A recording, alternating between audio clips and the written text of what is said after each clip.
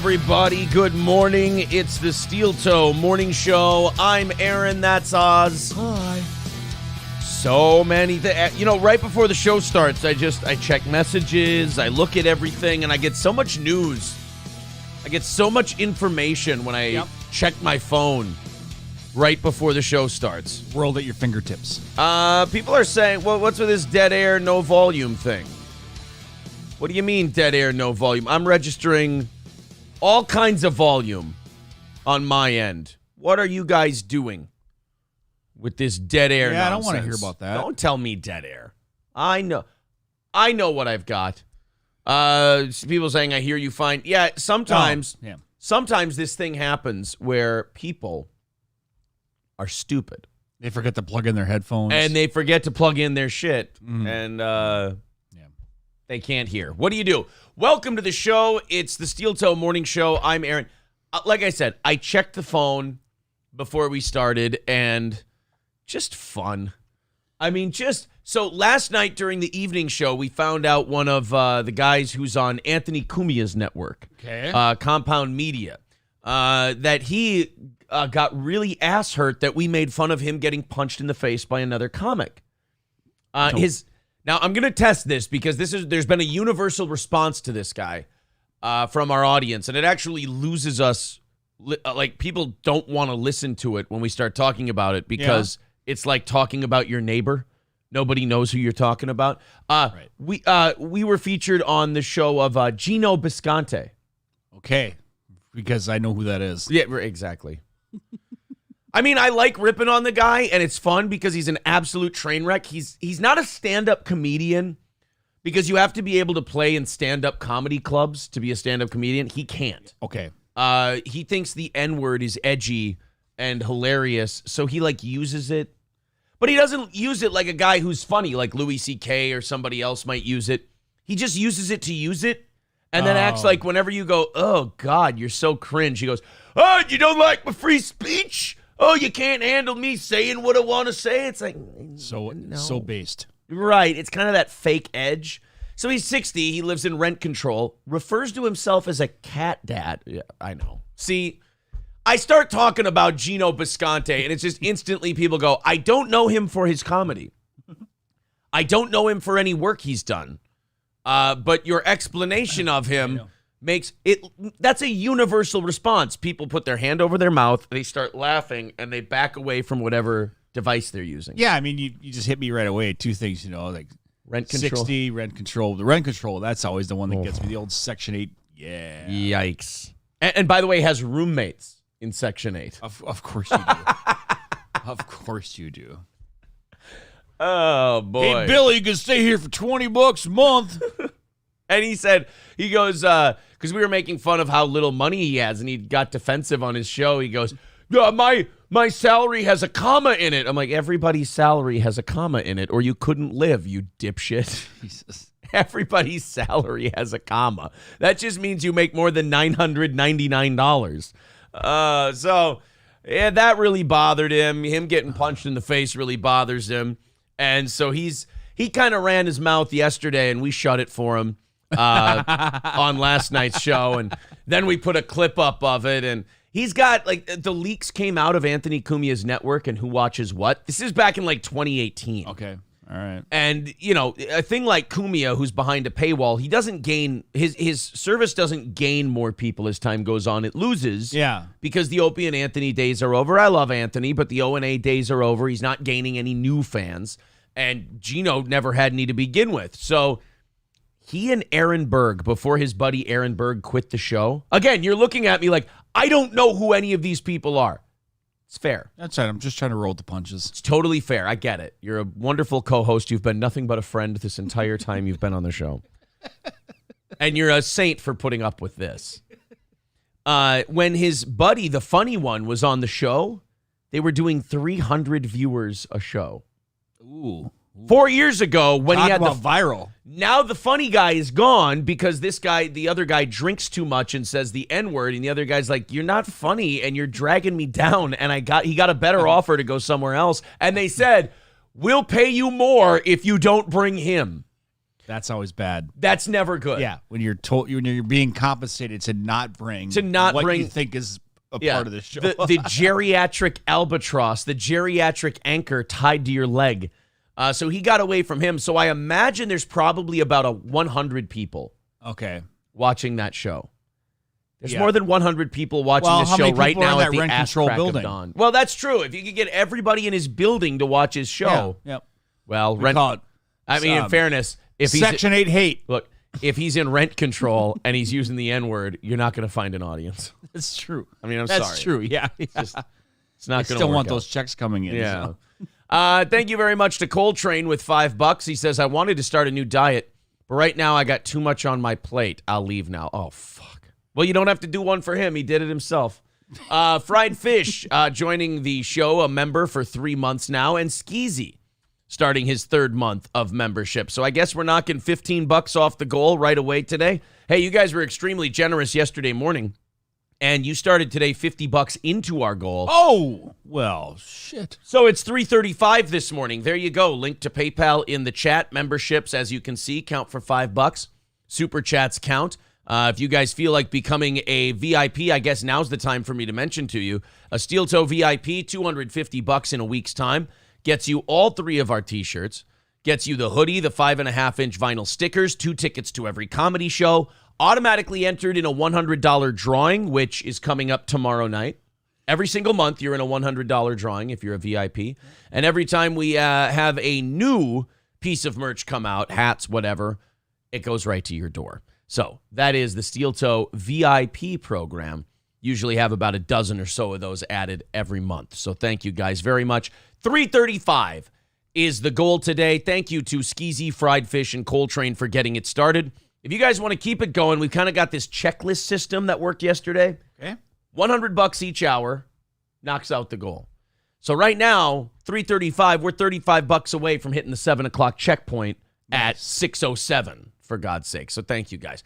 We did clip the Geno Bisconte video. Okay. It is up right now on the YouTube channel. The only problem is, like I said, you don't know who he is. Nobody else knows who he is. So I don't know how many views it's going to get. Maybe our hilarity will carry it through. I don't know. But we also did the DSP one from yesterday. And people love the DSP videos, so that one's doing very well. Coltrane says he still wants a dad joke from you. This is a fun little hacky thing we have Oz do. Well. $5 or more gets you an Oz dad joke. Basically what happened was, if you're new to the show, Oz started infuriating people by purposely telling shitty dad jokes. So I said, you know what? Fuck you. Now every time someone donates, you're reading one of these terrible things. Yeah. Go ahead. It's kind of a penance. Throw one to Coltrane. All right. What is Forrest Gump's password? What? 1, Forrest. 1. Can you just feel the energy like being sucked out of the room when that happens? Gone. It's remarkable. We got to talk about a bunch of news today. We got some Joe Rogan. We got some Andy Dick. Andy Dick in the RV. Still doing the RV thing with the drinking thing and everything? Well, from the clip I'm going to show you today, I don't think the RV thing with the drinking is as temporary a situation as you might think. Oh, boy. It looks like he's growing roots in that sumbitch. Oh, boy. It's pretty bad. However, still more money in his pocket than Geno Bisconte. Yes. So there is that. I still remember watching one of the videos of the ultimate in flexing was Cowpote when he had a $20 bill and he had it wrapped in like 400 ones. Yeah. And he was like, look at that. This, this is $400. This is what I do for blah, blah, blah. I'm making it. And I was like, and he was calling you with the imbecile and Nimrod. Yeah. So I just remember seeing a piece of that and I was like, wow. Or as Geno calls that, a whole shitload of money. I also got a little news before the show started. I don't know if you remember the fat kid with the crazy hair and everything. You have to be way more specific. And he was watching our show and he was saying, these guys suck. They're terrible. They have an awful set. Meanwhile, his hair is frizzing into his green screen and his mic is crackling as he's talking into it. He goes, these guys are awful. Well, apparently, April got a message from someone. Yeah? who said, Blue Glass, the guy shitting on you in that video Lucky Glass, about a month ago, really stepped in the pile of shit. He doxed himself in the Red Bar Discord, and he's been spiraling for the last 36 hours. I gotta see what this guy's channel is. Why is it that people who fuck with Steel Toe, either we decimate them, nobody ever hears of them again, they fuck themselves hard in the ass and fall apart on their... Like, it never goes poorly for us. We never come out of one of these looking bad. No, but it's free. It's like free content for the day. Yeah. Like, here, gold. Here, you want some gold? Free gold? Or I will take some gold from the street. Thank you very much. Thank you very much. You know what it is? Our show is basically, it's fun, and we have a good time. Yeah. And the problem with these people like this Blue Glass or Geno or Josh Denny or DSP or any of these other people that get mad at us is that they take this shit too seriously. They get trashed on the internet and they go, I'm going to get that guy. Number one, no, you're not. People have been trying to get me in different, when radio was different markets, or here on the internet on different platforms for 15 years. I'm ungettable. Do you know why? I don't take this shit seriously. I'm telling jokes with my friends. My wife and I will do a show. My fans love the program. They support it financially. It's fucking awesome. You can't hurt my feelings because I don't give a shit about any of these people on the internet. Like if Oz went on a thing and he started shitting on me, that would hurt. I would get really pissed off if that happened. So I shouldn't watch that podcast you did? I should probably skip that, shouldn't I? Yeah.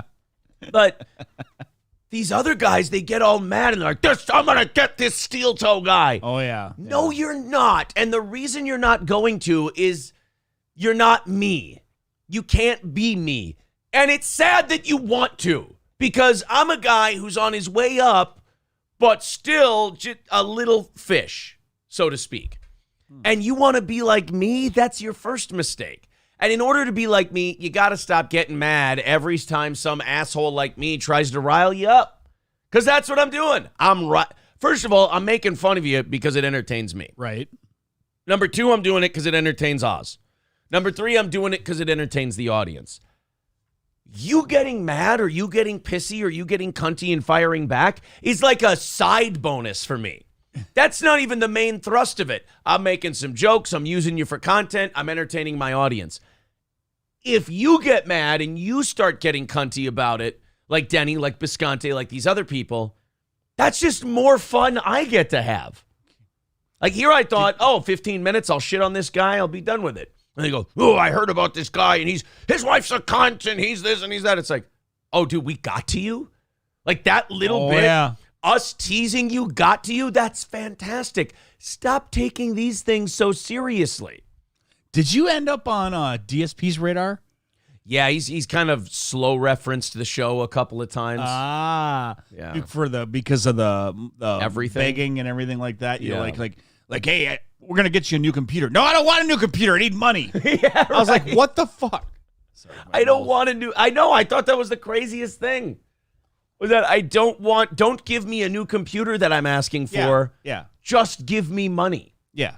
God. That's so fucking prick. In other words, and this is hypothetical, but hypothetical? Yes. It's like fetical, but like really exciting. Hyper. Yeah. Okay. Yeah. That's okay. Geno, when he was making fun of April yesterday, said that she's vapid. Not vapid. Well, it's not as good as hypothetical. Yeah. But what is your hypothetical? Yeah, my hypothetical is I don't think he really needs these particular things. I think he just... These what? These particular things. There you go. I think he just wants money. You think? Yeah, I mean, I'm gonna be all controversial. Are you gonna die on that hill? Yes, I am. Okay. So this Blue Glass guy self-doxes himself, and I guess he's freaking out in the Red Bar Discord. Guys, another thing. If you're gonna do this, you can't freak out about doxing. Yeah. You're a public figure. Shit happens. You know those movie stars and everything, they have star maps of like where these people live? Guys, some of these assholes on Discords and some of these guys with 5 viewers and like even the Genos of the world, they have this weird thing where they want to be famous. You know, and they want to be on the internet and they want to be talking shit. But then the minute like anyone finds anything out about him, they're like, this is wrong. How can you dox me? Asshole, you're in front of a fucking camera. You're talking shit about people. Not us, but some people are going to get mad and they're going to like do dirty shit to you. That's how it works. God, I can't believe it. Like my time in broadcasting, I can't believe all these people who want a public life, but then simultaneously... Oh, yeah, they want to be able to just shut the switch off. They want to be able to shut... Yeah. Once the microphone is off, I'm done. It goes away. Well, it doesn't work that way. We found that out many a times, especially on the radio. Yeah, you got to be a little more lighthearted about this shit. We shut the microphone off, we go home, and then all of a sudden somebody approaches you and go, hey, remember you said that thing? And I'm like, oh, I did. Yeah. I also strictly instructed you not to talk to me. But you didn't listen to that part, did you? Yeah. All right, I got a few people who want you to tell them a dad joke, and then we'll get off into... We got to say goodbye to Paulie from Goodfellas. Oh. Yeah, Paulie died. Oh, no. Yeah, they're going to put him in the casket. They're going to slice him so thin that he melts right into the sauce. Sorry. We'll get more of those in a little bit. But Balls Deep gave us $5. Okay. I used to have a job at a calendar factory. Oh, yeah? Yeah. But I got the sack because I took a couple of days off. That hurt you to read, didn't it? It doesn't, because it doesn't make any sense. Dylan gave us $10. Jeez. Why did the vampire attack Taylor Swift? Why? She had bad blood. Samuel gave us $10 and says, dad joke, please. Why did Santa go to college for music? Why? So he could improve his rapping skills. Fuck off. All right, guys, that puts us 310 away from our goal. Michael B says, oh, Lord, can you drown yourself? Yeah. No, I mean, in fairness, you're just reading it out of a book. That's true. But maybe there is a thing where you can shoot the messenger. Yeah, right. 310 away from our goal. So we're $10 away from the first checkpoint at 7 o'clock, and it's 6:17. Great work, you guys. Thank you for the support. We appreciate it. Memberships, super chats, and PayPal. Yeah, Paul Servino died. Good news is 83. I mean, yeah, he hated meetings. He didn't like to talk to anybody. No. Well, now he's doing some meetings. Yeah. He's taking some meetings today. Yeah. So I'm trying not to mix Godfather with Goodfellas. I know, it's so hard. And tell him he's gone and there's nothing we could do about it. You know, here's the thing, Paulie. His doctor told him, I got to give you this bad medical prognosis, and then I got to turn my back to you. Why? Why would you do that? He's practically a bar stool. I mean, he knows, the restaurant business. Oh, they told me I have cancer and that I'm dying. They're treating me like half or something. All right. Mr. Servino, you're sick. What do you mean I'm sick? What, I'm sick, like sick in the head, huh? Like I don't think right, huh? What kind of sick am I? No, you said it. He said no. The doctor's a big boy. He can say, how sick am I? How fucking sick am I, huh? What makes me so goddamn fucking sick? Poor Paulie. That's why you're here, by the way. Oh, God. It's for shit like this. Oh, yeah, for sure. Quit Begging says, if you get 30 people to donate $10, it'll cover the rest. Great math, Quit Begging. Wow. Great math. Thank you, Quit Begging. Well, there you go, guys. 30 people, $10. We knocked this thing out. Basic math paid off. There you go. I like Quit Begging. By the way, Christine just gave us $10. We'll get back into Paulie. This just gives us more time to think about Goodfellas lines. Give Christine a terrible dog shit dad joke, as we have now hit the first hour marker for today. Guys, no rule against getting it to 200 by 7 o'clock and really making it an easy day today. Go ahead, Oz. I used to be a banker. Oh, yeah? Yeah, but I lost interest. Randall Stevens, he's the guilty man, Your Honor, the man with the bank accounts.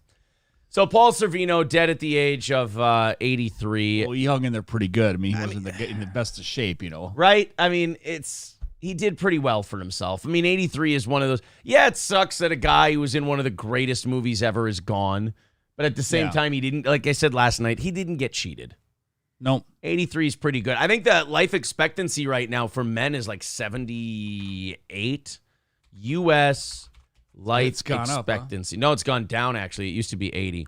Yeah, 79.05 years. I think.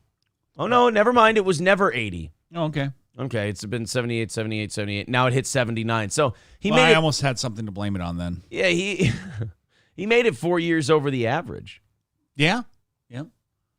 Giggles wants to know if you'll burn that book when you're done with it. I think you've restarted it once. We have ourselves a little barbecue, dance around it like wild Injuns. You'll see the flames for miles. So, yes, Paul Sorvino didn't make it. And, when he went to chemo, his wife said, you take care of that thing that I asked you about? What do you know? What do you hear about that thing? Oh, wait, that's Casino. God damn. See, I'm going to fuck up all the movies now. Yeah. Here, Paulie Goodfellas quotes. That's what we'll have to do. Oh, my gosh. Or you could do his brother, and you could do, now you're saying I got cancer. Boy, you're a real jerk. You know that? We got to toughen this Paulie up. Yeah. Yeah. That's a perfectly good apron. What are you doing? You wasted about 10 aprons on that schmuck. Toughen this kid up. He actually told his doctor, he goes, Vinny, don't put too much chemo in that bag. I don't even know if he had cancer. He had a request for his funeral. Oh, it did. Yeah. Don't you make a jerk out of me. Yeah, Just don't do it. Just don't do it. Now I want to talk to you about Jimmy. You have to watch out for him. He's a good earner, but he's wild. He takes too many chances. I don't know what anything Paulie said had to do with him dying at 83. Poor guy. So no more Paulie from Goodfellas. So so far, Ray Liotta, James Caan, and Paulie from Goodfellas. All three of them passed away. Yeah, all of them dead. I mean, James Caan made it a while. Ray Liotta died pretty young. But the other two, like I said, it's not like they got cheated or anything like that. Yeah, he gets to heaven and God goes, you popped your cherry. Good for you. You did the right thing, though. You said nothing. And they got nothing. Yep. Except the medical bills your family's going to have to pay. Balls and Wiener says, heard he had monkeypox. No, now you're treating him like he's half of or something. I'm trying to say, there's a couple of people who had some decent lines. They told him he was going to die and he had to plan his funeral. He goes, what do I know about the funeral business? Huh? All I know is you come in, you order the casket. All right, that's what I know. What do I know about the... Don't worry, your wife can take care of it. She's in there all the time. She's like a stool. I'll help you out. He's moving product in and out of his restaurant. All right, I'll help you out. And then he dies. Goodbye, Paulie. It's too bad. They're all like, this is that part of like, you start to feel old when people who weren't old your whole life are dead. Like most of the people, I'm 35. So most of my life, the people who have died are people who have always been old to me. Yeah. They're guys who are, in their 80s. And when I started watching them, they were in their 60s. So who gives a shit? Yeah. But now I run into a lot of like old crushes and stuff from like growing up. I'm 46. Yeah. So and they're doing reverse mortgage commercials. Yes. Or like let's go look at Christine Taylor. Oh crap. Or anything. Anybody from Saved by the Bell, they all look old as crap. Kelly still looks very good. Okay. I think she still looks great. I think Lisa ate Slater. I could be wrong. Tiffany, I think Tiffany Amber Thiessen did something recently, and she actually looks pretty good. Probably a little work. How dare you, sir? How dare you say such a thing like that? Yeah, is that her? That's a little fakey looking, though, Oh, you are so picky. Yeah, she still looks okay. Oh, wow. See, I don't know. It's just... She's older. Like, you get older. It happens. Yeah, but... Or like Kelly LeBrock. Because I was a big weird science guy. And I looked at that, and because there was a picture of her and the three original from Weird Science, they were together, and I went, oh, no. I probably spelled it wrong. Yes, I did. Oh, God. Oh, Jesus Christ. What, did she eat shellfish and she wasn't supposed to? Collagen. Oh, my God. Yeah. But, I get it. I mean, I was, 15 at the time, and they were in their 30s, so I get it, Yeah, you're a little older than me. I think for me, it was probably Kelly from Saved by the Bell was the first one. Yeah. And then after that, yeah, I don't know. Mine are still. You know who's a lot younger though? That I thought that I mean, obviously like a longtime crush, but Mila Jovovich. Whatever. Yeah. She's actually 42. People are saying don't be Googling Jesse Spano. Oh yeah, after that Showgirls thing. Elizabeth. She looked good in the Showgirls, but that was the last time she looked good. All right. Teases Showgirls in Saved by the Bell. I mean,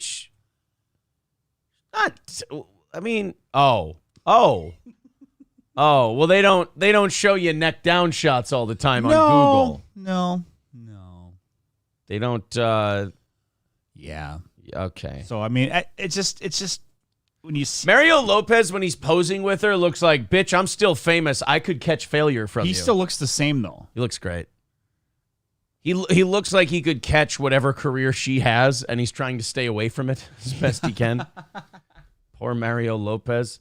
Well, he's probably doing the best out of all of them. Yeah. Slater's probably doing the best. Now, what about from Wayne's World? Wayne's girlfriend. Oh God. I bet she looks Cassandra. good. Yeah, I know her name. I just can't think of it off the top of my head. Tia Carrera. Yep. From Wayne's World 2022. How's she doing? Still looks fantastic. She looks good. Yeah. Good for her. Yep. I remember from Crucial Taunt. I heard they wail. That's what I hear. She wanted some of his Axe body spray. Oh, boy. You guys just not working with us today, are you? Coltrane says Elizabeth Hurley is hotter now than when she was on Austin Powers. She really is. Yeah. Like, have you seen her recently? No. She looks remarkable. She's like posting bikini shots on Instagram at like 55 years old. Elizabeth Hurley, 2022. Images. That still looks good. Yeah. Yeah. I mean, good Lord, man. Some people are just born with great doctors and good genes. Just turned 50 or whatever. It's from Friends. This is ridiculous. Jennifer Aniston. Yeah, Jennifer Aniston. She doesn't look a day over 30. Jennifer Lopez. J-Lo still looks very amazing. good. Yep. She's got some Ben Affleck stank on her now. Good for those kids. I'm glad they found happiness. Actually, he has a stank on him. Yeah. Coltrane says she's like 56 and she's a smoke show. No, yeah, she still looks really good. Talking about J-Lo? No, Elizabeth Hurley. Oh, yeah. They're saying Olivia Newton-John still looks very good. From Greece? There's no way. I thought she was dead. You'll find out. This one here is dead. Cross him off then. All right, Olivia Newton-John, 20. I guess what are you talking about? She looks like a beetle. If you're into that grandma stuff. I mean, I'm not saying she looks like shit. She's in her 60s or 70s. Oh, God, she's had to dismiss death rumors? Well, yeah. Oh, well, then at least I'm not the only one who thought she was dead. Yeah, there's nothing there I can see. Sorry, guys. Nice try. I'm not going to put a... Womp, look, womp, womp. I'm just happy to know she isn't dead. That's all. There you go.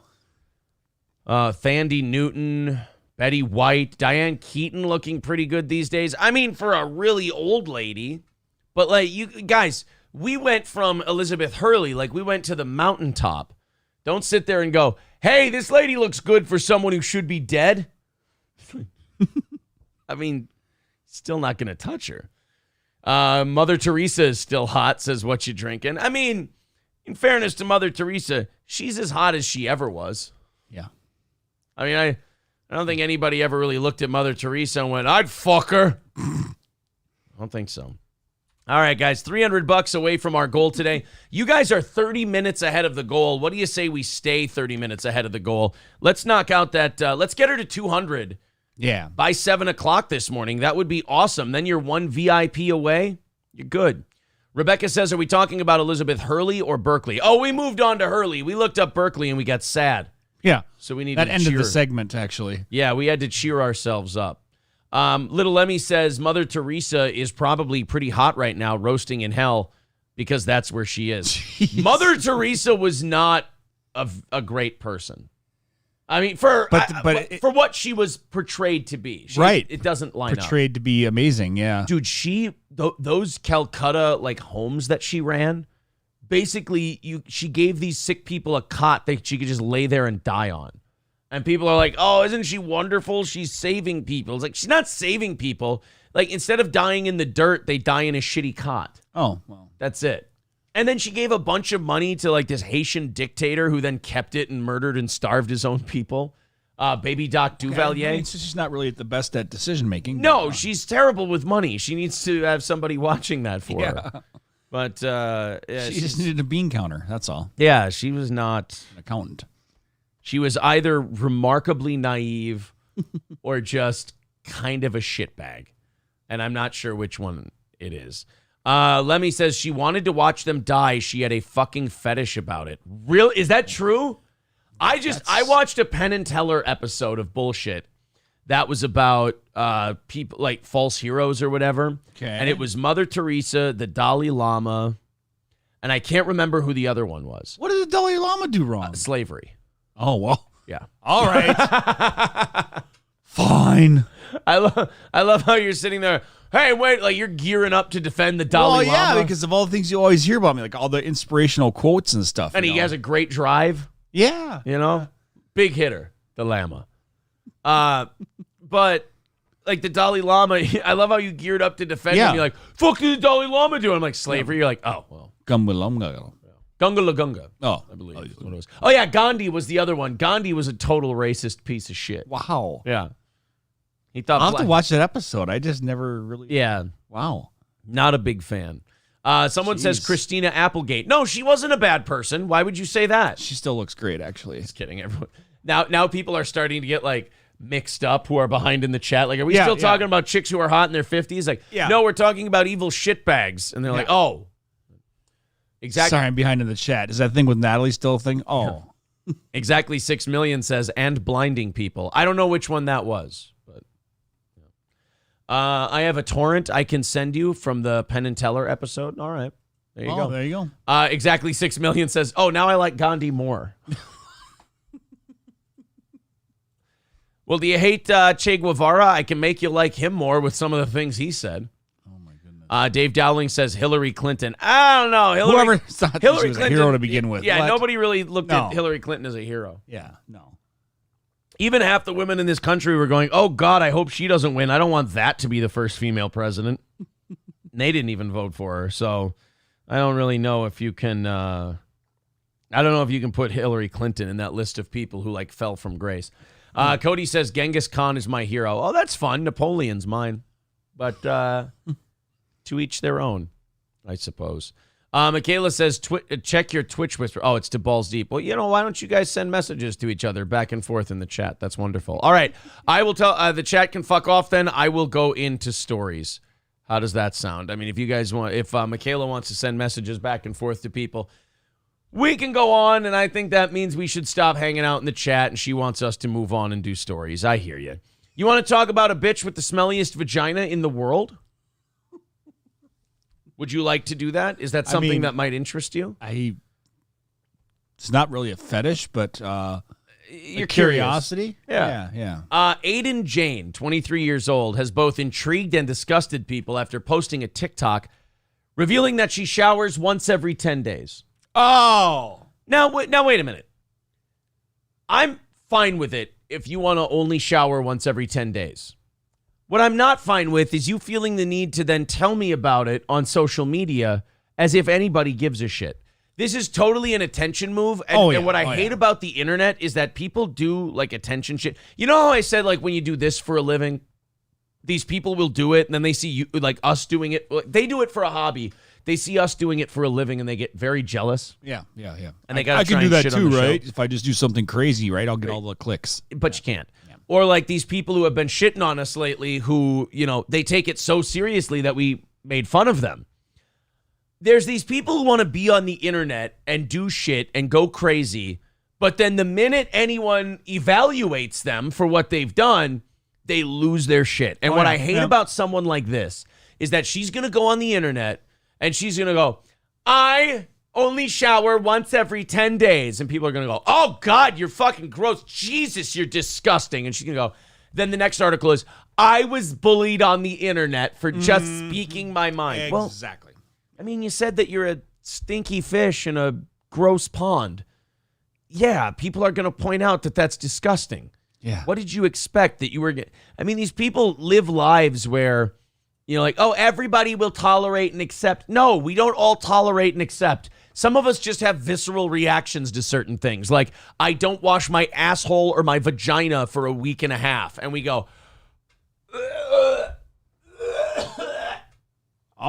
we can't even help that. The thoughts that are like grumpy old men. Remember when he put that fish in his car and then about 10 days later? Sure. Great example. Yeah. You want to watch her TikTok? I can smell it already. Of her. Ooh, Pollock. That sounds nice. You mean Pollock just gone bad? I haven't had a good... No, I just mean Kevin Pollock. Oh. He's coming over I didn't today know that. for a guest spot. Is that carp? Oh, God. Carp's the worst. Yeah. Why am I... I'm picking up hints of grouper. I didn't know you were a seagoing fish. It's very interesting. All right, let's listen to this smelly broad. Proof that you don't have to bathe often to look and feel good. Haven't showered in 10 days.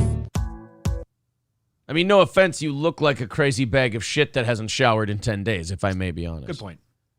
I mean, I know you think that, hey, look, you don't have to bathe and shower often to look and feel good. I can see the grease in your hair. Like, when you make bacon and you let the grease settle, I can see that in your roots. So I don't know what you think looks good, but an oversized college t-shirt and stringy hair, it's more like 10-day walk of shame than whatever you're thinking it is.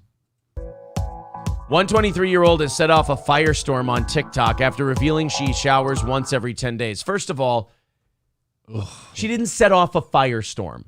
She told people she doesn't shower for 10 days, and to pass the time away, some people went, ew, gross, what a fucking monster. Get away from me. Set off a fire crotch. Yeah, well, set off smoke alarms, carbon monoxide detectors. Oh, yeah.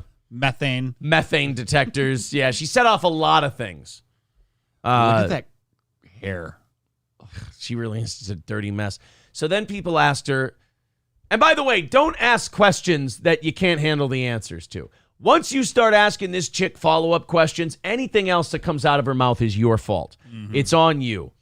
Someone asked, do you do this on your menstrual cycle too?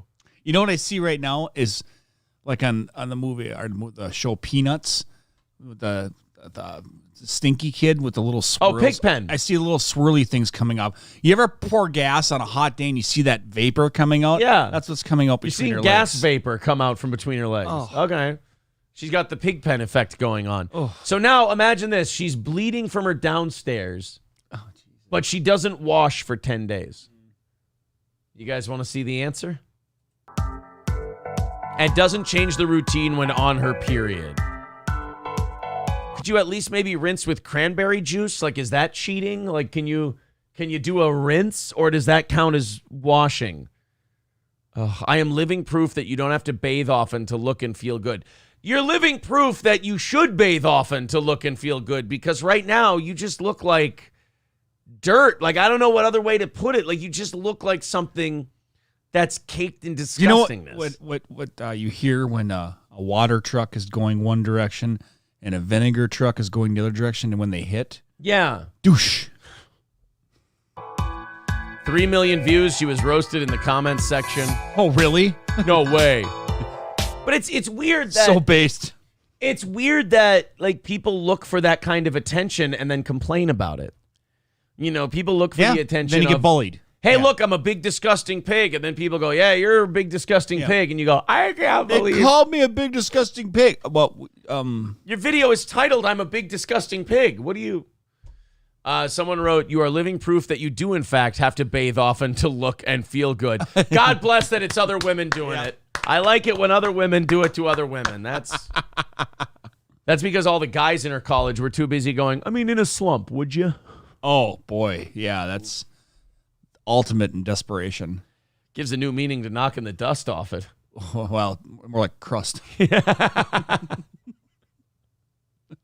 You know, like in movies when they dig something up and they have to hit it with like the hilt of a sword to break the caked off dirt off of it? Oh. Remember Kalima in the Tim Burton Planet of the Apes, but they pull the dirt caked on it from it and it says caution live animals? Oh, okay. I feel like that's her pussy. Okay. After she doesn't shower for 10 days. She says, oh, your pussy says Kalima. Hold on. Oh, caution live animals. Okay, I understand. The only comparison I can compare it to is what Arnold Schwarzenegger had to do in the movie Predator to become invisible.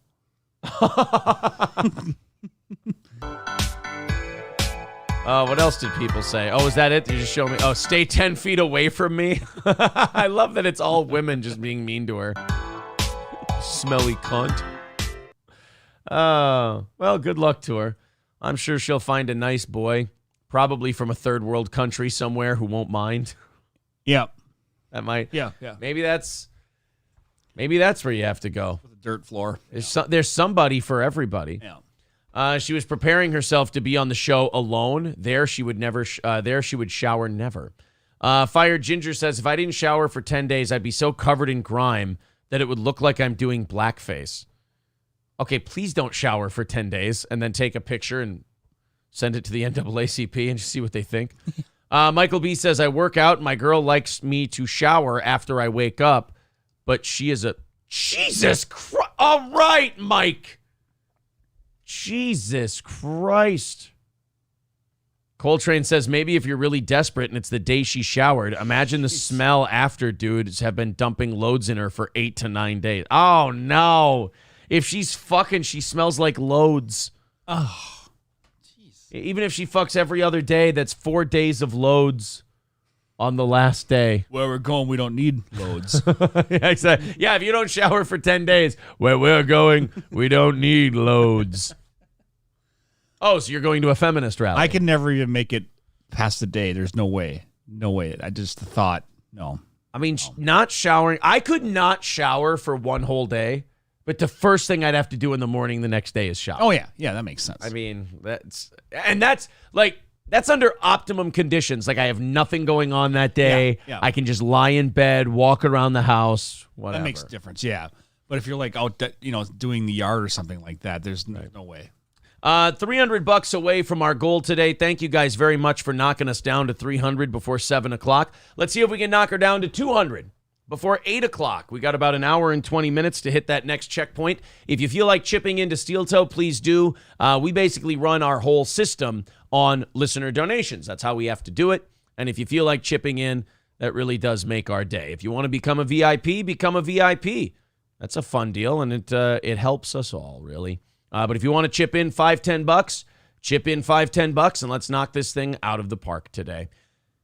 This woman's going to be both infuriating and your favorite at the same time. Okay. There was a shooting in Los Angeles over the weekend. And it is it's rumored to be a gang-related shooting. Okay. All right. And they spoke to the mother of one of the gentlemen who was killed in the shooting. And I want you to tell me, after we watch this news story, if you think that the violence in this neighborhood might be, we'll use the word systemic. Okay. All right. Or that maybe there is a culture in this neighborhood that allows for these things to continue and flourish. And that maybe until these things are addressed, we won't really see much for changes. Okay. This is from KTLA in California. Breaking news out of San Pedro. That's where at least 7 people have been injured after gunfire rings out near a reported car show. Now, the LAPD says it happened just before 4 o'clock this afternoon. This is over near Peck Park on the 500 block, actually, of Northwestern Avenue. That's where we find KTLA 5's Carlos Sacedo. He's live there with the All right, let's see which news guy drew the short straw that has to cover this one. Hey, 7 is not wearing a vest. Yeah, 7 people shot dead at a car show. Oh, shit. All right, give me the thing. Is this good or bad? Yeah. Carlos? Rick, it's still a very active, fluid situation right now. There's an active... In fact, there's fluid all over the ground. Some of it's blood. Yeah. Some of it's transmission fluid. Some of it's oil. Just a real fluid situation here at the car show. Search for the shooters. We've been told that witnesses heard multiple gunshots just before 4 o'clock at the 500 block of Western Avenue at Peck Park here in San Pedro. Now, I want to bring in Monique Howard. You said your adoptive son was shot. Can you come this way? So now this woman's adoptive son was one of the people shot, and she's going to give one of the best news interviews of all time. If you're like, after one of these shootings, people are always like, oh, the horror, how could this happen? I'm about to answer the how could this happen part for you. Okay. Here you go. Yes, sir. What did you know? What have officials told you? Well, officials called and said for me to come and check on my biological son. That's the whole reason I came down here. But literally, it just was a massacre. So. And you're... Right. Okay. We've got that part. So it's her adopted son or biological son? Because she's saying biological son. All right. Son was not affected, but my adopted son died. Oh my God, I'm so sorry to hear Holy that. shit. Hey, news. Way to do your fucking homework before you bring a lady on. That's great. Very good. Yeah. They told me to check on my biological son, but he wasn't here. Oh, but your adoptive son is here? He's dead. They killed him. She seems to be really shaken up about the deal. Well, you're going to see how shaken up she is in just a little bit.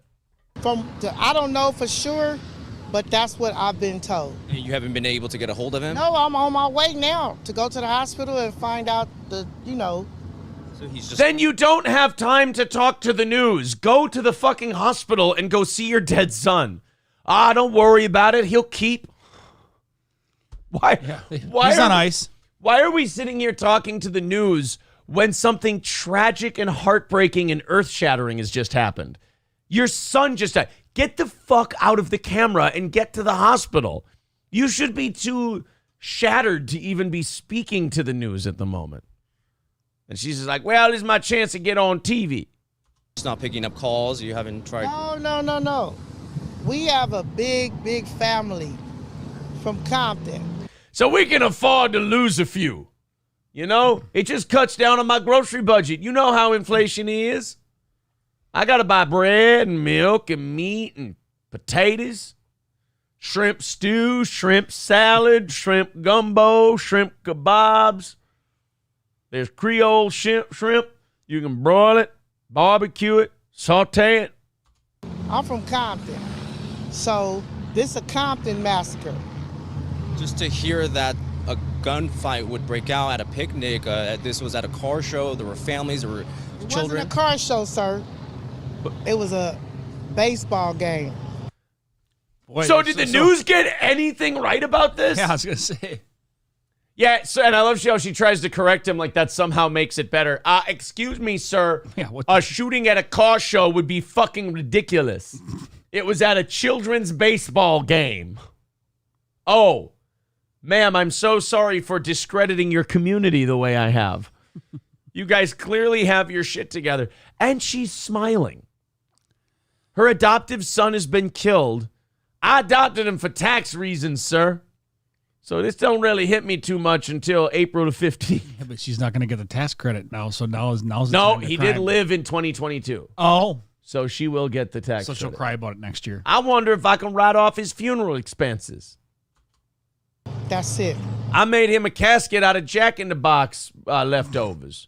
I just took all the fry boxes and I made him into a casket. Lower him in before he gets soggy. Well, didn't you embalm him? I mean, I drained out his blood and I replaced it with Crisco, so he should be all right. At Peck Park. That's it. Just to hear something like that would happen on a Sunday afternoon. Well, when you dealing with different hoods, what do you expect? People not to shoot each other at a baseball game? Is that too much to ask? Apparently. You come from this neighborhood. I come from this neighborhood. They was at a baseball game. What are you supposed to do but pick up guns and start killing each other? Yeah. Oh, well, since you put it that way, it makes all the sense in the world. Hatfield and McCoy's. Jesus. Because I believe in this one, it was the Washingtons and the Thomases. Okay. Just making sure everybody knows. hoods, what do you expect? Because it's the weekend. Wow. So her adopted Wow. son was shot and killed. She's over here smiling, talking to the news. She hasn't been to the hospital yet to see her dead son. And when they ask her about the shooting, she goes, I mean, it's the weekend. What are you supposed to do? Not shoot a bunch of people to death because they were born in a different house than you? I guess not. I mean, y'all are being very unreasonable about this. It's the weekend. It's hot out. We all got to cool down sometimes. So many reasons. So much for that theory about trees causing less racism and crime and poverty. Yeah. This looks like a pretty treed area. Yeah. I mean, I guess they can stop the bullets. Yeah, true. Yeah. Well, when you dealing with different hoods, what do you expect? Because it's the weekend, and I don't know. I can't speak for everybody else, but I'm from Santana Thank Block God. Crip, so it's gonna. Did you see that? Yeah. You said thank God too early. I can't speak for everybody else, but I'm from Santana Block Crip, so. Now you got to flash a gang sign. All right. I can't imagine why her adoptive son was shot and killed. He seemed to have such good guidance and upbringing. Yeah. I'm Santana Block Crips, and it's the weekend, so you know somebody gots to die. I mean, one of them pitches was on the outside corner. It painted it black, and the umpire called it a ball. Where I come from, Santana Block Crips, you gots to die for that shit. That painted it black. So we gonna paint your ass red. It's gonna do what it do. Well, I hope your adoptive son is okay. That you're able to get a hold. No, he's fuck. I thought she said he's fucking dead. It's the weekend, and I don't know. I can't speak for everybody else, but I'm from Santana Block Crip, so it's gonna do what it do. Well, I hope your adoptive. It's gonna do what it do. I believe that was the same thing the police department said at Uvalde. They said, Yeah. well, you know, it's an elementary school, so it gonna do what it do. All right. son is okay. That you're able to get a hold but of I him. heard that he passed. Yeah. Okay. I heard that Wow. he passed. Wow. And by the way, she already said he died, and the reporter's like, I hope your adoptive son is okay. No, I'm a fucking long way from okay. This is the second time you've now been told he's dead. These news people, by the way, when they interview people, they don't listen to a word. Yeah. Because then this guy would have been like, wait a minute. You're saying that this shooting is okay because it's the weekend and people are from different hoods. Yeah, and I'm Santana Block Crips, and it gonna do what it do. Could it not do a shooting at a baseball game? Just wondering. I mean, that's asking a lot, apparently. I'm just asking the Santana Block Crips if it do what it do could not do a shooting. And by the way, this kid, he's going to be fine. Yeah. And This kid is going to grow up and be in great shape. incarcerated. Hopefully that's not true, but it is. I'm so sorry. Thank you Okay. very much. All right. So again, multiple people. He's like, I need to get the fuck out of here. As soon as they go back to the studio, you're going to hear him start speaking before they cut the volume. He's going to say, get me, and then it's going to cut out, but the end is, get me the fuck back to the station. shot. We're told that at least 7 people were injured. 3 of those people with gunshot wounds, 2 taken to the hospital in critical condition. But as you can see behind me here, still a very active scene. People are trying to get away from this area. Police. And I'm next. Yeah. See you later. Truck is running. He jumps on the back of the trunk of that car. Take me to KTLA. have been searching vehicles. Again, cars that were part of a car show were trapped here, so they're just going one Some by asshole sets off a firecracker just to be a dick. one. Again, police searching every vehicle at this hour looking for the suspects. Well, good luck to him, because I'm sure you're not going to hear from many eyewitnesses. No. About who did it. Oh, man. That mom, though. Wow. That mom is... I've seen a lot, and that's up there. This mom is the absolute worst. Marie says, if you don't stop the video after every word, you might have time to think of something funny, you low-budget Red Bar wannabe. I'll work on that. Fucking Phillips. Right? That's yeah. And Marie, stop pretending you're not a fan. You're in here every fucking day. It's normal day life, so it doesn't affect them anymore, says Phillips. I know. It's just, I mean, when she says, yeah, I'm Santana Block Crips, so it gonna do what it do. It's like, oh my God. How many people have you known that the next day were shot and killed? Like, if that's your take on 7 people getting shot. Like, 7 people getting shot in a park in your neighborhood should be traumatizing to you. You would think. You should be looking through realtor.com. You should be looking for a new house. You should be freaking the fuck out. Not her. No. She's Santana Block Crips, and it gonna do what it do. She don't know whether or not the kid's dead, apparently. So yeah, she has no idea if her kid's dead or not. I just need to talk because I need to know how I do my taxes. Some of my sons live through the beatdown, getting into a gang, and some don't. That's just how it is, says Veldrain. Let's go to Shits and Giggles. Says, I think yesterday's show got room down. Might be behind in chat. Jesus. Gordy says Maurice is a colored name. It's falling apart today. I don't know what's going on with our chat, but it has completely just absolutely sunk itself. Why don't you just stop pausing it? That's what we do.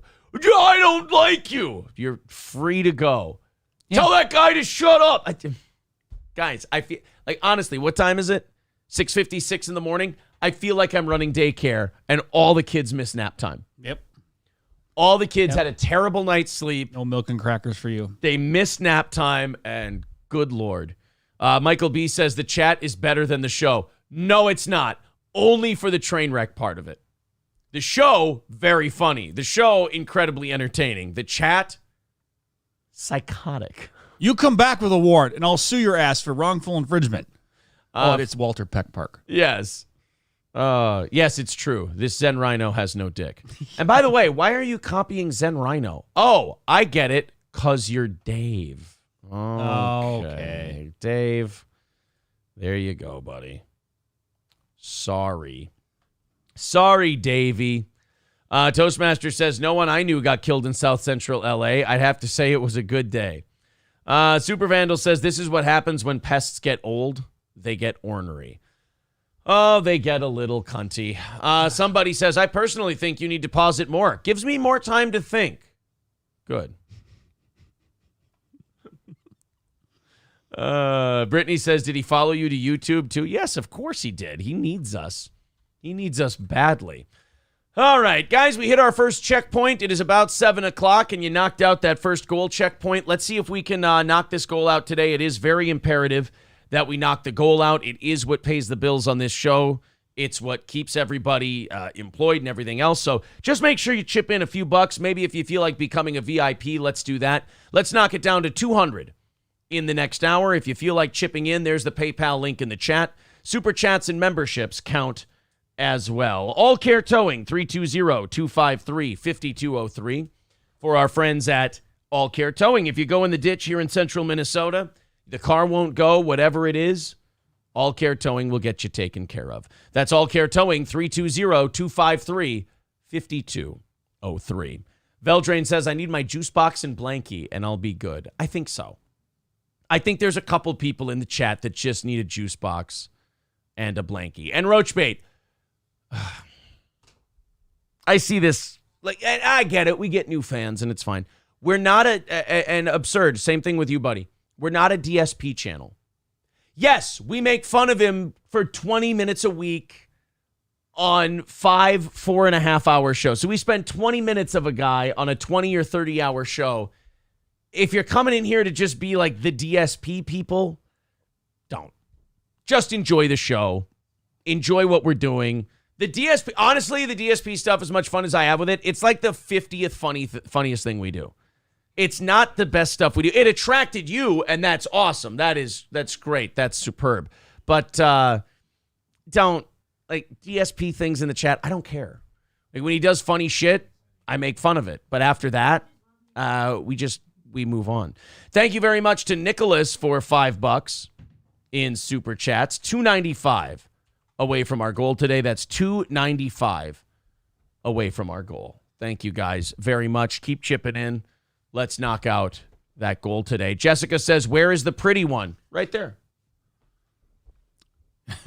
The pretty one just sat down. Gordy's quite friendly today. Roachbait. Oh, really? Yeah. Roachbait says, fine, I'll just go to work then. No, you can just enjoy the show, man. People get so sensitive when you tell them, hey, guys, weird start to the show today. You guys have been a little iffy, a little weird. Yeah. This isn't a show. This isn't a show about a guy. That would be boring. Do you know how horrendously boring it would be? And that's why I'm glad you DSP fans are here, because you guys need to broaden your horizons. You need to expand your mind. Watch this show because we talk about 15 other things.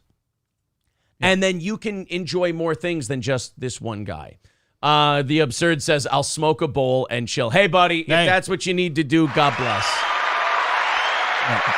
God bless. Now Dave's pretending to be Maurice. Oh, great. Polish Debo says, some detractors are kind of weird, just like DSP. That's okay. They'll get it. They'll understand. A lot of them have become big fans already. The rest will follow suit. All right, time for an Andy Dick checkup. Oh, boy. Andy Dick is living in an RV, doing live streams of him just being fucked up out of his mind. Yeah. Drunk, on drugs. And this is this is, as they say, a meta in the business. This is a thing that people do now. They live stream from an RV. They get these train wrecks. They keep them pumped full of booze and drugs. And then they just turn a camera on them and let them loose. It's very much Fear and Loathing in Las Vegas towards the end. Yeah, right. You know what? Absolutely. Yep. It's 100% Fear and Loathing, or Leaving Las Vegas. Leaving Las Vegas. Oh, that too. I'm thinking Fear and Loathing. Oh, you're thinking Fear and Loathing. When they're all messed up in the hotel room. Oh, I was thinking Leaving Las Vegas, where he dies of alcohol. Well, there's that too. So it's both. I don't get sick when I drink. I get sick when I don't drink. I guess I won't need all of these. That's good talk. Keep drinking, Ben.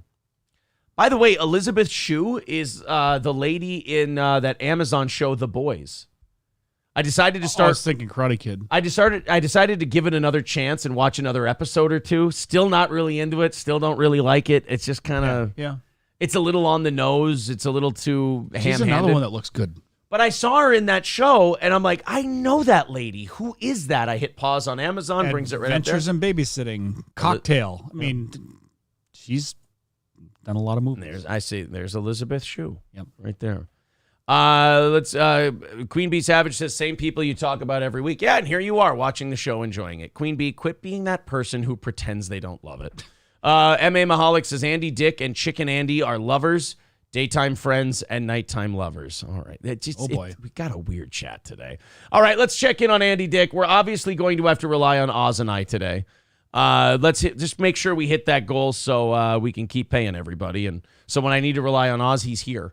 Let's go to Andy Dick. This one's called Andy's Morning. Okay. And, you know, in all these RV streams, there has to be one guy who's way more fucked up than everyone else. And in this RV, it's Andy Dick. Okay. So all of these people are drunks. Like, this guy's teeth are all fucked up and everybody's a problem, but they can all feel a little bit better about themselves. They go, let's go check on Andy. And then they feel better. All right. This is them going to check on Andy Dick. Excuse me. Oh, they took it down? Son of a... So what happens with these... I had a lot of stuff planned for this thing. And they they switched it to private. Those dirty, dirty bastards. Must have been that good. Oh, huh? Andy Dick was playing with a big, long black vape. And he was like, I clear my butthole. Oh, boy. And he was just going, oh man. See, This is the shitty part about these RV streams. I think sometimes, like usually they leave them up. Yeah. But I think sometimes some shit happens in that stream. That has to get taken down. And like, shit, we can't keep this up. You know, I have a prediction. I don't think he's going to make it to the end of the year. I think, I'll be honest with you, I think Andy Dick is eternal. Okay. All right. I think Andy Dick's going to be around for a long, long time. How do people not just clip shit out of these, though? Like Andy Dick RV. Andy Dick arrested for, that's from 2 months ago when he got arrested. Yeah, I remember that. But yeah, they go like Andy Dick presses the whole RV, emasculates one Sonic, and JJ presses chicken into oblivion. Casey says Andy Dick's crackhead friend stole everything valuable from his RV. Oh, no. Andy Dick and Chicken Andy meet at the RV. Andy in love with Chicken. Chicken retreats to top bunk. Oh, God, there's a lot of... Chicken Andy talks about why he's not streaming with Andy Dick. How old is that kid? I don't know, but this is creepy. You want to deep dive into Andy Dick and Chicken Andy? Sure. Now I'm in. All right, here we go. This one's called Chicken Andy talks about why he's not streaming with Andy Dick. Are you going in front of me? Oh, thank you. Y'all trying to get fucking lit up? I'm selling motherfucking pepper toe. See, sometimes they let these animals out of the RV to take a field trip. Yeah, yeah. And it's like letting convicts escape the work farm. Yes, that's a good way to put it. Yep. You don't get fucked up? I got some Pepto. Trying to get drunk? It don't make you puke. It does make you puke because it gets you so toxic and wasted. I'm trying to do something. But Pepto. Hey, you trying? Imagine being the clerk and all these people from this RV come pouring out. They probably smell like a barrel of shit. Oh yeah. Oh, they're drunk and high, and they want to talk to you. Do some Pepto, brother. Get the fuck out of my face! Oh my God! You know this girl? God. God. Shut up.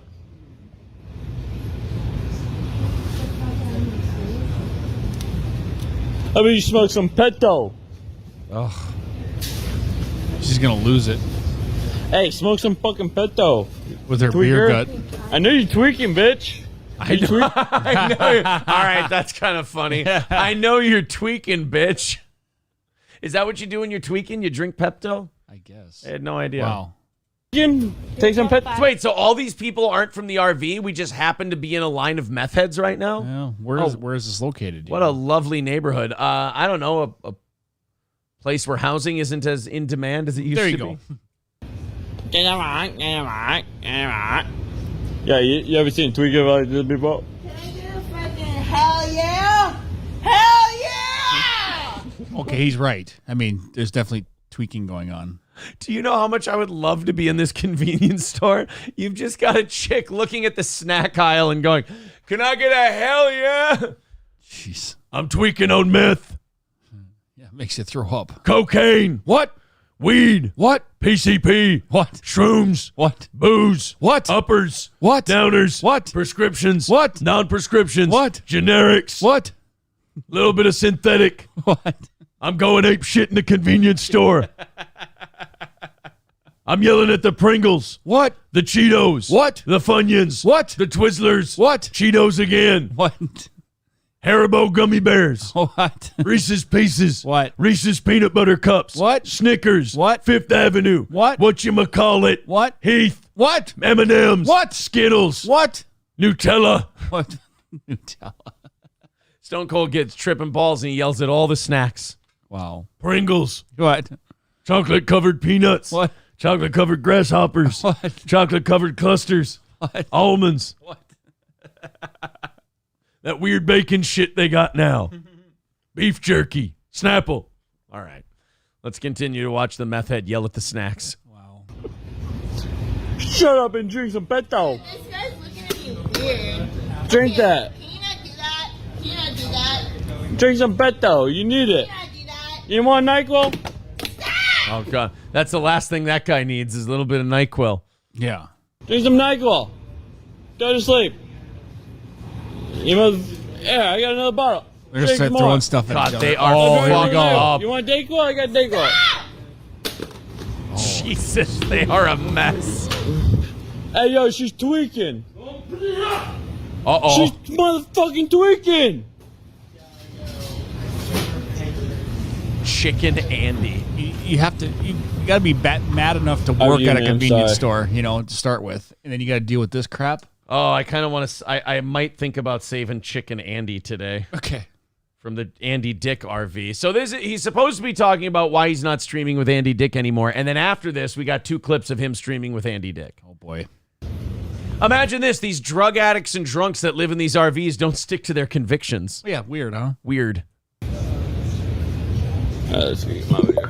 Hey. Ms. Cat sent $50. Somebody, and they give these California. people money, which is the worst thing you can do. They give them $50. They give them... Wow. We should just be sitting here. We should do this show from an RV. Just get hammered all the time. Yeah. Make way more money. The stuff that comes out of my mouth wouldn't be probably good. This is for both you and just don't get too drunk and be safe. No promises, Miss Katz. I love you so much. Oh my God, are you serious? Anonymous sent $3. Get Andy ASAP. Suck it up. Get Andy ASAP. It's important. Uh-oh. Yeah. Oh, something happened with Andy. Something happened with Andy Dick and Chicken Andy. That face went from I'm throwing Pepto-Bismol at a meth head to I'm terrified in a very short amount of time. And the mood just changed really quickly. Where did Andy grab you? Because Andy's known to be a grabber. Is that what he went to jail for? Or something? Yeah, I think he was grabbing a guy's dick in a bathroom or something like that. Well, he is Andy Dick. He is Andy Dick. People don't know this. Middle name, Grabyer. Yeah. Andy's been a douche, man. He's trying to suck my dick left and right. Like, wow, who could have? Well, who could have saw that coming? If Andy Dick comes into your RV, it's only a matter of time before he tries to suck your dick. Just let that be a general rule of thumb. I'm just trying to kick back and stream, and he wants to suck my dick. He won't let me stream. You already sucked my dick once. I guess that wasn't good enough, Well, then don't let him suck your dick. He won't want to suck your dick anymore. Andy Dick is like a zoo animal. You feed him once, he's dependent. You throw that trouser lizard down his throat, and all of a sudden he won't be able to leave it alone. Andy keeps trying to suck my dick. It's probably because I let him suck it once, so he... That's good. You guys should drink a lot. You could do it again, which is stupid. You guys should drink a lot and do a lot of drugs and get sexual I was with each one other. and done, and then he wanted to be more. Yeah. He did suck my dick. But yo, to Miss Cass, holy fuck. We out here. All donations are pretty much going towards hotels and transportations at this moment because you're broke? broke. Yeah, there you go. He's broke? How? Yeah, weird. I can't imagine how he doesn't have a... But you can afford Pepto-Bismol and NyQuil. A comfortable job. Yeah, and throwing NyQuil at people. Yeah. You look retarded. Look at my peoples. They look great. Tell you, I ain't as retarded as I could look. Oh. Yeah, Andy did suck my dick, unfortunately. Yeah, it's fucking bullshit. Hurry up, bitch. He's so random. Can you hurry up? And then like he forgot and it was his magic word. Bitch. No, I was talking to my phone. Dumbass bitch. I don't fucking hell fucking know you ain't talking to me. Dude, chill. I'm just talking to my phone. Oh God. These people are fucking hopeless. What the fuck, man? I swear to God, these fucking people out here in Hollywood are so weird sometimes. Oh, yeah. Oh, wow. Yeah, okay, everybody else is weird. Right. You see, Oz, they're the weird ones. Right. He's normal. Not the guy named Chicken Andy. It's the other people. His They're lanyard, so too, is weird. for autism awareness, and he probably doesn't really the best representation of That's that. pretty on the nose, if you ask me. All right, so that's why Chicken Andy won't stream with Andy Dick, because Andy keeps trying to suck his dick. Then we've got... now we've got Andy Dick pressing the whole RV, emasculates one Sonic, and JJ presses Chicken into oblivion. All right, let's keep up with Andy Dick in the RV. It's another fine-looking person. That's what this fucking faggot does. Whoa! This kid here, JJ, he fucking smokes crack, sucks dick. It's fucking weirdo crack smoking faggot. Boy, he doesn't sound very good, does he? No, but he always sounds like that. Yeah, but even more. Yeah, well, like even more messed up. What do you think? This shit gets better? What do you think? They track these RV streams and it just goes, oh yeah, Andy's 3 days clean today. No, he's not 3 minutes clean. No, here's the best victory you get in these RV streams. Andy got out of the bed today physically and didn't drink and smoke crack in it. And I love how he's dry snitching on everybody else. This guy smokes crack and he drinks. Oh, yeah. As opposed to the rest of you who are living model citizen lives. And this guy's wearing a hat that says faith. Take it off. It's an insult. Yeah. Wow. Homeless. And he's homeless now. I need to deal with my baby mama whose boyfriend fucking died. You fucking assholes. You guys are very disrespectful. Dude, he's I can't even make fun of any of that. He's a mess. Oh, wow. Jesus Christ, Andy. I'm sorry. Very not polite. Very not cool. I need to go there. Then fucking drive the fucking thing. Let's go. I don't have a license, dude. I'm sorry. If I had a license, I would drive you there. I'm shocked to shit that these people aren't legally allowed to drive. Yeah, there's so many shocking things happening. I mean, I tell you what, these RV streams, emotionally, they're just an absolute roller coaster. You don't know where it's going to go next. I wonder if this guy's a fuck up. Well, then leave. I don't need you. All right, I'll leave. Bye. Bye. Okay. So there that guy goes. He's going to get off. Is Andy hanging up on the top bed? Okay. He's hanging out on the top bed. Fuck it. Oh, look at how greasy that hair is. Oh, he's sleeping. Shit, wake him up, dude. Okay.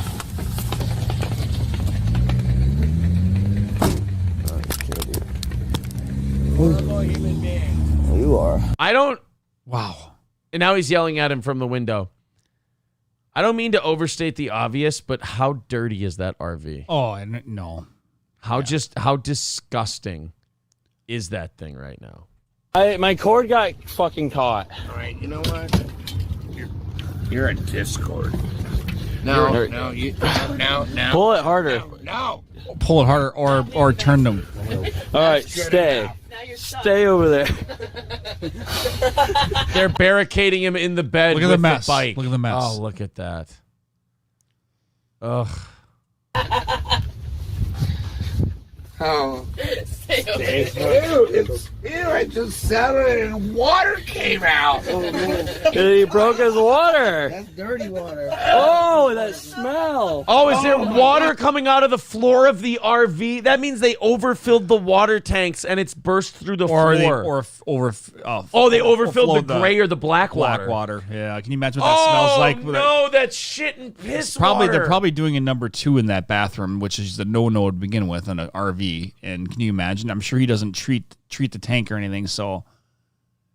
Oh no, yeah, like he doesn't put those scent bombs in there and then drain it regularly when he doesn't go to the dump station. Andy Dick he squatted onto the floor and juicy water came out. Oh fucking hell! Just peeing on the floor. In other words. So we'll smell amazing. Let me get this straight: the CIA will drone bomb a wedding in Yemen, but we won't drone bomb these RVs. Yeah, you can come up with a reason to drone bomb a wedding in Yemen and kill innocent priorities people. Are messed up. We can take out Andy Dick's RV. What is that? What is that smell? What the fuck is that? That's the my shoe. It's in your ass. No, that's the black water coming up through the tank because you overfilled the shit tank. Oh no! This just I can when smell I think without smelling it. Yeah, just when I think this shit can't get sadder. What the fuck? It needs to be. Oh my god, get that out of here. What is that? It's old laundry. It's all laundry. Why is it all? That's fucking molded. Oh, that is mold. That is. Why is there wet laundry? Get out of here, I swear. Oh, we have a fucking bike in the way. No, I swear. Yeah, let's mix drugs and booze with noxious smells. That RV is going to be clean. Get the bike out quick. Don't get the bike out again. That's what started. Oh, God, that's awful. Oh, my God, there's so much. You can just smell it, can't you? Burn it! Sorry, I just swallowing. Get that out of there. Somebody's gonna get it all. Dude, that's meth head clothes that they probably wore So for much days. going on there. I don't even know. Oh, I splashed all over you. Yes. Like they care. Oh, my God. Then I'm going to have a mop. I haven't been here for less than 24 hours. What was in the fridge was that thing. That was what's in the fridge. Oh, I've been here for less than 24 hours, and it's already smelling like fucking dog shit. This is really a problem, Probably man. flew in my drink. Come on, man. Did you get that bucket out of here? Yes. I did. It's Can not- you, Wait, we still have all this empty it fucking onto water. the street? I might see if they took my shit and peed all over it. No, that, He's just a mess. Oh, that's beyond mess. I mean, you think about, like, usually these guys who live in these RVs, they were shit to begin with, right? Yeah. They were just, I mean, these are just junkies. They put them in an RV and whatever. Like, Andy Dick was on big-time TV shows. He was in A-list movies. He was, and also the thing about Andy Dick, given chance after chance after chance, like, he would fuck up all of the time. And they would keep giving beyond normal screwing up. Yeah. right, and they would keep giving him chances and opportunities, and he would keep fucking it up. And now, this shit. Oh, brutal. Maurice says, same people that donate to beggars, I think. Well, let's find out, Maurice. And by the way, Maurice, I thought you were a fan of the show. If you're not, you're welcome to take off. You want to do all that shit. 295 away from our goal this morning. We do need to get a move on. We are 295 away. It is 7:20? And we're looking to get to 200 by 8 o'clock. So if you feel like chipping in, please do. And let's hit that goal today and keep things going for the old steel toe. Hulkamasha Baby says, if Hitler would have gone after drug addicts enough. Oh, boy. Well, you know, if ifs and buts were candies and nuts, we'd all have a Merry Christmas. Gordy says he should have Bam Margera move into the RV. I mean, look, at least Bam is still going to rehabs. It's not working. Sure. And he's a fucking mess. But at least he's still going to rehabs. Make an attempt, yeah. But in fairness to the point that Gordy's making, how long until we have like a celebrity RV stream thing? Yeah, it could take off. Where you have an Andy Dick, you have a... Now, you can't really put Bam Margera in there because Andy Dick's broke. Bam Margera still has like $10, $15 million.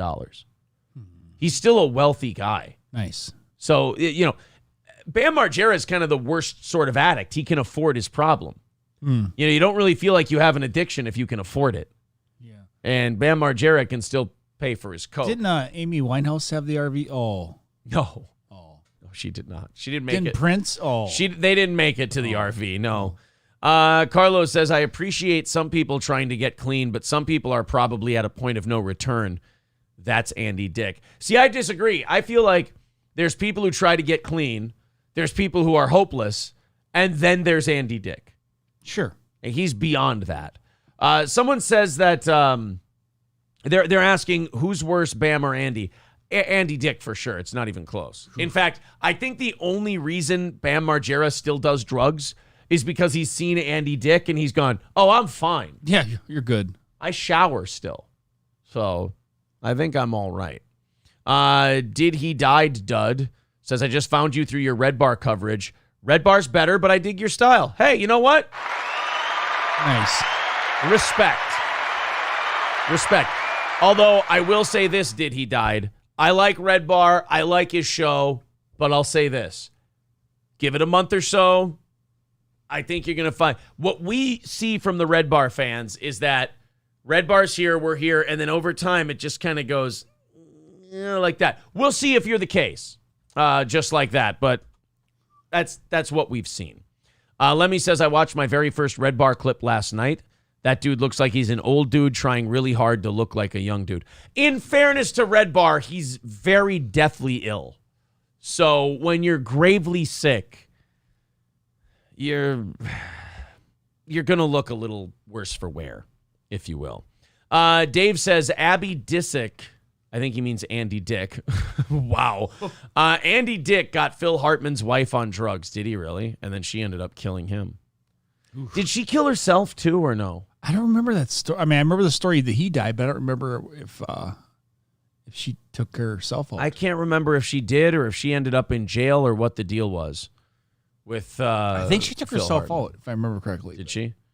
Hulkamasha Baby says, do you think the withdrawals would kill Andy at this point? He's been loaded so long. Could his body handle it being gone? That's a good question. Andy Dick got Phil Hartman's wife back on coke, and yes, she shot herself. Okay. So killed him. And murder-suicide. It wouldn't have been a big waste if she just would have skipped him and just taken care of herself. Yeah, I mean, I did like his style. We still would have had Phil Hartman. Unfortunately, selfish bitch. Joe Rogan. God damn, man. Joe Rogan, a lot of people thought that him going to Spotify might make him less popular or whatever.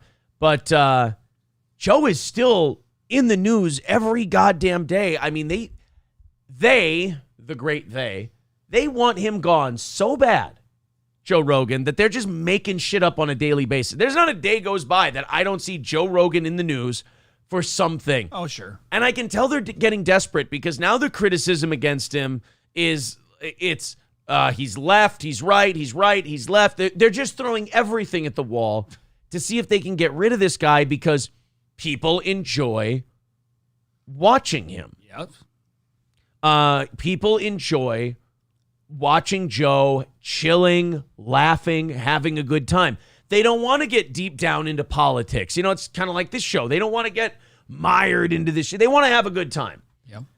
But so many millions of people watch him that the media sees him as a threat and they go, well, we got to make him like a player in the political game and we got to put him on this side so we can call him this, that. And it's like, maybe if you put as much effort into fixing your own broken news stations as you do in trying to get Joe Rogan, you might have an easier time of it. But once in a while, shit gets back to Joe, and he feels like he has to address it. He declared on his Saturday edition of the Joe Rogan Experience that he's a bleeding heart liberal, in his words, on certain political issues. He was talking to Andrew Schultz, and the comedian's personal politics have long been a source of discussion and debate, as he welcomed controversial figures from the alt-right movement, as well as COVID-19 deniers, on his influential show. Speaking about politics on his Spotify podcast, we got the clip here. We'll just play it for you. Okay. But I mean, they keep trying to put Joe Rogan in this political hole, and you can't. He doesn't really have a set political standard. But they want him to have one. Shit, I've seen Joe Rogan change his mind on shit week to week. Like, Joe Rogan's just a guy talking shit on the internet. Joe gets it. And then people try to put him in these political boxes because they need him in that political box so they can then create this straw man that they can then tear down. And Joe just keeps moving along, doing his show. Once in a while, he's got to address it. Here's Joe on his show with Andrew Schultz. We probably got an ad here first. Hey, guys. Little 5 second. Didn't he at one time get Elon to smoke OJ? Yes. Yeah. It's not just abortion rights, but now they're going after gay marriage too, which is so strange to me.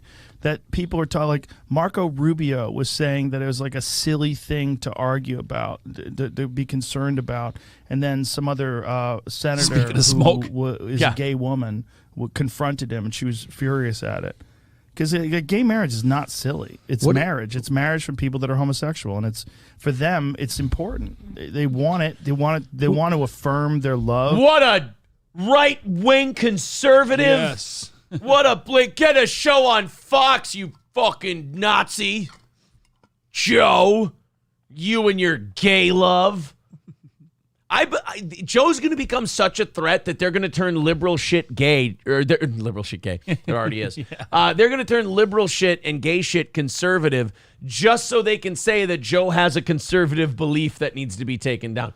Joe has got these people in such a way that they're going to start abandoning their own principles, taking the other side of shit just so they can say, after him. Yeah, Joe's on the wrong side. Yeah, wow. Gay marriage is now a conservative issue. Joe Rogan, arch right-winger, believes that gay marriage is good. Is Joe Rogan too right-wing for America? Yeah. And their relationship. Because he's just doing his thing. They're driving themselves nuts. Yeah, he's the fact look that how they're chilly going he is. after that now almost makes me feel like they want us to fight.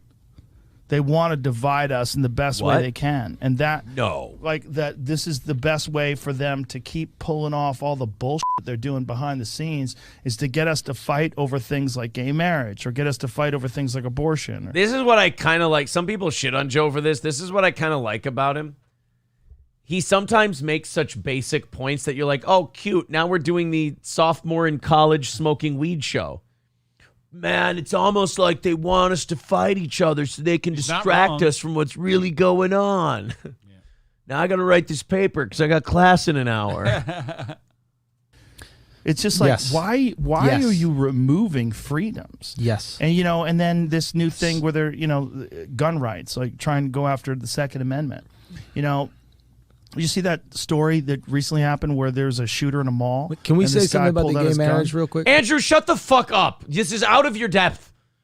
You're a comedian. You talk about comedy. Joe's going off about stuff. That's another thing. Like sometimes Joe's guests can just become furniture. Mm-hmm. You're like, shut up. I want to hear what Joe has to say about this. Well, this is why he drives so many people nuts because they want to pigeonhole him. But here he is defending gay marriage and gun rights all in the same rant. Yep.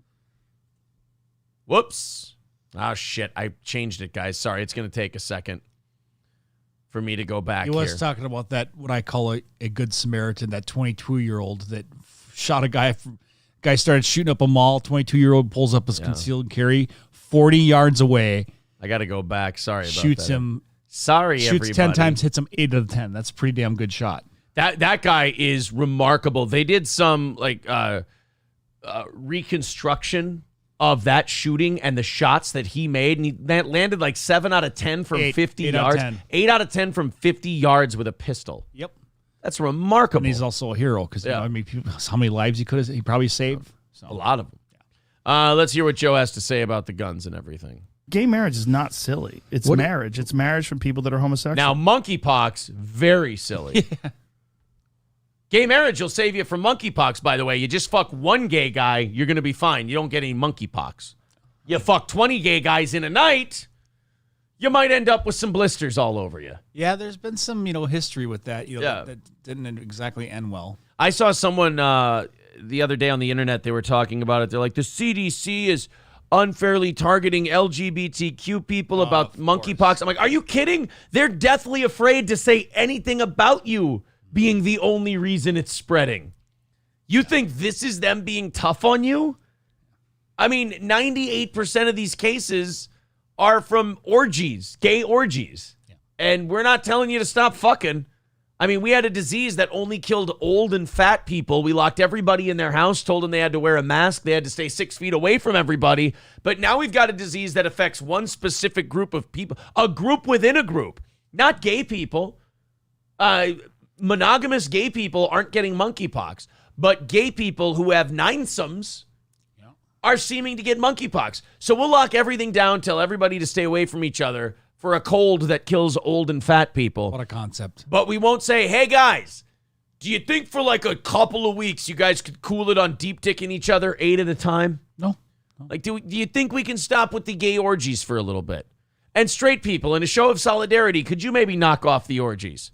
Then all the straight orgy people are looking at the gay people like, thanks a lot. You know this is all your fault, right? Now I got to fuck my wife for the next 2 weeks. Oh, jeez. God. Don't get to put my keys in a fishbowl. Oh, this fucking stinks. Boring. I have to take the flamingo out of my yard. Yeah. I have to do redecorating because you guys can't stop giving each other blisters.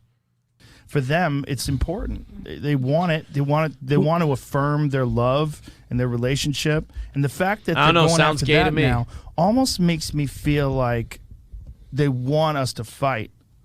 They want to divide us in the best way they can, and that preach like that. This is the best. Yeah, this is like 16-year-olds smoking weed. And yeah, that's just right. Thought he was gonna do spirit fingers. Way for them to keep pulling off all the bullshit they're doing behind the scenes is to get us to fight over things like gay marriage, or get us to fight over things like abortion, or.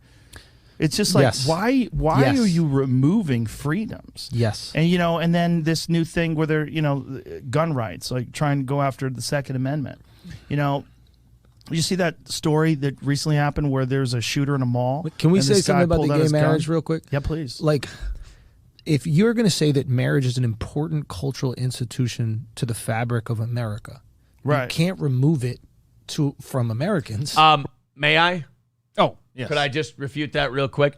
I don't believe this, but the belief he's referring to comes from like religious people. They believe that marriage is a cornerstone of life so that a man and a woman can make babies and have children together and raise them as a family and keep the earth populated. So, Andrew, I hate to burst your bubble.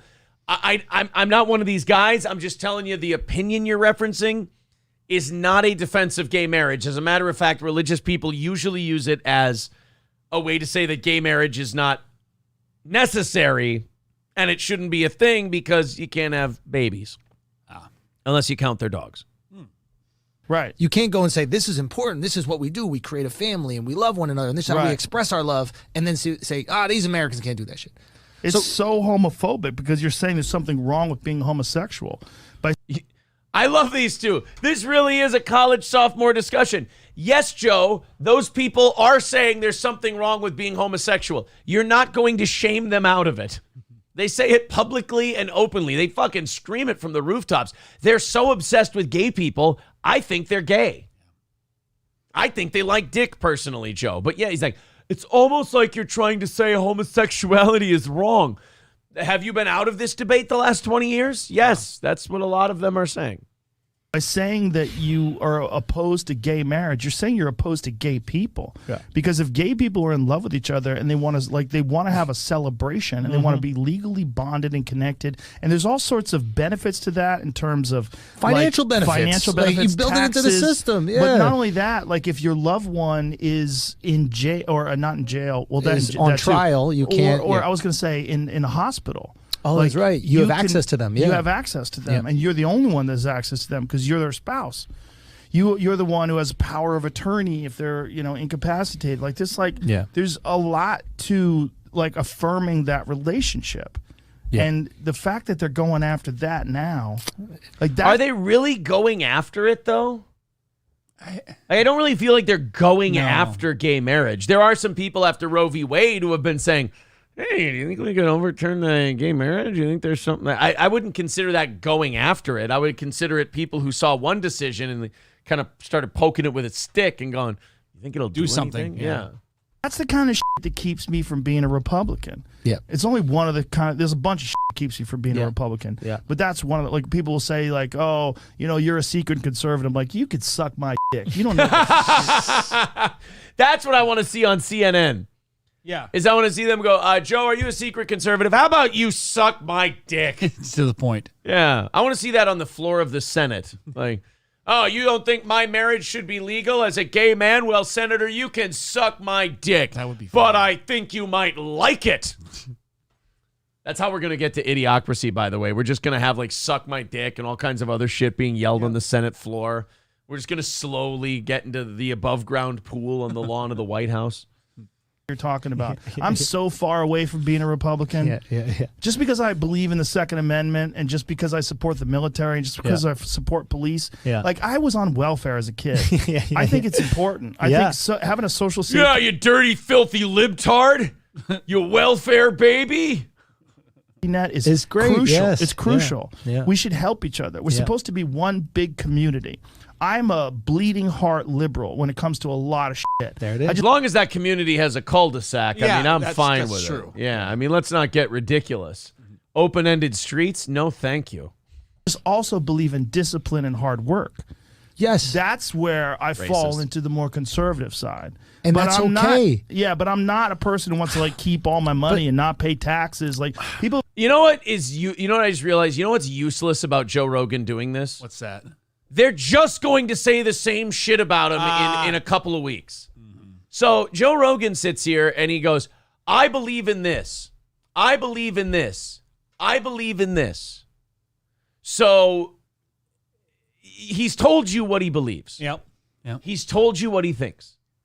So therefore, you can stop theorizing about what he thinks or what he believes. Is Joe Rogan a secret conservative? Is Joe Rogan this? Is Joe Rogan that? He already told you who he is. So you're just doing this for propaganda at this point.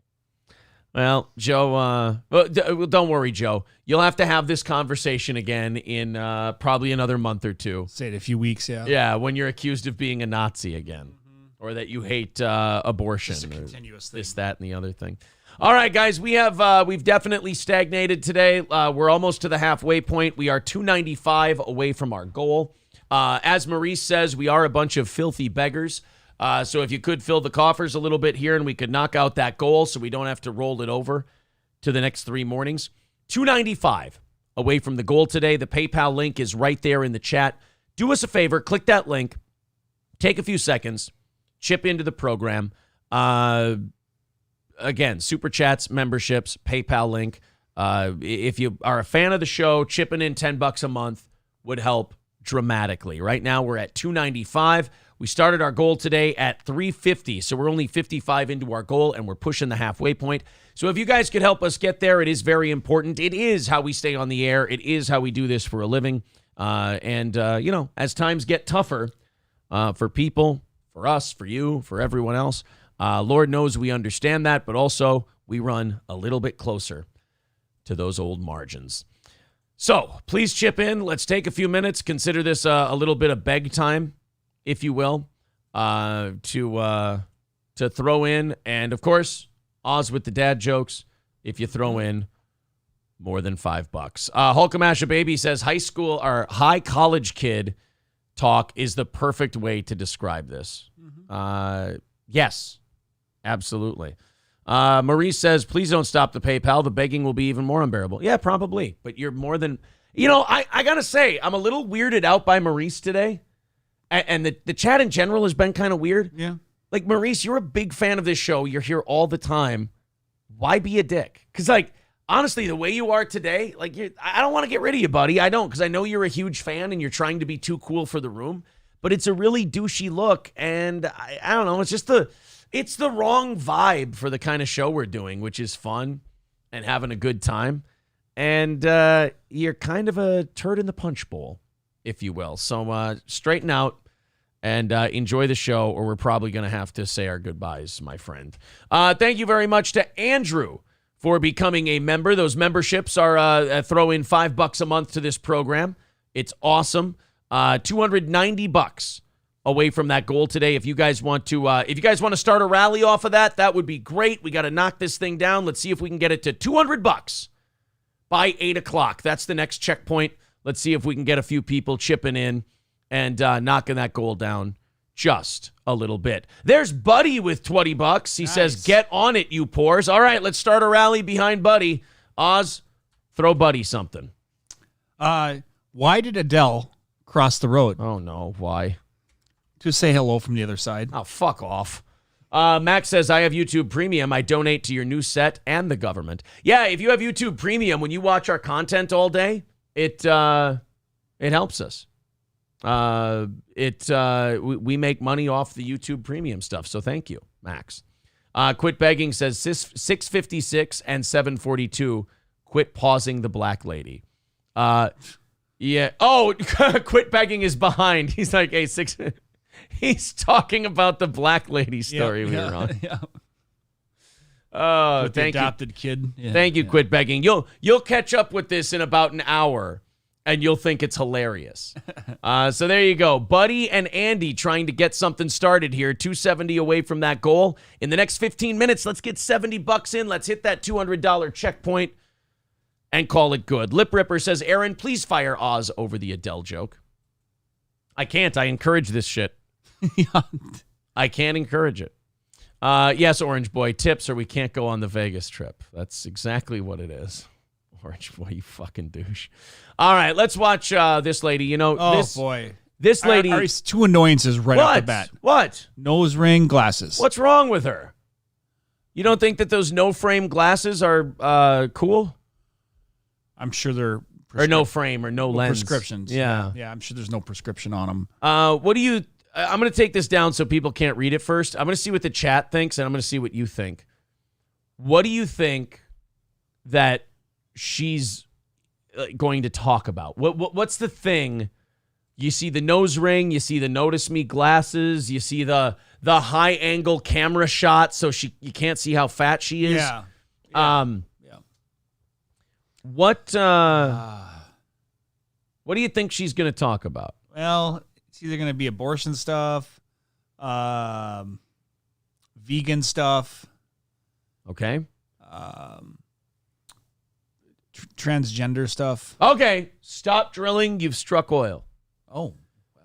Who specifically, when it comes to gender stuff, is she going to be talking about? What kind of person? I'm not going to make you struggle on this one. I'll give you a guess or two, and then we'll go on. So I was saying transgender, obviously, but... It is trans, but who specifically? As far as like a gender or... No. As far as like a type of... I'm keeping this vague, and like I said, one guess, and then...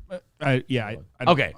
I'm just going to let it go. I'm going to catch up real quick here. Dave says, if y'all were not so cheap and actually donated $1 million or $2 million, the begging would stop for a week or two until Aaron wasted all the money. It goes into our business account. I draw salary from the business. I don't touch that money. We all get paid. I will say this to people who are new. If you donated, if we got $1 million, you wouldn't hear us begging for about 6-7 years. Yep. We would be set for years. Yeah. At that amount. It's amazing. I don't think anybody's gotten it yet in the chat. Michaela says, Aaron, take my sword. I don't want it anymore. Give it to someone else. Guys, why is there fucking drama today? Why are we being dramatic? Michaela, the fuck is wrong with you? You're fine.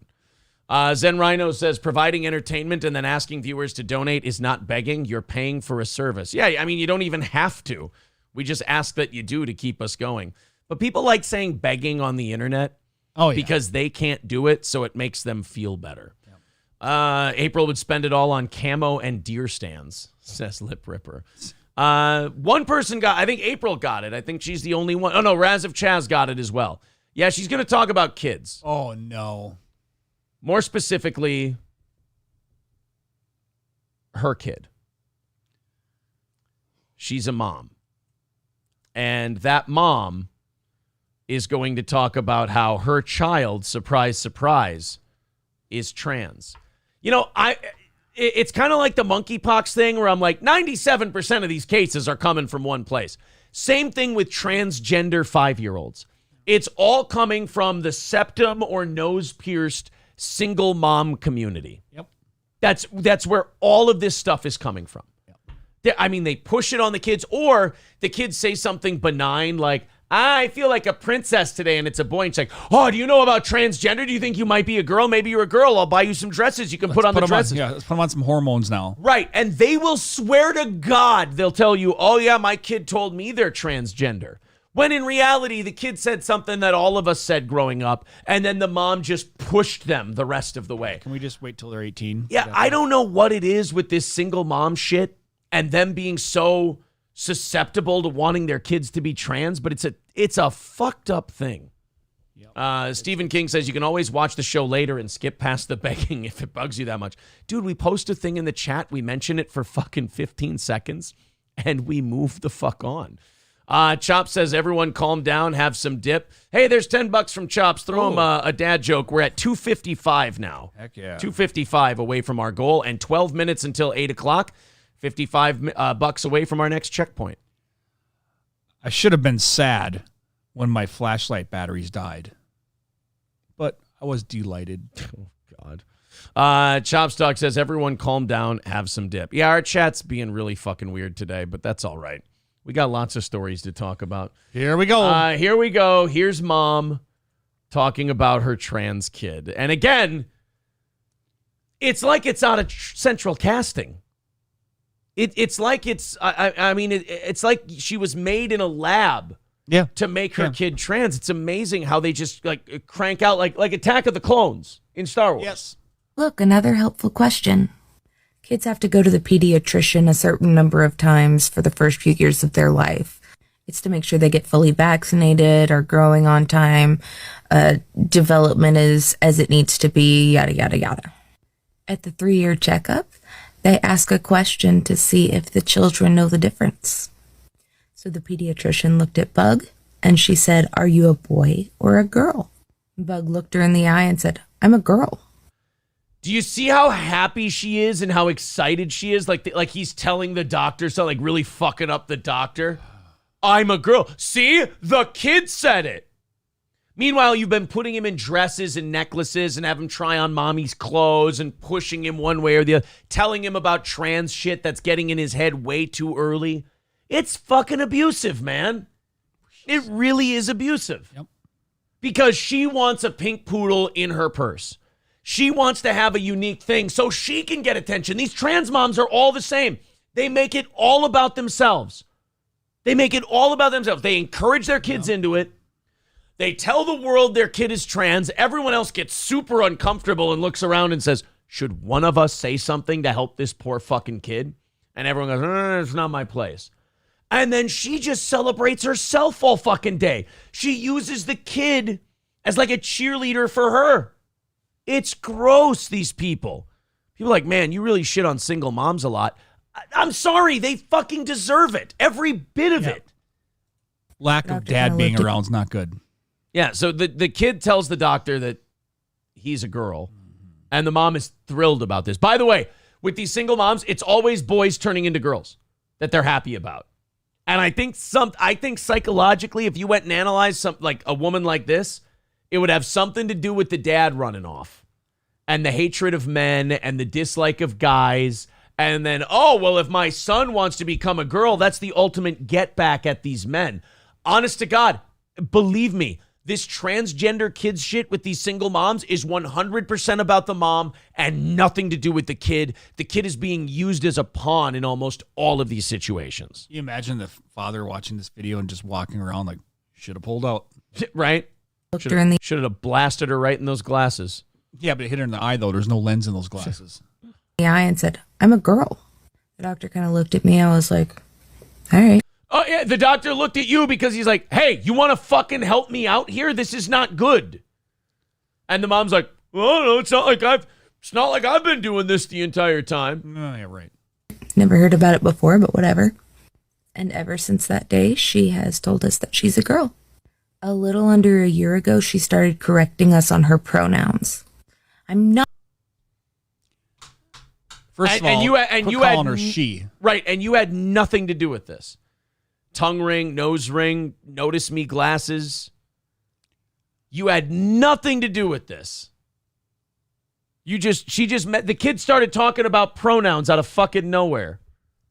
Right? That's the worst thing, too, is people giving them, how many views? 47,000 likes or something? Well, this is libs of TikTok okay. Reposting this, 360,000 views. Not a him, I'm a her. Don't call me he. Mommy, I'm not he, I'm she. It has been 2.5 years now that she has been out. I told her father when I figured she was getting close to telling him herself. Didn't want him to respond poorly. Oh, you didn't want him to respond poorly because he knows his cunt of a baby mama probably pushed all this on him. I can't remember which one they started out as, but God, it makes me sad because, like, again, these kids aren't old enough to be making these calls for themselves. No. And the parents just do it for them. Yeah, Roachbait says it's projection on the kid. 100%. Yep. It's projection on the kid, for sure. And Michael B says, "Bug." Well, I'm sure the kid, she's using a nickname because she doesn't want to give her kid's name out. Those types are infuriating, says Carlos. It's clearly influence. It's clearly. I mean, look how excited she is when she got to tell that doctor story. Yeah. Trapper with $5 on Super Sticker. Why don't we throw Trapper a little dad joke there to annoy the shit out of him? Why isn't Cinderella good at soccer? Oh, why is that? Because her coach is a pumpkin, and she keeps running away from the ball. Oh, running away from the ball. Oh, God, that one was really bad. Amora Silver Sparks, $10 super chat says, ugh, my mom did this with my autism. Throw one to Amora. Yeah, parents with autistic kids will do that sometimes too and make it all about them. Camo Girl, yes, we thanked you for your super sticker. We do appreciate that. Thank you very much. Jesus. Yeah? All right.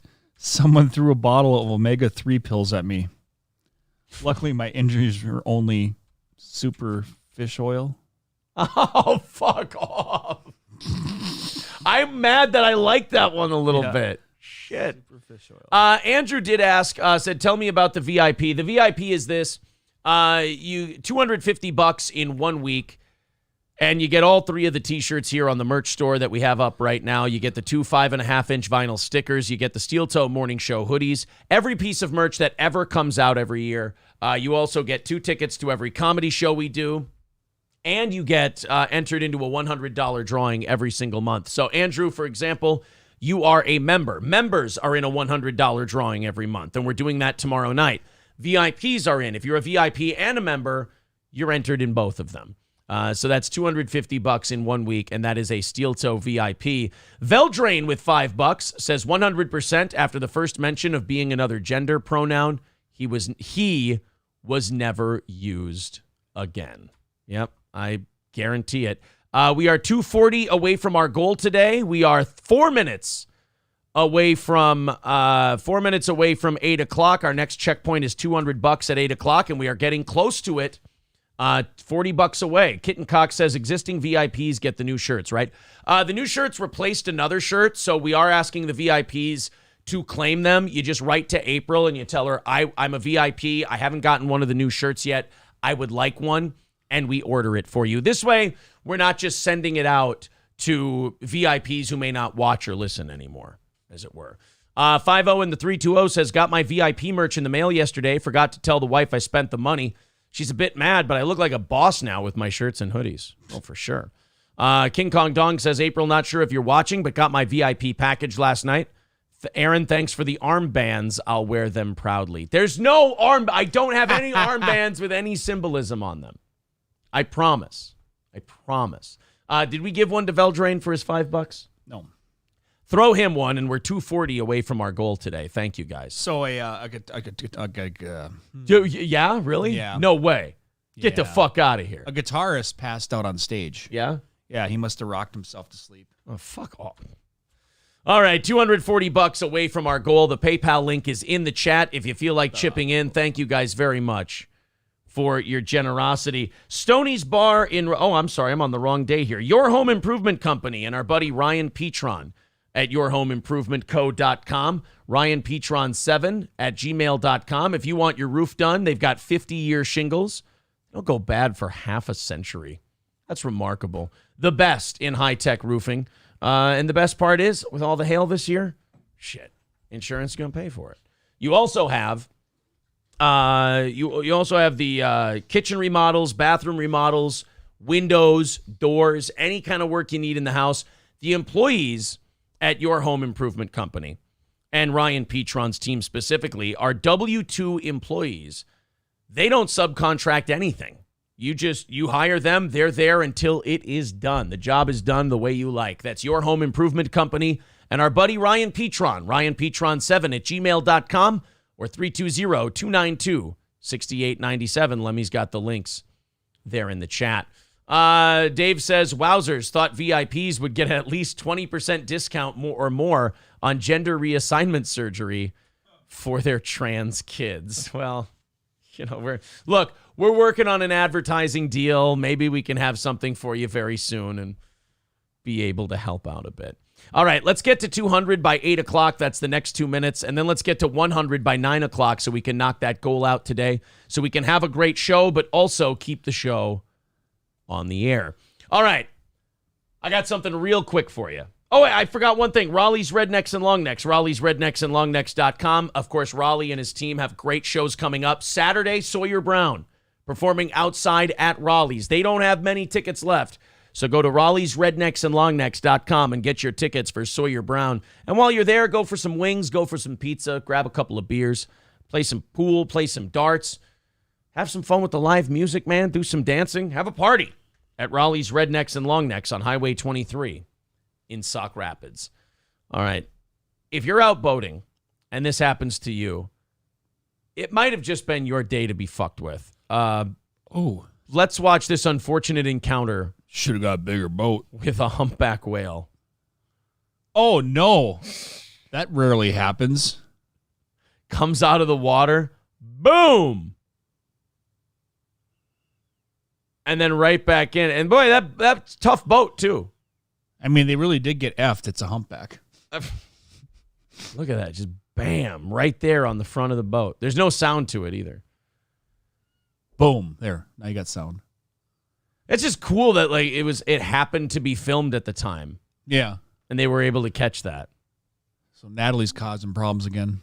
So you're shitting your pants when this happens. This is one of those things that once it's done, like once it's over, you all just kind of stand there yelling holy shit for like 3 minutes. You don't say nothing for like 30 seconds until you process it. Yeah, you don't know what you're supposed to do. You don't start driving the boat. You don't really hell of a ride for the person in the back there. I know, he had smashed right up to the front. That guy had to hang on for dear life. Look at that. Look at Boom. that. I think he hung on though. Did he? Yep. He hung in there. That is just your day to get butt fucked by a whale. I mean, I've thought about that. You know how big the ocean is, what space in the ocean your boat occupies, and then a whale just happens to be coming up at that same time. Wow. God, the ocean is a scary place.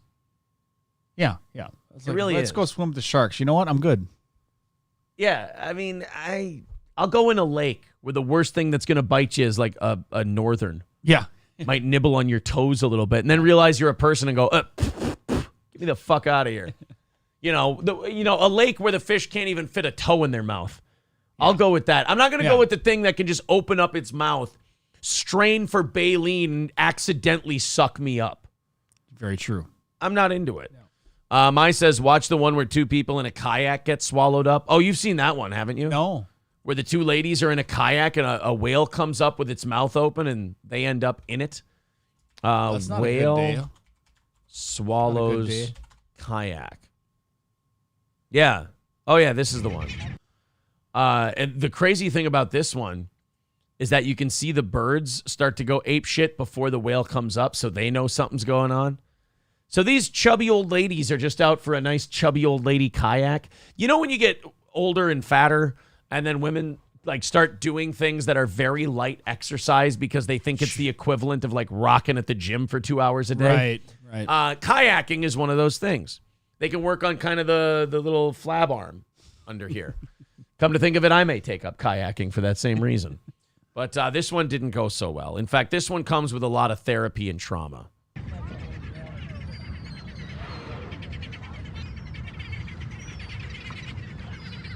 Yeah, there's the birds are saying something. The birds are trying to tell you something, for sure. Here they come. I'm surprised I haven't seen this. Here comes the whale, and shit! Oh, Now, from that angle, you're thinking, she's in the whale's mouth. She's fucking dead. And by the way, those whales don't eat meat. Like, they don't eat people or anything like that. For that, krill. They filter out. They have a big filter, basically, in their mouth. Yeah. Wow. So you could just get swallowed up by accident. Yeah, I suppose there's no way to get out if you are actually swallowed up. Hopefully they're still stuck to the canoe. I think they spit you out, though, because they're not supposed to be swallowing things that big. I think they do like just kind of... Yeah. Oh, my God. Like, there's part of you in that moment that goes, oh, my God, I just watched two people die. Yeah. Yep. I just watched two people get eaten by a whale. Yeah, because it looks like she went in. So I stick with lakes, you know? I've seen that one a few times before now. You've never seen that? No, I have now. You just light a fire like Geppetto, says Riz Digga. Oh, yeah, you know what? You're right. Geppetto did teach us how to survive inside of a whale. And did we listen? No. Pseudo Tablehead says lake beds are literally covered in dead bodies, oceans swarming with sharks, pools have pee. Thanks for ruining all of it, Pseudo Tablehead.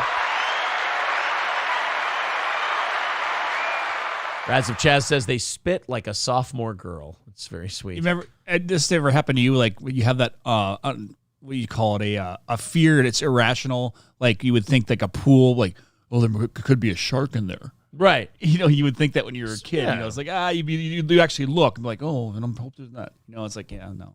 Hey, what do you think this guy did? Just wondering.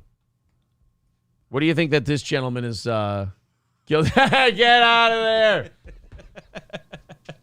What do you think this fella did? What do you think he's in trouble for?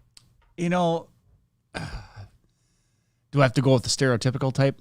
I mean, you can if you want to be a disgusting racist. That's true. Auto theft. All right. My guess would be, well, clearly he lost his clock and his sunglasses, the clock that he wears around his neck, and he just shouted, yeah, boy, at an inopportune time. Oh. I believe. I think that may actually be Flava Flav. Most robbers go after cash, jewelry, and other valuables, but City of Miami police say they recently arrested an alleged pizza thief. I didn't even know you could call someone in for stealing your pizza. Wow. Yeah.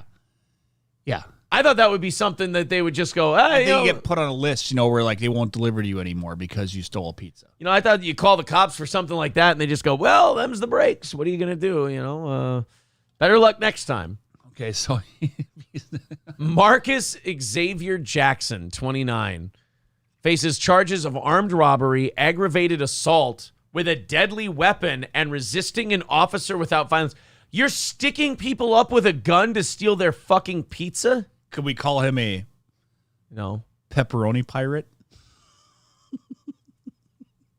I hope you get monkeypox from a butt pirate. Or a sperm whale. Or a sperm whale. Or just a grizzly bear. Yeah. The robbery was reported Sunday at an apartment building at 210 Northwest 16th Street in Miami. According to the suspect's arrest report, the victim was bringing pizza to his friend, who lives on the second floor of the building, when he saw Jackson sleeping on the stairwell. Well, that's a good start. Okay. Let them sleep. Always let them sleep. Yeah. So this is a good part of town, I can tell. Don't wake a sleeping bum. The victim told police that Jackson woke up and said something to him that he didn't understand. And then an old lady came by and said, it's okay, I speak jive.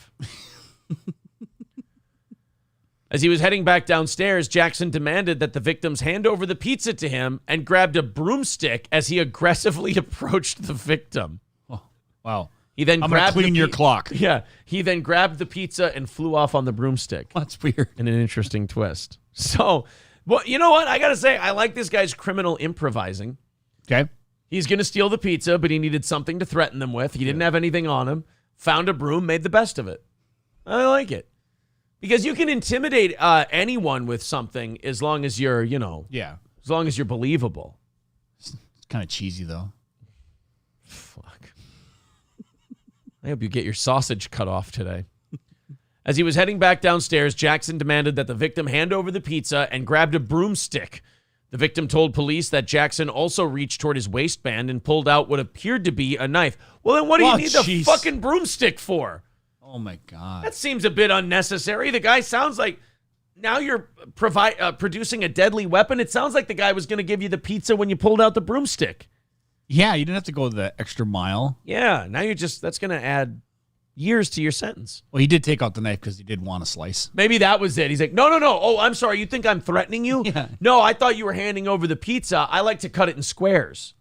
I'm sorry. Did the knife frighten you? No, I was going to sodomize you in the asshole with the broomstick. Right. That's the part you have to be worried about. Yeah. I mean, you had to worry about that tight booty hole of yours getting invaded by a broom. I wasn't going to do anything with the knife. Oh my God. Officers, this has been a terrible misunderstanding. I was robbing the man with a sodomy threat from a broom, not the knife. The knife was strictly for dining purposes. According to the arrest report, the victim ran away from his scooter. Of course he had a scooter. Why wouldn't he have a scooter? Leaving the pizza behind on it.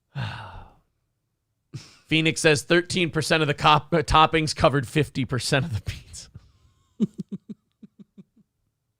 Why? Oh, no. Why does it have to? Why do we have to go to ugliness? Why does it have to get to these places? Michael just writes, thank you. No, nobody was thanking you. Yeah. Nobody was happy that all this business got underway. Somebody says probably tasted like the last pizza he had with his dad before he went to the grocery store when he was 6. Jeez.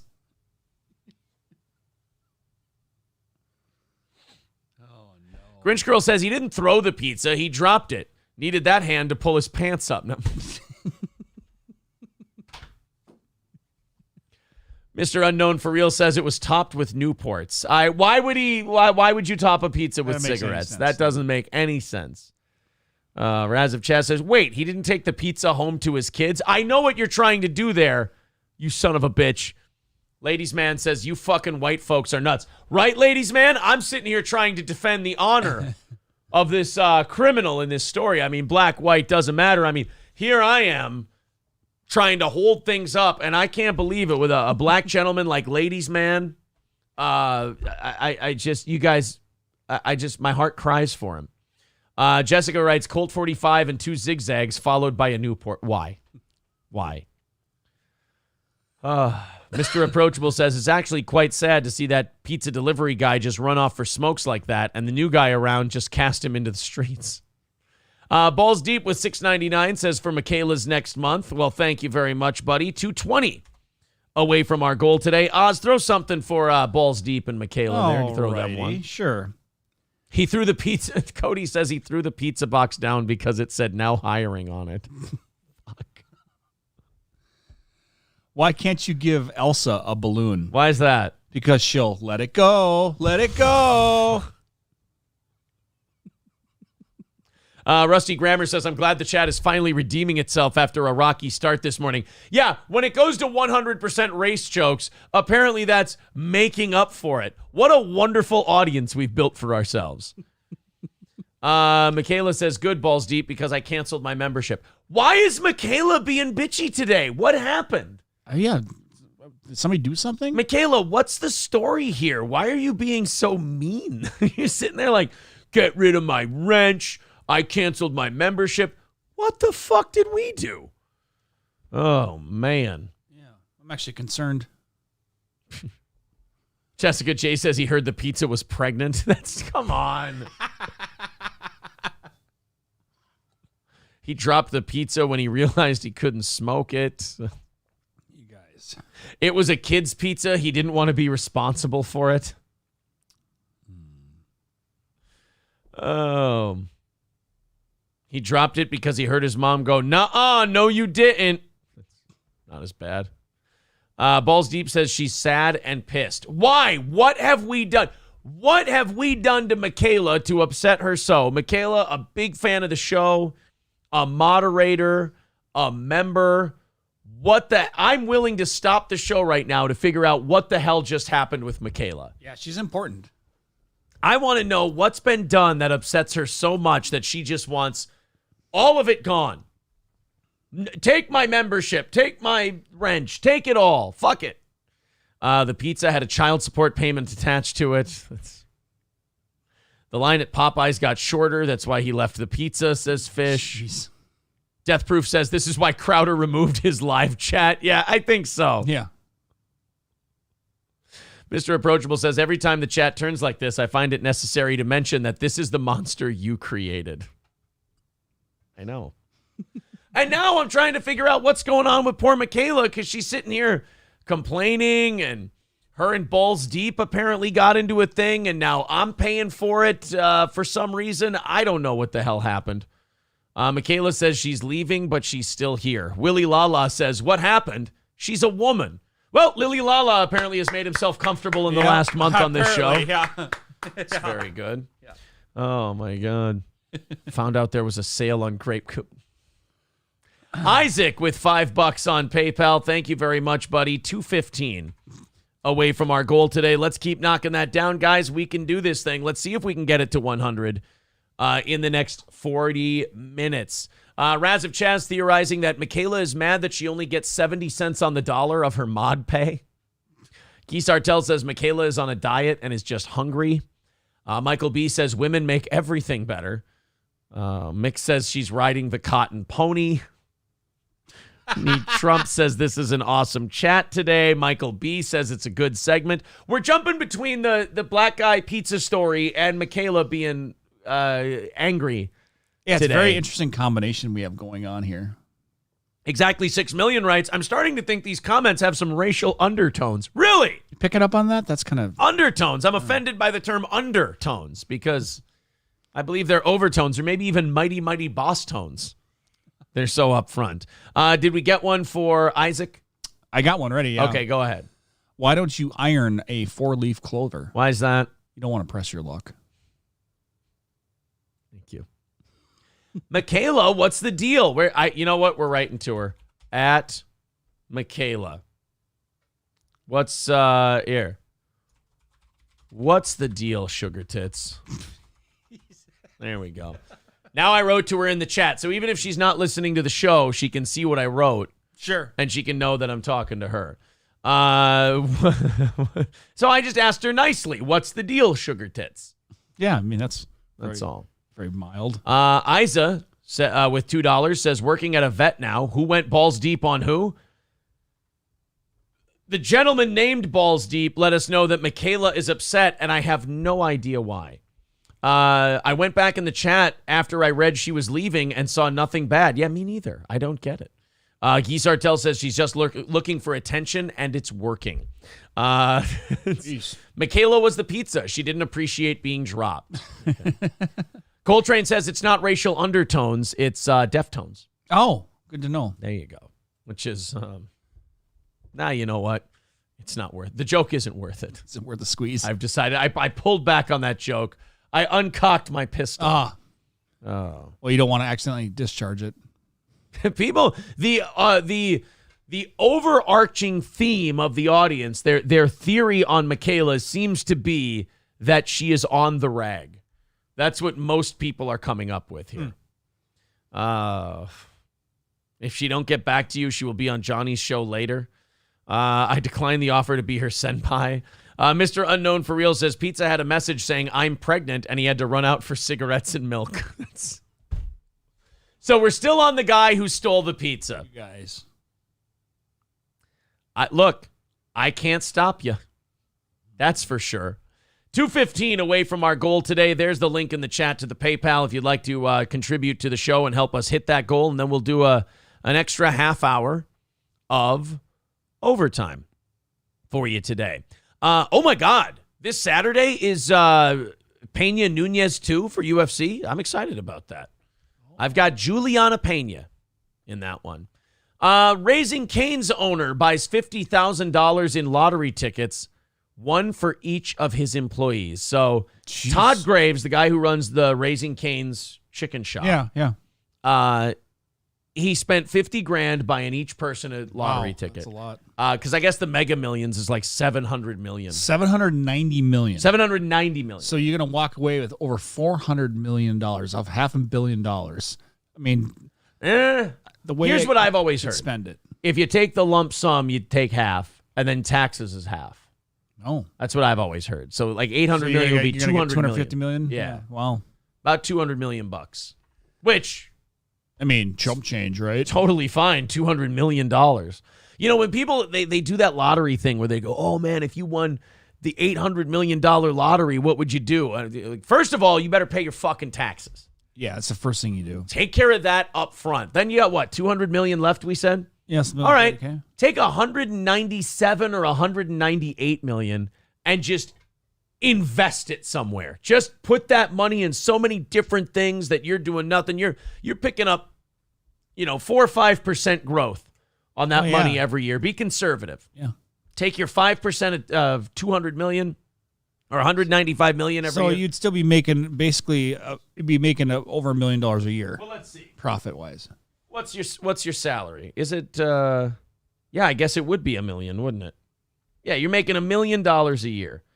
That way you don't have to worry about, are you running out of money? Are you overspending? Everybody wants to buy a bunch of cars and a bunch of houses and a bunch of shit. That's why some of them are broke after the first 5 years they win the lottery. It's a big number, too. The amount of people who go broke, I think it's at least 50%. A lot of them abandoned mansions out there because of that. April was asking me, she's like, what would you do if you won that much money? I go, here, first two things, lawyer, accountant. You first got to get a lawyer and then you move. You're going to have to move. Right. Lawyer, move, accountant. And security. Hide as much money from the government as I can and invest a bunch so I can just live off the interest. $8.90 now? Oh, I suppose so many people buying tickets. Okay, so people are saying in the chat I'm going to get one of those today. Why? Because I think when's the drawing? Tonight? Is it tonight or tomorrow? Is it Tuesday? Yeah, I think it's tonight. Oh, I'm going to make sure I at least get one. I mean, you don't win if you don't try, right? Am I right? Yeah, you miss 100% of the shots you don't take. What is it, like your chances are 1 in 80 million or something? I think you have the same chance of being raped to death by a shark on land. While being struck by lightning. And being in Andy Dick's RV. I'm willing to take that risk. Isa Gutierrez with $2 super chat says DSP is nothing compared to the Chris Chan insanity. Thanks, buddy. Thank you for the $2. That says 890, no one won on Thursday. So there you go. Commander-in-the-Chief says buy a massive chunk of land. Yeah, there's a lot of shit you can do. Get a financial advisor. Yeah, I mean, that's pretty much it. These lawyers and accountants and guns steal your money. I got 3 tickets, Aaron. Maybe I'll become a VIP if I hit the jackpot. I mean, I'd take $1 million. Yeah. Yep. Long fellow deeds. You have made this happen with your beautiful words, and Miss Dawson with your lovely research. How can I repay you? All I want is your friendship, Emilio. How about $1 billion? All right, good. Yep. Done. He bought us all Corvettes. Can you believe these bought us one of these? He drives at 5 feet. They sure are fast. Right into the fucking tree. Again, one of his last great movies. Yeah, it is. It is. That's towards the end of the... I think the last really great one was probably The Longest Yard remake. Yep. After that, it was just, I don't know why, but I love feet. I'd like to stay. I feel like I could do some good if I was given a second chance. All right, but tomorrow morning, you'll let me change your socks. It's John Turturro. How can you go wrong? Yeah.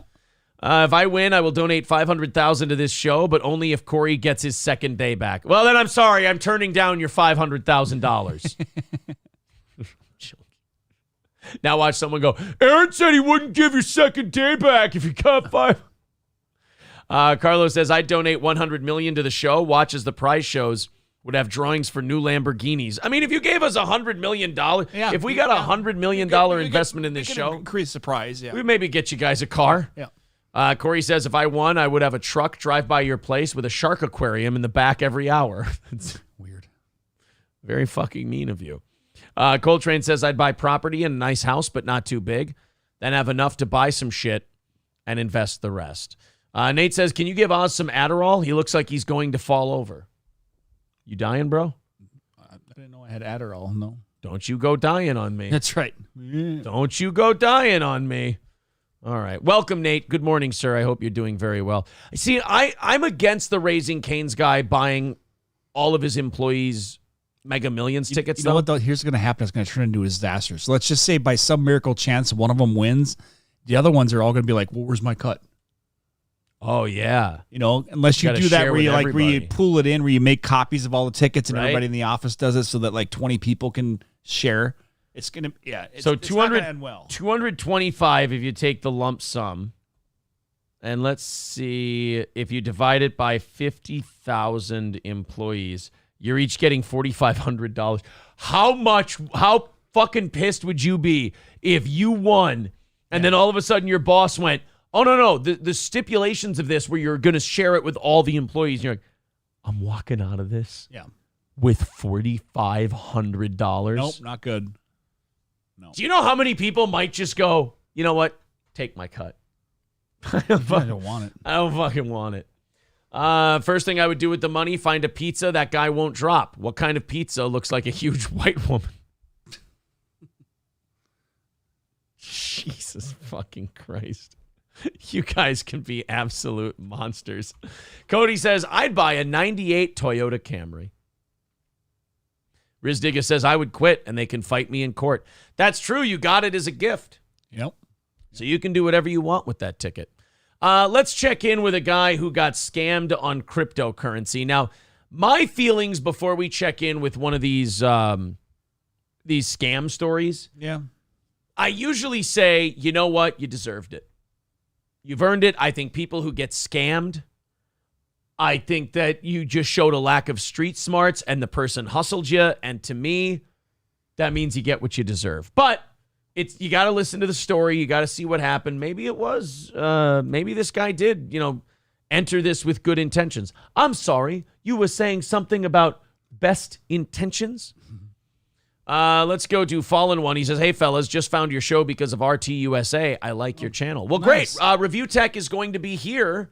We're going to be talking to him at noon today, and we'll live stream that for you. We promised you guys an extra live stream this week because you went $100 over our goal on Friday, and we just felt like you deserved a reward for that. Sure. So we got Review Tech USA on Tuesday. I'm trying to book another one for Thursday. Even though I promised you one, I might do a second one, and we want to do more interviews on this channel as well. 2:15 away from our goal today, guys. There's the PayPal link in the chat. If you feel like throwing in some super chats, becoming a member, or throwing into PayPal, this show does run on listener donations, and hitting that goal every day signifies breaking even. So 2:15 away and an hour and a half away from the end of the show. So let's get within striking distance and knock this thing out. All right. Let's see if this Tampa bakery owner is a victim of a very creative scheme or if he's just a dumb piece of shit who, there's a lot of these people once Bitcoin hit like 60 grand. They thought that they were going to become crypto millionaires overnight. Oh, I'm going to buy some crypto and I'm just going to watch the money roll in. Well, the problem is, like any other investment, there is no quick million. It happens so rarely that it probably ain't going to happen to you. But everyone thought crypto was the big ticket into the rich boys club. Let's find out what happened to this dude. To a warning from the FBI about cyber criminals who are stealing money through fraudulent cryptocurrency sites. Good evening and thanks for joining us. I'm Wendy Ryan. And I'm Jameson. See, now, if you're getting scammed on something that's a fraudulent cryptocurrency site, do your fucking research before you give somebody your money. Yeah. Look at the site, look at the reviews, see where it's registered, see what happened. Yeah. The first thing I would do would talk to somebody who has purchased and then it's worked out for them. Right. That's the best way. And he can't be from India or Nigeria because then I feel like you're in on the scam. Well, actually, I just sent $5,000 because the Nigerian prince actually died and I have $1 million coming. Wow, that is a great deal. I just sent them $5,000 so I could they could release the $1 million. That is great. I mean, I've never heard of any bank ever working that way ever in my goddamn life. But man, that sounds great. So your $1 million should be here any day. It was actually supposed to be here last week. Oh, well, you know how bank transactions are. And I'm sure the larger they are, the more it takes to post to the account. Yeah, but I tried calling the guy back and the number's been disconnected. Oh. Well, maybe he got a new phone and he's going to get in touch with you. You know, when people lose their phone, shit gets hectic. Yeah, I was hoping, in the next couple of days he'll have his new phone and give me a call. So yeah, that would be great because you got to be excited. You've got $1 million coming. Yep. First thing I'm doing is buying a Tesla. Yeah. You know what? Buy it now. Fuck it. The $1 million is on its way. That's true. You know what? I could do that. I could just put it on a credit card. Exactly. Or finance it and then pay it off when the money gets here. Sounds good. Easy, man. Yeah, you've got this. All right, let's watch these dumb motherfuckers get scammed, huh? The FBI says cyber criminals are creating fake cryptocurrency investment platforms to steal people's money. Their report shows since last year, more than 240 people have fallen victim, losing more than $42 million. These people are spending a lot of money. If there's 42 people, how many people lost 42 million? 243. So they're spending some money. Yeah, to me, it's just that a fool and his money are soon parted. I mean, if you're going to listen to some guy over the phone or via email, if you're going to give someone that much money, you meet them face to face. Yep. You see them. You have them over bring the you phone or internet. I'm going right into an office. They bring you that giant folder that shows you all the charts and graphs that they explain to you, and you have no idea what the fuck they mean, but you just nod because you don't want to look like an idiot in front of your financial guy. That's my favorite part of going to financial meetings is looking at the shit he's telling me and going, yep, and just not having the balls to ask what he just said. Yeah. Because I'm like, you sound pretty confident. Yeah, I give you money, you do stuff with it. Yeah. They say these websites still claim you owe taxes or fees and then threaten to take your money if you don't pay more. Guys, the government does not contact you on your phone or via email. The IRS doesn't call you. No. To get your tax money. They send something to your house in the mail with their official letterhead, the website, the whole deal. See, again, I'm sorry. Yeah, I guess I'm insensitive, but I am not on these people's side when they get scammed. I am especially not on somebody's side when they said they had to go to Target to buy a gift card, put money in the gift card, and then give him the information on the phone for the gift card to pay off your taxes with a Target gift card. Yeah. It's exactly how. That's how the IRS does it. That's all they do. They swipe the gift cards. Yep. Yeah. I mean, how does that not make sense to you? And this is what a Tampa bakery owner believes happened to her when she lost her life savings after investing in cryptocurrency. ABC Action News reporter. Number one, don't invest your life savings, stupid. Number two, again, meet the guy. Yep. Make sure they're reputable. That was every penny I had. Well, now you're stupid because you're broke. Well, aren't you a dumb bag of shit? Wendy Lane learns about her warning to others and talks to experts about some red flags in the cryptocurrency world. Number one, they asked me to pay my taxes over the phone. That might be red flag number one. They have a website that was created 6 days ago, and it's apparently a very reputable cryptocurrency trading site. We make birthday cakes, decorated sugar cookies. Oh, look, there's a new cake that it says, nice work, sucker. Maybe you should make suckers. Yeah, maybe that's what you should make is dum-dum lollipops because you're a sucker. Chocolate-covered strawberries. Lorena Brunson followed her dream, and in 2016, opened Beanie and Belly's Cupcakery in South Tampa. Sounds gay. But COVID hit her business hard. That was a red flag. I had lost my partner earlier this year, so, I was kind of struggling. I'm sure they'll turn up. As far as money. The bakery was in danger of going under. She needed help. And last month, out of nowhere, it looked like she was going to get the break she needed. The supplies that I have is what I'm working with right now. Her son Joseph had met someone on Her son Joseph. So her husband should be helping out. He's helping out with the bakery. Joseph's father should be up next. Helping. He's going to be in the next shot, showing the Instagram, who introduced him to investing through a cryptocurrency website. And he was making money. I wanted to make sure it was legitimate, so I asked her if I could, withdraw the funds, and she pretty much showed me how to do it. After a week, he was getting big returns. I was kind of like telling all my family members, like, hey, this is probably legitimate, let's try to make some money. This is probably legitimate. That's what I like to say when I'm asking people to give money to an investment thing. When you give money to Steel Toe, it's probably legitimate. No, pry. Off of this, this might help. So Lorena started investing what she had been saving. And at first, it went well. My brother gives me like $9,000 to start. My mom gives me $24,000. Oh, no. I doubled the money within like 2-3 days. But then, you double it on... But then what happens when you try to extract it? Wait a minute. Is that a scam? Because like a little while ago, crypto shit the bed hard. It's not really a scam if you're making money. Oh, you're right, though. Yeah, what if they try to withdraw it? They could show it on paper, but then when you try to take it out, let's see. Let me see. I'm guessing that's where it goes foul. So they gave their money to Bernie Madoff, basically. Yep. Money had doubled and then was tripling. So then we thought, wow, this is great. You're out your money now. Let's invest more. So they did. But when they wanted to make another withdrawal, they said they were told they first needed to pay taxes or they would lose the money they had in their account. So they scrambled to get the money. No, you did not try to give these people your tax.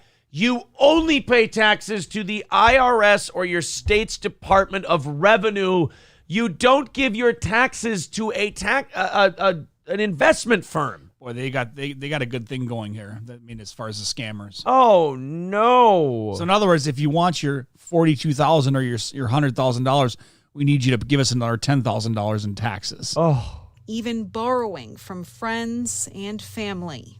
I took cash advances. Again, you deserve this. Cash advances out of credit cards. Oh, you seem like a nice lady. You seem like nice people, but you are absolute helpless suckers, and you deserve this 100%. This for my credit cards because I thought, wow, I can pay it back in a matter of days. They say they paid the $29,000, but were told that because they had help from others, that they needed to pay a risk fund. And then we had 2 days to get the money to them for the $62,000. They realized something was very wrong. Oh, really? It was only at that point that after realized. you give them money 4 times, then it seems kind of sketchy. After you gave them about, what? We're at about $60,000. Only then did you realize that, this might be fucked up.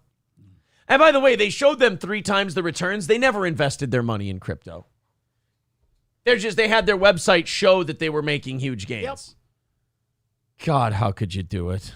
They filed a report with police and the FBI. So what? There's nothing you can do. It was already too late. Within a month's time, Lorena says she lost more than $100,000. It had to take an emotional toll on you. Yeah, I was. Well, she definitely ate her feelings. It did because it's my livelihood. Did you learn a lesson? Like, this is kind of like when your kids cry when they do something they need to be disciplined for. Yeah. Immediately you feel bad, but you're also like, hey, you got a job to do. There's a lesson in this. You got to teach the lesson. Sorry. You should be sorry. You done fucked up. It's just not my livelihood, but, my kids. Yeah, you sure did fuck everybody real hard. The grandkids. Yep. And, I'm probably going to lose, everything. Yes, you are, because you let your son talk you into investing into a scam crypto site because you didn't do your homework. When they asked you for more money to pay taxes, you didn't bother checking in with the IRS or the Department of Revenue or anything else. She's one of those people that sees those mailer things. Yeah.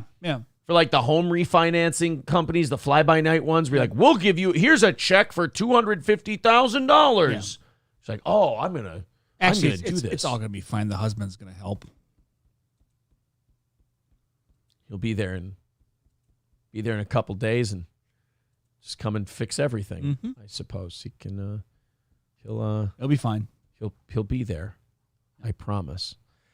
Meanwhile, her son's driving a brand new car with a Rolex. See, I was starting to think a little bit that maybe he was in on it. Because he's like, oh, yeah, I told her it was great. It was an awesome idea. It was a really cool site. You should put your money into it. And you might want to check in with that. Mm-hmm. Dave says she's broke. It's her relatives you want to show that lake to.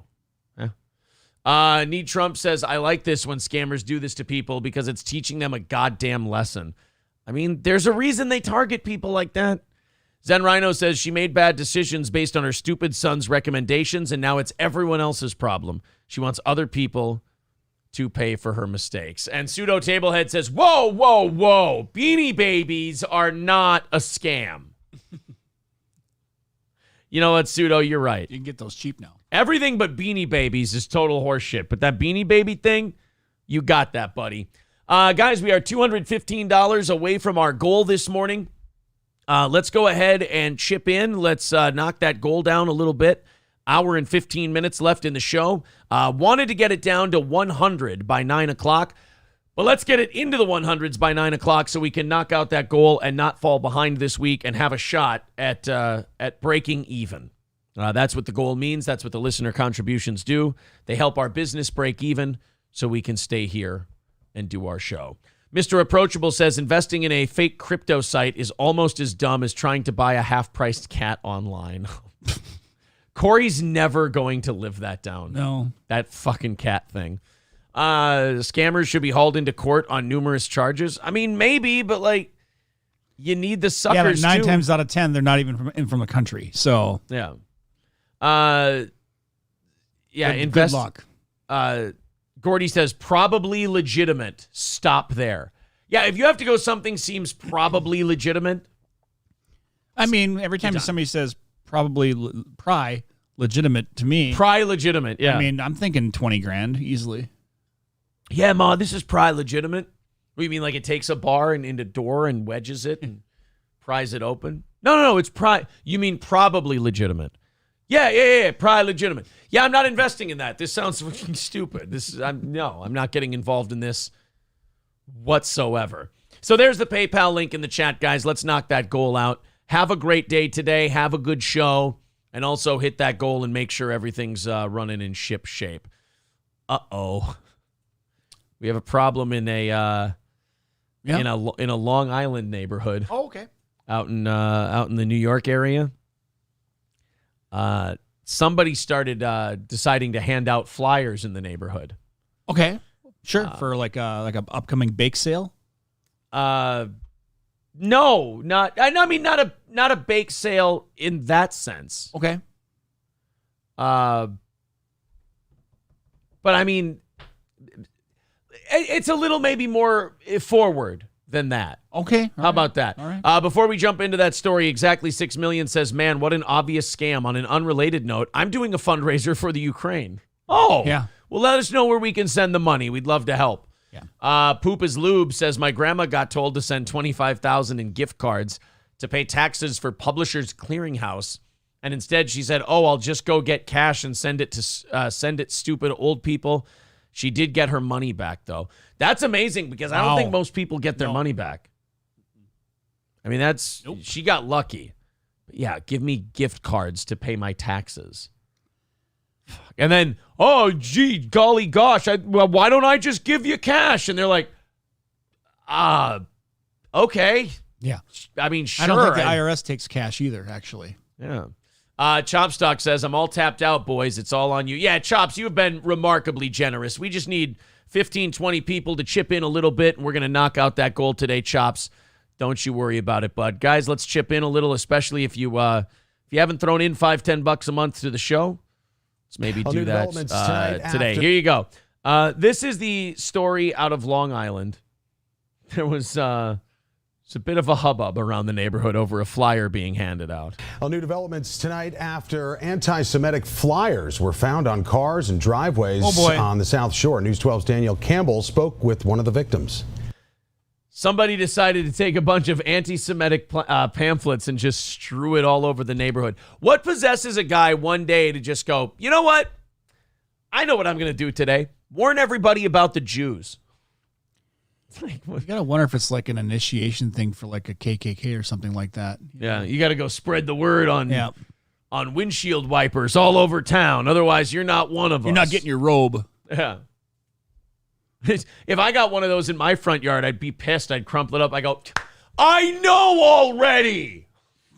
You're like, what? It's fine. Don't worry. I've taken precautions. I have a circle of hemlock around my bank vault. Wait, what? What does that do? Nothing. Don't worry. You know what? I saw it in a movie. It's fine. If I put a circle of salt around myself, they can't harm me. Aaron, that's witches. What's the difference? Long fingernails, pointy nose. Sorry. Disgusting that we have to deal with this. This is just insane. It's a flyer, lady. You can throw it away. I can't imagine she was offended. I mean, it's just terrible that they come in here with these pamphlets. They talk to like one Christian family and they're like, I mean, it's bad and all, but you know, we're doing fine. Like it doesn't really bother us none, but you know, I feel bad for the Jews, but then again, they did murder our Lord and Savior, so I mean, okay, it's a inconsiderate flyer, but it's not the end of the world. Right, and people who make those flyers and put them on driveways are fucking pussies and cowards. You'll never see them. Absolutely. Nazi-like propaganda delivered to the doorstep of residents here in Oceanside. I like that. What does it include? Seeds? Yeah, well, you can plant yourself a bush to keep the Jews away. What? I mean, thank you. These were distributed randomly and without malice intent. Well, these flyers were distributed randomly and without malicious intent. Oh, that's funny. I don't know if that's not malicious. Actually. Just doing this because I care about you. Here you go. Yeah, it's such a weird way to describe that. And here's some seeds for your garden. Seeds or pills. Yeah, seeds. They're cyanide capsules. If you get caught with this, put it between your under your tongue like so. Laura Sinberg said she woke up sad. Laura Sinberg? Why would she be upset about this mailer? I don't understand why it would upset her. Saturday morning to find her neighborhood littered with what she says were messages of hate. And then we look, and it's all the way up, across the street. And I thought to myself, they even printed it in color. This must have cost them a fortune. It's almost like they handpicked who they're gonna, Oh, they knew what neighborhood they were in. Yeah. So what if we all like to live together and live in one community and live amongst ourselves and then tell other people to be tolerant and be diverse? What does that have to do with anything? all the houses, and we open it up, and it's nothing but anti-Semitic hatred. Today, Nassau County officials denouncing the They didn't even put anything about Mexicans in there. I mean, I didn't even get a break. It was just Jew this and Jew that. Semitic flyers that were left on cars and tossed in driveways over the past few days in Oceanside, Long Beach, and Rockville Center. This is not freedom of speech. I mean, actually, it kind of is. Technically, it's exactly freedom of speech. It's not very nice. Yeah. It's very racist. It's rather mean. But it is indeed freedom of speech, sir. It's not very nice speech. Right. We need to start teaching a little more civics in schools because I feel like people are so dumb that they don't know what freedom of speech is. It is bothering me if those are seeds, though. What would they have to do with anything? I think actually, after I looked at them, they were just kind of to weight the bag so it would stay down. I think is what it was. This communication is meant to alarm people, to harass people, and to create an atmosphere of terror. This is one of the flyers found. It says every single aspect of the COVID agenda is Jewish. On the bottom printed these... Oh, look, CDC Director Rachel Walensky, Jewish. So they're basically doing the Hanukkah song with, like, who's in charge. Well, they must have Fauci on there then, too, right? Anthony Fauci, not a Jew.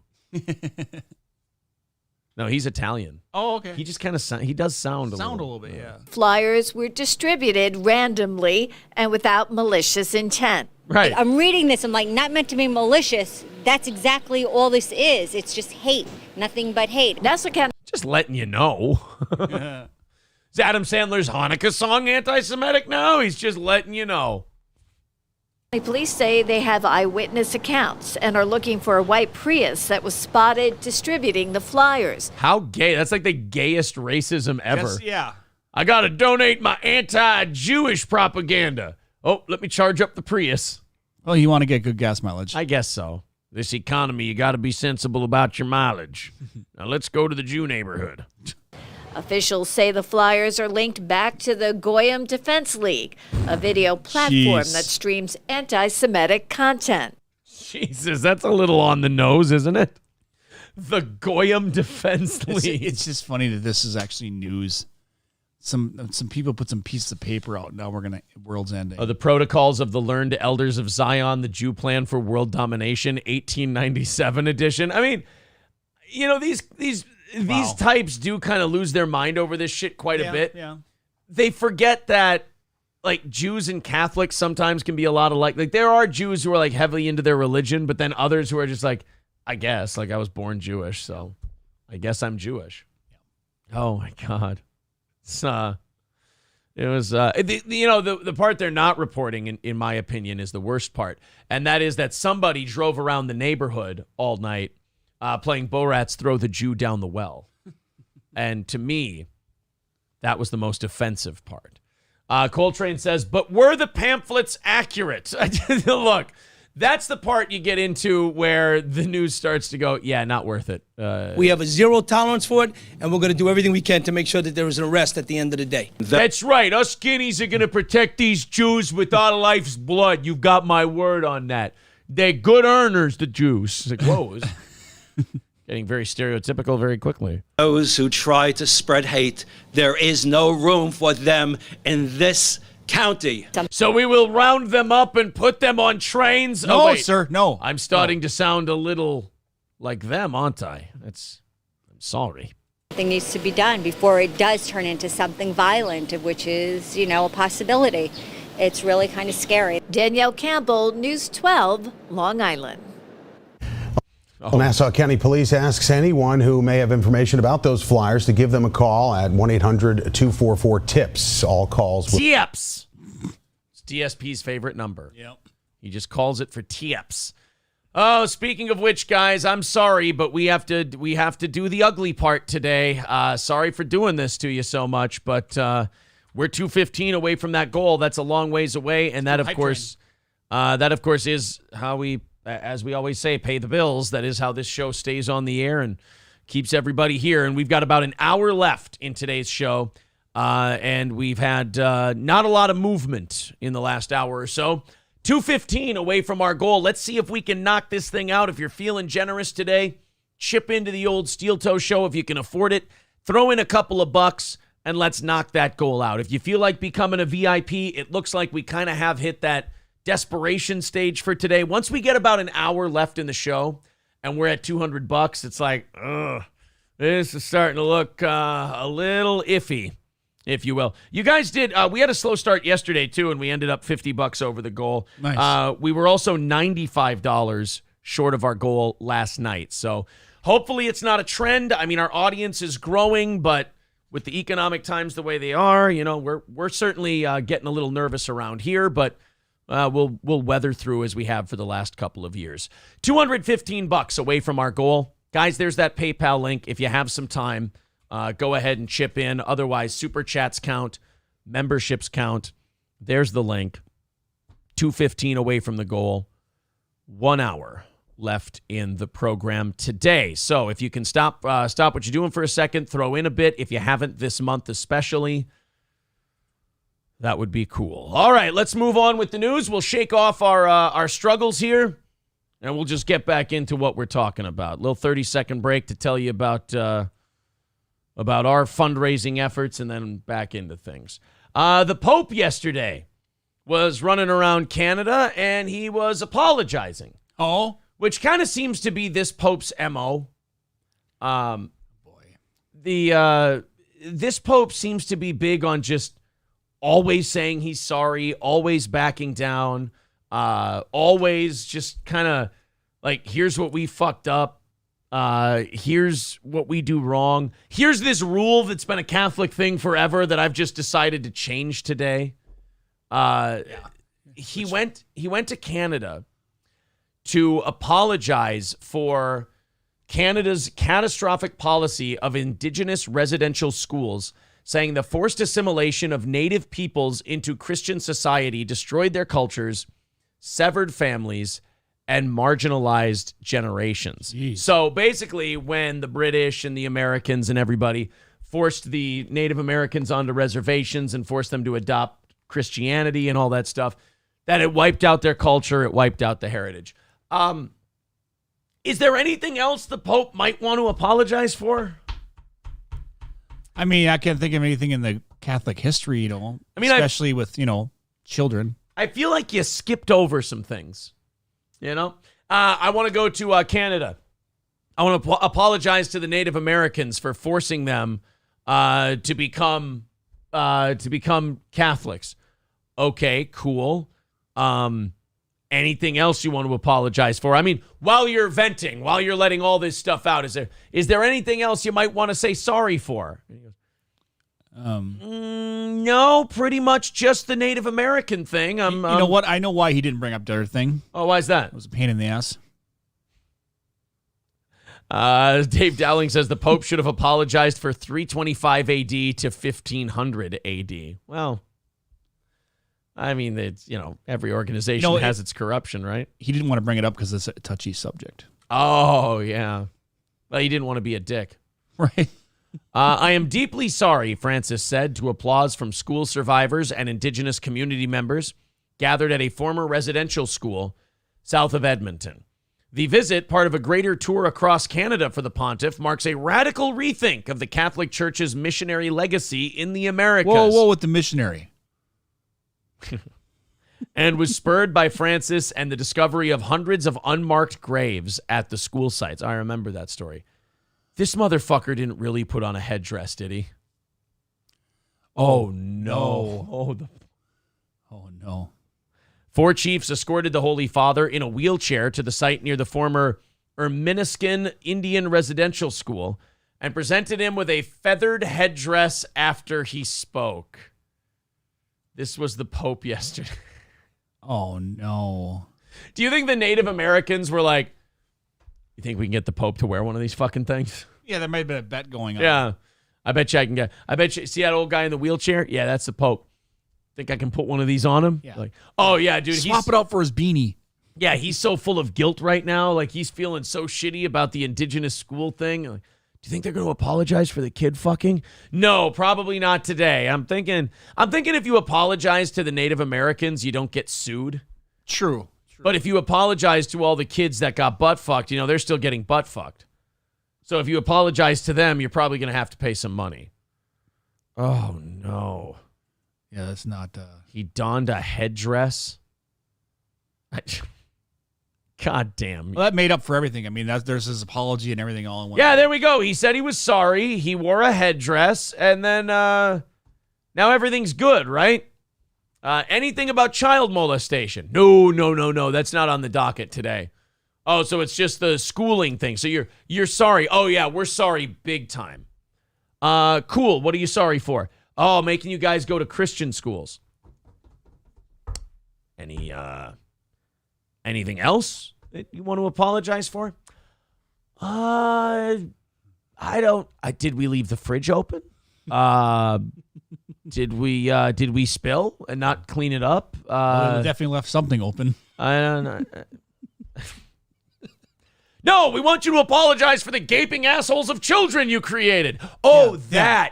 I've been instructed by my attorney to not say anything. Windsock Wednesday. I thought this was about God. Oh, no. You see, God doesn't involve himself in matters of legalities. And, the statute of limitations is not up yet. And to be between you and me, there might be some more kids going through it now that we're not going to be able to address for about 35 years. And that's if we stop today, which... I'll get back to you on that. I love how this Pope is changing all the rules for everything else. Yep. But when it comes to apologizing for and stopping all the kid rape, nope. Can't be bothered. Oh, man, we're getting history lessons from people today. Danger Bear Wolf Turtle says, you got me laughing the last few times you've been on. Good stuff. Keep it up, Oz. Well, there you go. You made him laugh. Nate says, Oz looks like a good man and a father. I bet he barely ever looks at porn. It's a dick. Dave says Emperor Constantine in 325 AD gave that new church unholy powers that they abused for millennium. Well, you know what, Dave? Take it up with Emperor Constantine. Windsock. They like Windsock Wednesdays. I'll tell you who didn't. The people working for the church. No. I mean, from the kids who were getting windsock to the janitors who had to mop up blood. I mean, none of it was fun. Sir K says, I view Oz as my father figure, never at my home and always disappointing me. Danger Bear Wolf Turtle says, next thing you know, the Pope will accept trans people. Oh, don't try to make a joke as though that's not totally going to happen. True. All right? True. It's a coming. All right, Oz, we're getting some trickles in here a little bit. We got some dad jokes. We can take a break to read some donations. We got a couple. Guys, we're an hour away from the end of the show. We're inside of our final hour, and we are a long ways away from our goal. Thank you to Jason and Callie on PayPal for $5 a piece. Guys, if we could get a bunch more people doing that, we can knock out that now $205 goal before the end of the show so we don't fall behind for the rest of the week. And Wednesdays are typically the toughest day for people when it comes to donations. So let's see if we can knock this down and hopefully hit it and hopefully do a half hour of overtime. And the company that I run here is in decent shape. Oz, fire away. All right. How much room is needed for fungi to grow? How much room is needed for fungi to grow? Yep. How much? As much room as possible. Oh, of course it was mushroom. Usually they do the reverse on you. Mm-hmm. They do the mushroom thing first. Yep. And then they do the fungi joke. All right, guys, I got to open up these 8 o'clock stories. We got more good stuff coming your way. We got plenty for overtime if we need it, but we are 205 away from that. If you feel like chipping in, PayPal link is in the chat. Super chats count. There's $9.99 from Trident. Thank you, buddy. That's going to get us under 200. So we're at 195, maybe poised for a rally here. Trident says, last night you were wondering about gifted memberships. It's in beta, so you need to fill out a form to request that feature. All right. Gordy says Wednesday is tighter because of Josh Denny's employee. No, I think it's a middle of the week thing. I really do. But thank you, Trident. 195 away from our goal today. There's the PayPal link in the chat. Oz, throw Trident one. Why Trident's does Waldo always wear stripes? Why does Waldo always wear stripes? Because he didn't want to be spotted. God, it's harmful. It's really harmful. There's a lot of people out there who like to overshare on social media. Have you ever read shit? Like, have you ever read a post in the last week or so where someone writes some shit and you're like, I'm not supposed to be knowing about this? Yeah. And then it's always followed up by something that you shouldn't have posted. Right. And then like divorce, like people write about their divorces on Facebook or like baby daddy drama issues. If you date a woman and you go through her Facebook profile and you see shit about her trashing the baby daddy or some kind of kid drama, and you still go out with her, it's your fault, whatever happens or whatever she stabs you with. Yep. 1,000% on you. Thank you, Silverwolf, for renewing your membership and being a member for 3 months. We're $190 away from our goal. So we are getting there. We can knock this out today, guys. There's Kara with 732 and Willie with 5. So there's $10 knocked off the goal. Could you give both of them a dad joke each? Yeah. And we're at 180 for today. All right.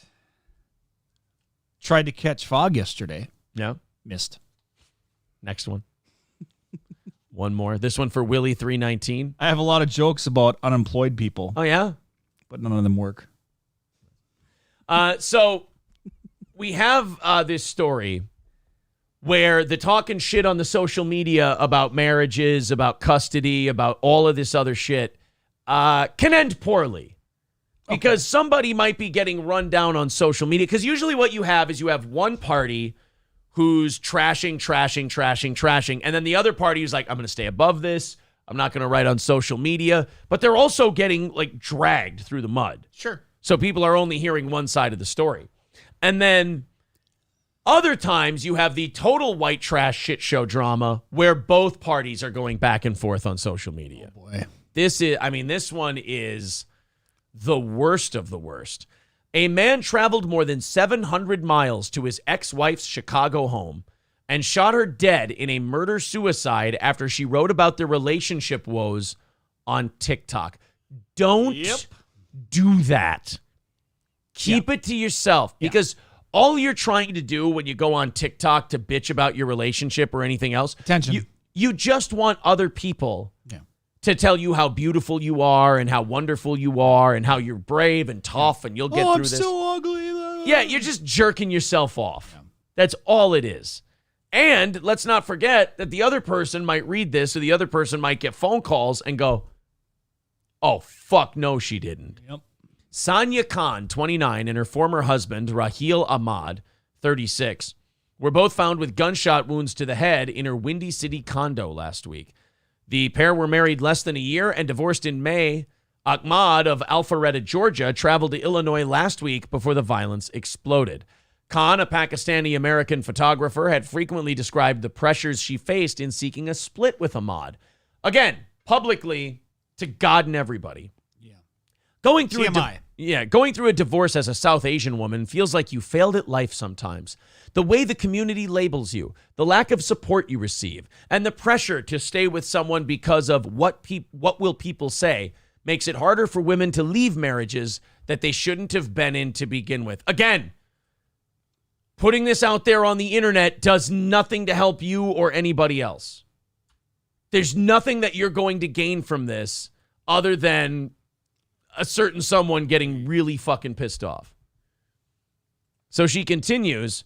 She wrote that her family exerted pressure on her to keep the union intact, with some even threatening suicide if she refused. Oh, God, then you're related to some psychopaths. I'm going to kill myself if you get a divorce? Wow, way to make this about you and not about your family member at all. That's great. She's kind of cute. Yeah. But that comes with crazy. Oh, but there you go. Yep, there's the crazy. There's the social media and the giant post. The first few months of any divorce journey is the darkest. It's full of anxiety, sleepless nights, wondering if you're doing the right thing, thinking Allah abandoned you, and feeling hopeless. Uh-oh, I'm sensing an honor killing here. Yeah. I'm sensing we might have got a little too, up to the higher ups here. A little too 7th or 8th century on this one. You are not a failure because your marriage did not work out. Be gentle with your heart during this stage. Time heals all things, and it will get better. It's funny to watch a woman's, her journey through divorce, and then you watch a guy's where he's like, I've just been drinking a lot and calling all my friends and seeing if they want to hang out. It's pretty much been it. Then she wrote another one. Going through a divorce as a South Asian woman feels like, that's the one we just read. Feels like you failed sometimes, blah, blah, blah, so on and so forth. There she is. Well, she's a cutie. Good for her. Finally had your dream South Asian wedding, but end up marrying just another toxic South Asian man. Okay. Now there we go. Okay, you're going online now and you're shitting on the dude. Yep. I wouldn't rile him up. Guys, maybe particularly Islamic guys who might be pretty strict in the faith, that whole disrespecting them on the internet thing, they don't take it like white boys from the West Coast. The first few months of the journey have been the darkest. Things will get better, blah, blah, blah. Okay. So those were the pictures and the snapshots we had of that. On her professional website, Khan, a former flight attendant, said she grew up in Tennessee before moving to Chicago in 2021. She had planned to move back to her home state before she was killed. A friend told the Sun-Times that Khan was a social worker before she became a flight attendant to support herself financially while pursuing her passion of photography. Guys, keep the breakup shit off the internet.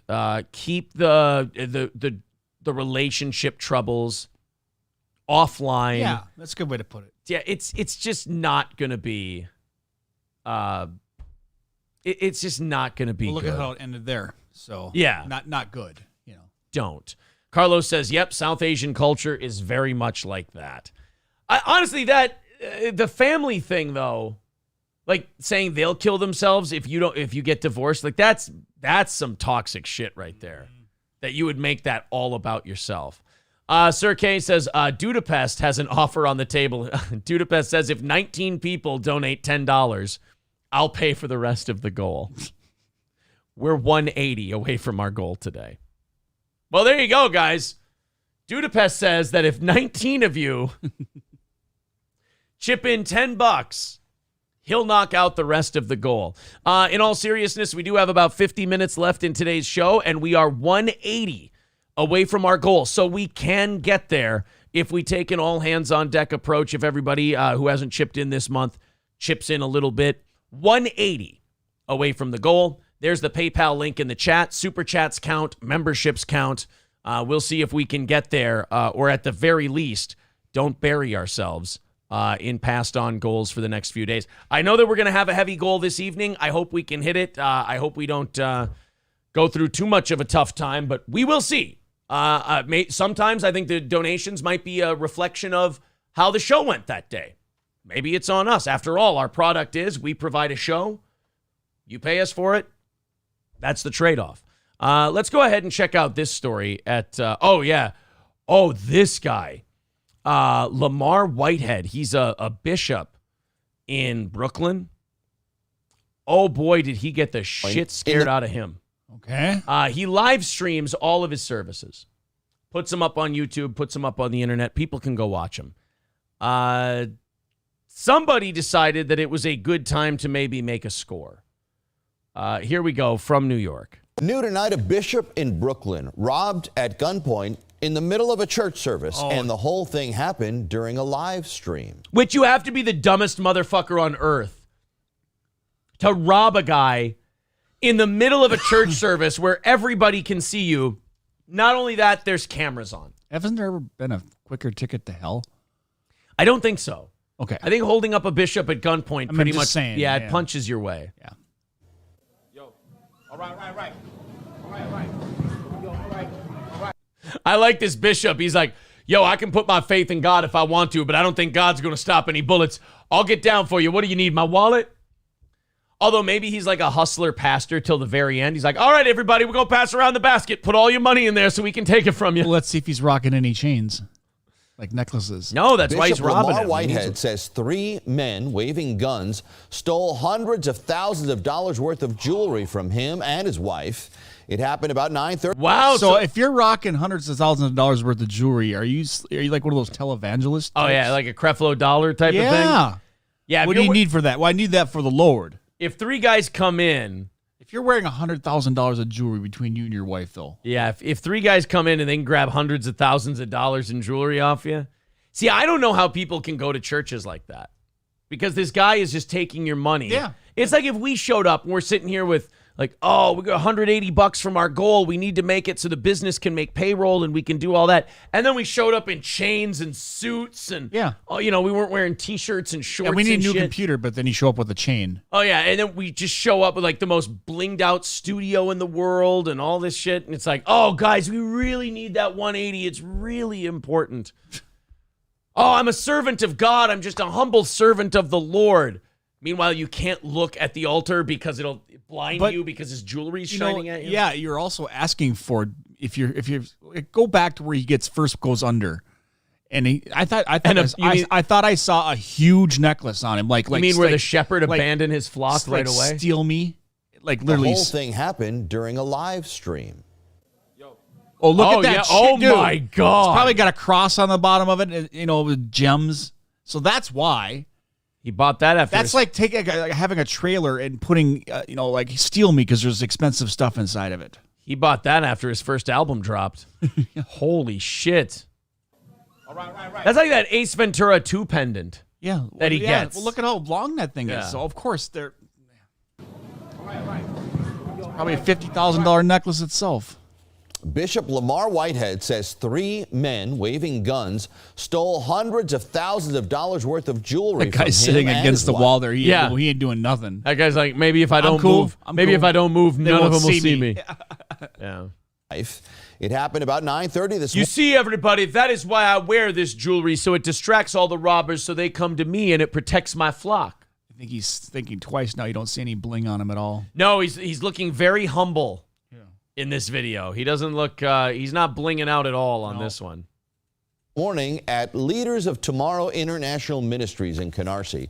The bishop says he worried the thieves were coming in to shoot worshipers. And when I see them come into the sanctuary with their guns, I would have got down faster, but I was weighted down by all my jewels. So I didn't want to scuff my rings, so I had to get down on the ground real nice and easy like. I told everybody, get down. Everybody just get down. Get down! And then everyone started dancing. Yeah, it was really weird. Dun, dun, dun, dun, dun, dun, dun, dun, dun. It's very Peanuts-ish. Yeah. All right, everybody, get down. Oh, hell yeah, Pastor. Like, no, you dumb motherfuckers. On the floor. Get down. No, on the floor. Oh, yeah, to the window, to the walls. You guys are dead. To the floor and do the dinosaur. Took my watch, took my jewelry, took my... Everybody, hey, open the door. Get on the floor. Wait a minute. Now, everybody walk the dinosaur. Why does court have anything to do with this? Why did they take the jury? Oh, they took the jury? How are they going to convict Derek Chauvin? Yeah. I just get out. Took my watch, took my jewelry, took my... I didn't know you got your own personal They found him guilty. Yeah. But they didn't take a witness. Hallelujah. They took my ring. They took my Rolex. I looked at the brothers, said, damn, what's next? Bishop's ring. Took my wedding band. They took... And Why then are they weddings took my banned? They're not allowed They took my anymore? bishop ring. I didn't know they gave out rings at the Holocaust. I didn't know they didn't allow weddings anymore. Bishop's cross. Police say the thieves drove away in a white Mercedes. If Bishop Whitehead looks familiar, Well, they can definitely afford a he ran Mercedes. for Brooklyn Borough President last year. So he's run for office before. Well, maybe we dress a little lighter for our future sermons. Hope he had insurance. Yeah, just a little lighter for our next one. What do you say? Chops Talk with a $10 super chat says, for the challenge. Well, we certainly have a challenge going on right now. We are 170 away from our goal, and we are 40 minutes away from the end of the show. There you go, guys. PayPal link in the chat. Super chats, memberships, 170 away from the goal. If we hit our goal, we go until 10:30. Otherwise, the show wraps at 10. 170 just signifies the goal we need to hit in order to break even for this show's payroll, budget, taxes, things like that. Oz, what do we got? When chemists die, yeah, they bury them. Oh, you know what? I don't hate that one. That's kind of cute. I like a barium joke. Yes, it's all right. I'm warming up to these shitty, awful, disgusting dad jokes.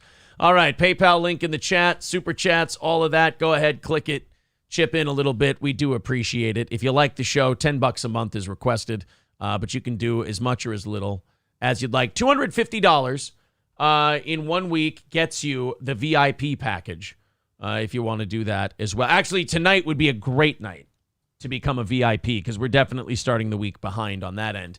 Danger Bear Wolf Turtle says, I was just going to type that Warren G reference, but you said it faster than you could type it. Yes! Got you, bitch. Here's a creepy little fucker who should probably be DDT'd in the middle of his street. Some kid decided to dress like Chucky. Yes! And scare the shit out of his entire neighborhood. Oh, that's really good. Good for him. No. If That's I find that amazing. kid in my neighborhood, he just gets the living shit beat out of him. It looks really good, actually. I know. And it's like a little kid with a giant head, so it's extra creepy. Can also go for Halloween as Carrot Top, too. It kind of looks like both of them. Yeah, equally scary. Chucky, Carrot Top. Yeah. Chucky might be real after all. That is, if you take a passing glance at these photos, which certainly make it seem like he's alive and on the move. A 5-year-old boy named Jackson has been freaking people out in Pinson, Alabama this month. Boy, you get bored in small-town Alabama, don't you? Play? Roaming the streets for a neighborhood watch that he apparently likes to do in his costume.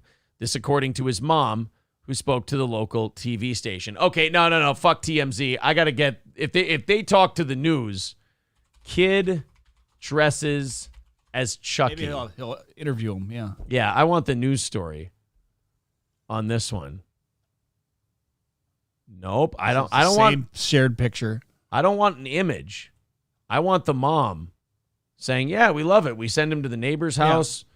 He sticks them up at gunpoint." I mean, it is. Here's the scary part, though. You're sending a 5-year-old around town. So how small town is this? You get somebody to freak out to probably pull a gun or something. Yeah, like what? Yeah, I mean that could fuck you up. Can't mess around with that stuff like that. People who actually believe that scary movies are real.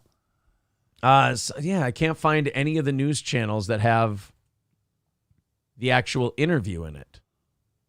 Yeah, all I have is the photos. The same 2 photos. Shit. Well, anyway. Walden and her colleague thought they were hallucinating for a moment. The Chucky, though, wasn't a mirage. He was waiting on the car to pass, staring at them intently as the vehicle rolled by. He's even got the whole mannerism down. Good for him. With a closer look, they saw the figure had taken his mask off, slipped it back on when he'd seen them coming back. We took some pictures of them, Walden said. We thought it was so funny. So it got posted to Facebook. It took off from there. Dear parents of the little boy in the Chucky costume in Pinson, she wrote jokingly, get your kid. I almost had a heart attack. Watch, the mom didn't do this as a joke. She really wanted to fuck with her neighbors. She's like, oh, so they're not taking it seriously, son. Yeah. Well, then I tell you what, we're going to give you this butcher knife. Carry that around and just hold it up as you walk around the neighborhood. Go stare in somebody's window. Let these people know that we ain't fucking around over here. Electric Shoes says, one kid I'm definitely sending my pit bull after. Yeah. I mean, I can't say that I blame you. Raven becoming a member for their 3rd month. Thank you very much. What about me? What about Raven? Thank you very much for that $5. And that's going to bring us $5 closer to our goal, which is now at 165 with a little over a half hour left in today's show. Brian M. says, how much for the OG VIP dues? I probably have to re-up. There's no re-upping for the VIPs. But the audience is trying very, very hard right now to patch together that goal. I think it's all been done with small donations today, which is really, really awesome. We've just got 165 to go. We're about 2/3 of the way through our goal today. 9:23, so that means about 37 minutes left. PayPal link in the chat. Super chats and memberships count as well, and we'll give you a half hour of overtime if we knock that goal out. So what happened? Did they hit the kid with the car? Did they fuck him up? Did they take him out? Right. What do we know? There's got to be a story. Yeah, there's got to be some kind of terrible ending. Oh, no, take that bunny away from that kid before he strangles it to death. Yep. We actually got a message from people asking for him to be at their kid's birthday party. Right, because it'll entertain the adults and the kids will be scared shitless. Yeah, I was going to say, that's not a good thing to do for kids. Terrifying for a child. I'm into it, though. Just make sure you film it. Yeah. Someone says, are you going to wear the vest when the goal is reached? Yes, more DSP references. Whitehead looks more like a blackhead due to pests. Jesus. Behind in the chat a little, are you? Oh, man. I don't know if that kid could make a little extra dressing as Chucky for birthdays. That's what you do, though. Like, a lot of these parents want to be like, hey, put your kid in the Chucky costume and send him over. The mom goes, yeah, that'll be $50. Oh, yeah, absolutely. Not doing that ourselves. Oz, tell them about AP Lasers, your company, laser engraving, all of that. I'll be back in a couple of minutes. Okay. You spelt it wrong. Ozzy with an S. He did it with a Z. APlasers.com, or you just go to Facebook, AMP Productions. You can see all the latest stuff we've been doing. Just did a big gun show this weekend at Zimmerman, actually at the fire department. So it did lots and lots and lots of weapons. I did a lot of slides, people putting everything from skulls to names when they're given their weapons as a gift. A lot of AR lowers. I do all that kind of stuff. I mean, I'm not just limited to firearms, but 90% of what I do is firearms. We also have, the tumblers. I can make those too, and those come in like 16 different colors. They're actually on sale, or for sale, I should say. Well, they are always on sale, but at the Steel Toe merch store. So you can get the Steel Toe logo on there. Something to have. Other than that, how's everybody doing? Good to know. Did you run out of shit to say? God. In the last 5 seconds, yes. Damn it. All right. Sorry, guys, if the show lagged there a little bit. I had to go pee in the potty. Gonna empty the main vein? Yes. 165 away from our goal. Super chats, PayPal. You know the drill. Hopefully we can get there today, and we don't have to spread that out through the other morning shows. Thank you guys very much. To those of you who have chipped in, thanks a million. 10 on PayPal, probably another dozen or so on Super Chats. We appreciate that. Amora Silver Spark with a $5 Super Chat says, seeing a bishop with a lot of bling on him is like seeing DSP with his expensive gaming console and boxes behind him. We are not the DSP channel. I like making fun of him, but it's literally 20 minutes a week. But yes, DSP is fucking hilarious, and I get why you would make jokes about him all the time. Trucker 18 Wheeler with a $10 Super Chat says weekly dues. That's going to bring us to 155 away from our goal today. Thank you, Amora and Trucker 18 Wheeler. Let's fucking rally and get the rest of it. What do you say? PayPal, Super Chats, memberships. Let's knock this thing out so we can just focus on doing a great show for you, and we don't have to be dirty, filthy fucking beggars. It's the least favorite part of my job, but hey, gotta be done. Gotta get dirty. 155 away from the goal. Oz, one for Amora, one for Trucker, and then we'll get into a couple more stories here. All right. Jokes about German sausage are the worst. I asked, didn't I? I did ask. That is 100% my fault. So I took a class trip to the Coca-Cola Museum. Oh, yeah? Yeah, I hope there's no pop quiz. Oh, guys, make sure you also hit the like button on this video so it can get shared around. Make sure you're hitting like. Make sure you're subscribing if you like the show. This part always pisses me off when I have to turn this off and turn it back on again. There we go. Hit the subscribe button, smash that like button, and click the bell to get notifications. Midland Armory in Foley, midlandarmory.com for your firearms needs and much more. Midland Armory can deliver right to your door. That's Midland Armory in Foley, midlandarmory.com. And Old Capitol Tavern, 2 North Benton Drive in Sauk Rapids. Delicious menu, great cocktails, 50 beers on tap, 240 bottles of whiskey, and like I said, lunch, dinner, and brunch on the weekends. the best food in central Minnesota. Old Capitol Tavern, 2 North Benton Drive in Sauk Rapids. oldcapitaltavern.com. Dave says you should be holding a shopping cart or a sign that says we'll do dad jokes for donations when begging. Yeah, that word begging it's definitely hack, but I just embrace it because people like to say it. It's like, hey, we do a show, we do some stories for you, and then we go, hey, a couple of bucks, hit that goal. What do you say? Not really begging, but okie dokie. Yeah. I get the funny jokes. Dave says donations are low because you're approaching the begging aspect of hosting with a meager 1/4 attempt at professional begging. Thank you, Dave. Oh. Chop says, let's keep this train going. No dad joke needed. There you go. 145 away from the goal. There it is. Marie says, begging is hack. You're a hack. What's the issue here? I thought Maurice was a fan. I really did. Oh, well. That's all right, buddy. We pissed you off somewhere along the line, I guess. Sorry about that. 145 away from our goal today, so we are getting tantalizingly close. Hopefully we can get the rest of that dropped in the next half hour. This story is fucked. A guy in New York City got hit by a car in broad daylight. Somebody ran him over, launched him into a light pole. And what's something in a nice neighborhood you would expect people to do when they see something like that? Administer first aid, call 911. Yeah, like go help. Right? Go help would be the simple answer. Go out there and help out a little bit. Would you think that it was maybe unprofessional or maybe unneighborly to go through the person's pockets while they were lying there injured after getting hit by a car? Okay, I've seen this in a movie, but not in real life, no. Riz Digga says, hey, can you go through a show without mentioning DSB? I'd fucking love to, Riz Digga. It would be great. It's the chat who mentions it. Oh, my God. I got to say, the chat has been funny in times today, but we have had some really cunty people who woke up fucked up today. That's for sure. Pseudo Tablehead with $10. Dad joke. How do you top a car? Tap on the brakes, stupid. Fucking dumb.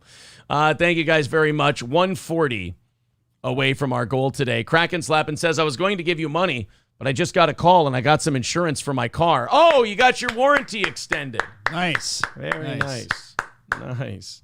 No, fuck you, somebody. No way. You're not going to get me on that. All right, let's watch what happened in New York City. If you're wondering what kind of a shithole New York City is, Exhibit A today.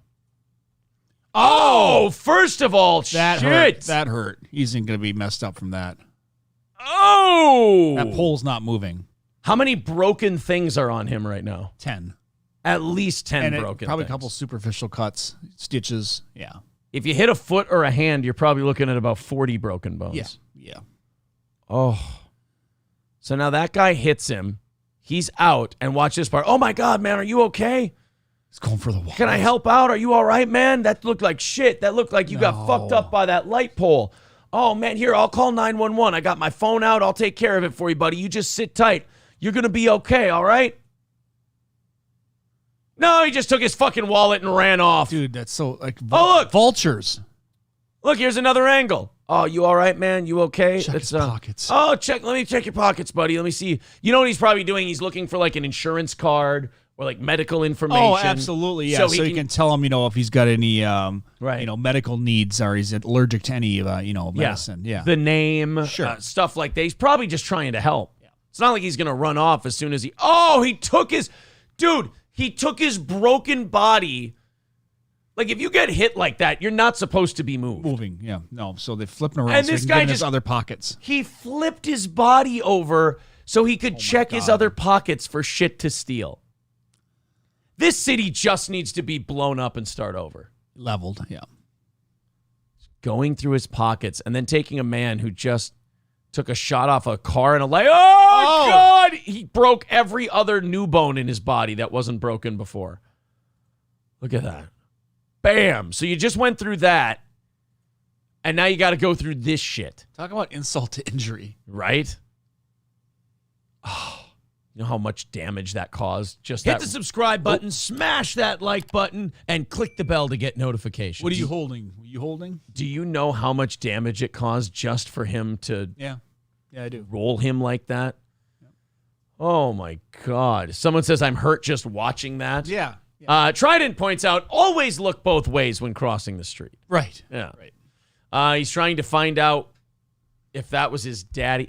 Come on with the fucking daddy jokes. I think we've worn him out today. He didn't take his wallet. He took his shoes. Oh, well, then in that case, I mean, not as bad as I thought. That's the only thing they were missing. Maybe he didn't have nice kicks. Small Town Gal says that's the same car that came back to search his pockets. Oh, did I miss that? It looked like the same car. Oh, I thought it was a light car that hit him. It's like, so maybe he probably intentionally hit him then. And it was a dark car that that robbed him. But here, we'll watch again. We'll take a look. We'll take a look. See, yeah, and see. Whoops, sorry about that, guys. Here we are. Oh yeah, it was a dark car. Oh, it was. It was the same sack of shit. He ran out of his car after he hit him and robbed the dude. I mean, he had a yellow plate on, I think. Oh, did he? I don't know. I think so. Let's find out. See, that's a yellow plate. Yeah, that's a... Oh, that car took off. Yeah, that is a different car. Okay. Yeah, that's a different vehicle altogether. It did look similar, but yeah, different plates. So a different guy did drive up and then robbed him. And turned him. That turning him over, dude. You just hear bones crunching when you're moving because they're already broken. Oh. Yeah, you're just hearing the fractures all snap. The If he wasn't paralyzed, he is now. The criminal who clipped this guy ran a curb at an intersection and sent him flying, then ditched the scene. Meanwhile, the people in the area didn't call the cops or film the criminal's license plate, but instead ran over to steal the victim's valuables. Can you fix that city anymore? No. Like, I know that new mayor is like, oh, come on, crime's really bad. We got to focus on this crime problem. We got to get this taken care of, you guys. Rah, rah. We can do this. But I don't know. Too much GTA, yeah. I just worry that it might be too far gone. That's very true. In New York. That sub button is getting harder than that dude in the car. Sub button is getting hit harder than the dude in that car. Oh, okay. Thank you, Whooper World Order. Give the show a month and then see if you want to start contributing regularly to the program. Hit the subscribe button, smash that like button, and click the bell to get notifications. That man is just dead. No ifs, ands, or buts about it. Yeah, I wonder. It doesn't say in the story if he died or not. It wouldn't surprise me if he was. He's not walking again. Yeah. Well, it's crazy. They stole my wallet. It was a nice one. Turns out he had the rest of his days sipping through a straw. Yeah. Two things never happened again. That man never called 911 again. Yep. And that man never walked again. KF does say last update, that guy was in critical condition. I don't know. I wouldn't be surprised if he didn't make it. Yeah. That's for sure. Dave says, why do people say smash the like button? It's what the kids say. It means hit it hard. It means you see that thumbs up, click it with some gusto. Give it some gas. Dave, come on. Don't just click it like a fucking bitch. I mean, really lean into that thing and hammer it. Smash it. You've got it. I mean, do you need to be told again? Hit the subscribe button, smash that like button, and click the bell to get notifications. Does he look like a bitch? And we're 140 away from our goal today, guys. So we got 20 minutes left in the show, and we're close to that goal. With a few more of you chipping in, we can hit 140. Jeff says, what's the money for? Real question. Our money? I got this guy working for me. I got Johnny working for me. I got Corey working for me. I got April working for me. Taxes on a business are a fucking bitch. We have prizes that we give to the audience every single month. I mean, do you need to know all our expenses? The electronics expenses? It's in the 5 digits every single month. The expenses for this show. So I don't look. You guys have the generosity of giving this show money and keeping it on the air, so I have no problem telling you what we have to spend that money for. I'll tell you this. I take a salary from the business. That's it. There's There's no extra anymore these days since gas has gone up and food has gone up. There's paying the bills and maybe having a couple hundred at the end of the month to save up if we ever need new equipment. It's the dog days for Steel Toe. Never had more people watching us, but just when you run on donations, you're kind of a slave to the economy, if you will. So I hope that satisfies you, Jeff. I hope that's a productive answer and that helps you. One thing I do want to tell people who might be new to the show, it's not like these other fucking internet worms who just take all the money and go, mine, and just put it. We have a corporation. It all goes into that, and we pay people out of that. So that's basically whatever you guys are willing to donate, that's what we're willing to produce for a program. And I don't mind those questions. Obviously, if you're going to run a show based on donations, people have a right to know what they're transparent. Yeah, people have a right to know what they're donating for. So 140 away from the goal today and 20 minutes left in the show.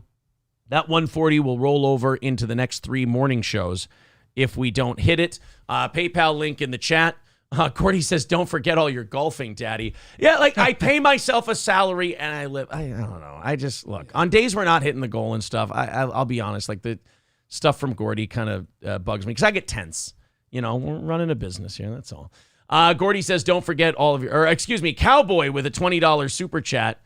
We get 15 of that. He says, love the show, been listening since the early radio days. Thank you very much, buddy. 125 away from that goal today. You know, what's that song? Ain't Too Proud to Beg? That's me. I want to do this for a living, and I want to keep my guys with me, and that's really important to me. So, you know, if we're really short on our goal one day and I got to ask a little more than usual, hey, people don't like it, they'll bail, and so far they're not bailing, so that's nice. Oz, go ahead. Fire one up for Cowboy. How does Moses make his tea? How's that? He brews it. I don't get it. Brews it? He brews. Oh, Hebrew. Oh, Jew. How do I not get a Jew thing? How do I swing and miss on the Jew shit? It helps if you read it, though. Oh, my God. He brews it. Son of a dick. They should take the S out of there and just say he brew it. Yeah, that would maybe be a little better. But hey, let's not judge the dad joke. No. How dare we? So that puts us 125 away from our goal today. Again, there's the PayPal link in the chat. Super chats and memberships. Welcome. Someone saying that joke went over my yarmulke. Yes, it indeed did. You want to watch a guy catch a lake sturgeon with his bare hands? Oh, yes. Let's go ahead and watch. This will make me feel good today. This will be a fun little thing. So this, first of all, looks like a guy who catches fish with his bare hands. Yeah, he looks like he goes noodling or cat noodling, yeah. Whatever they call that, when they go the catfish. It just looks like there's some people that the way they catch these things, and I don't know if sturgeon are the same way. Like sometimes people are able to just grab one and pull it up, but don't people like let the fish eat their arm basically? Yeah, that's when they do that catfish thing, but apparently they don't have teeth, but it scrapes their arms all up though. They go in they're in a den or something like that underwater, and then they'll just reach in there, cat noodling or whatever they call it. It doesn't matter. I watched a girl do that one time. I'm like, not interested. Yeah. Could you do it with my dick? Would you hit it? No.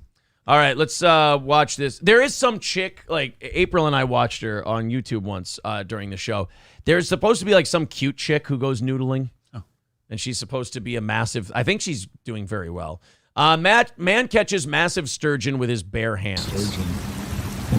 See, I wish we lived in like medieval days where after this guy did this, you had to suck his dick. Like after he gets a sturgeon for the whole village with his bare hands, he has to be fucked by every maiden in the village.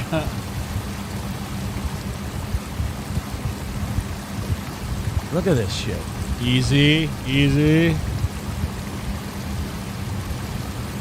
So what do? You just find where they're chilling? I don't know what they're doing yet. And then you just stick your hands in there and hope he wants to eat you? I don't know. Don't sturgeon have sharp-ass teeth? I don't know either. I'm thinking of muskies. Muskies have sharp teeth. This is fucking awesome. No way.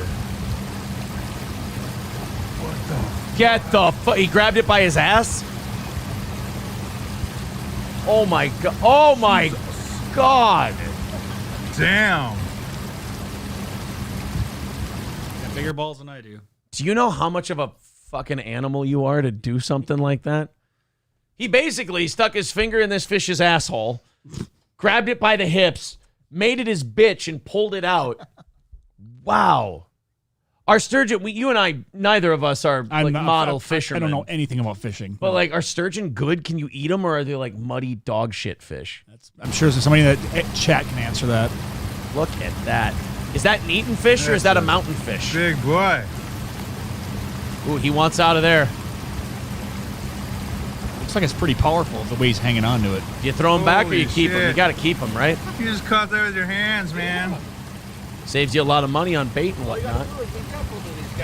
Oh, is he going to put him back? Oh, yeah. There you go, buddy.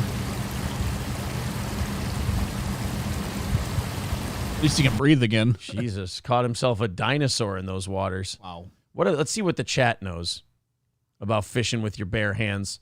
Small sturgeon, not impressed. Suck a dick. No rough fish. Sturgeons are good. Sturgeon are very good. They are good to eat. Okay. And he did it with a cig in his mouth, right? Bears can slap the fish out of the water. If it's pregnant, he can make thousands. King Kong Dong says Aaron knows more about the hood than fishing. Well, I am streets. Yeah, he did. He had the cigarette in his mouth, and he was able to catch a sturgeon. Remember that guy who saved that dog from the crocodile and came out while smoking a cigar? Oh, yeah, that's right. He was smoking a cigar. Yeah, and he took on a crocodile in one. They're saying Hannah Barron is the chick who does fish noodling. All right. Let's see. See if I get catfished by her. Yeah. Oh, she's the one who looks uncomfortably young. Catfish noodling, how to clean them. Now we want to watch you. We want to watch you catch them. We want to watch you cook them. River fishing for. Okay, so her. Here you go. Yeah, that's a pretty fish. He's skin out. I see he's bleeding. Okay, I love this guy. First of all, I love the narrator guy. Hey, do you think they filmed at this angle for a reason, Oz? Yeah. I need you to wear as little as possible. Yeah. Now I want you to be comfortable when you're in there fishing for catfish.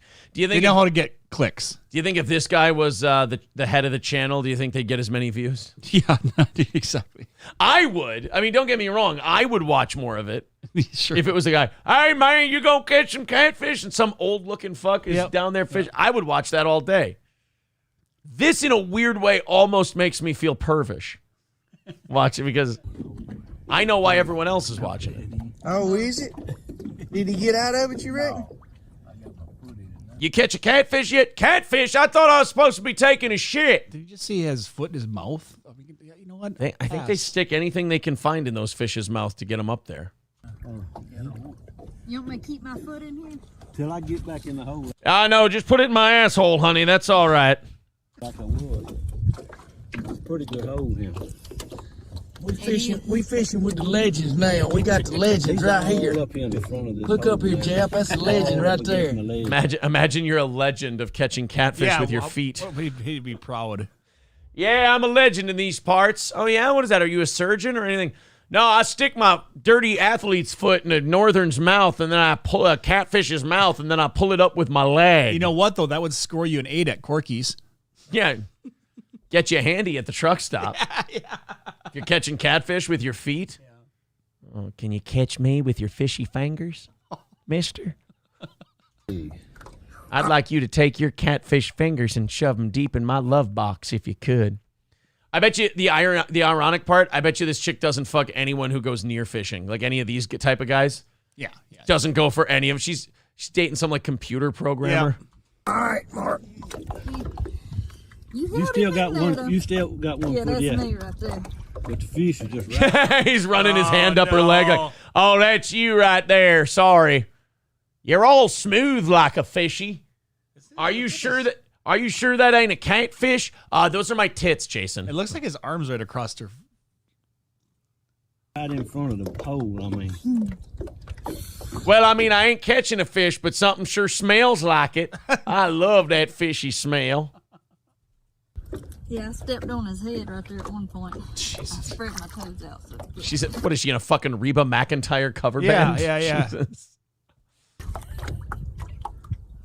You can. She got about a 16-inch spread on them feet, man. It's unbelievable. Well, you should see my pecker, Hannah. You think a 16-inch fish is impressive? Wait until you've seen an 8-inch dick. And I'm a girthy sumbitch, too. Like, how many times does she have to yell cut and go, guys, can we keep this to fishing, please? I get it. My tits are out, Take okay? 37, yeah. I'm fucking working here, boys. Y'all got to see that. Look at her pull. This guy could absolutely be filming this guy fishing. He is just locked in center of the video right on the tits. No, you can see what's going on there. She can go off after a while. Oh, he's going under. I thought she was going to go get it. All of a sudden, she goes, oh, my pussy. Oh, what the fuck are you doing? Sorry, I nibble like a northern do.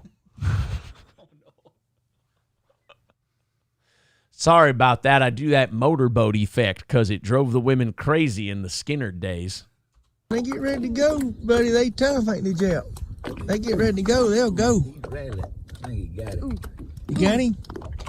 Comes up with a dead body. Oh, yeah. He's like, I brought y'all something. He's still wearing his rings. Feel like he's got him good?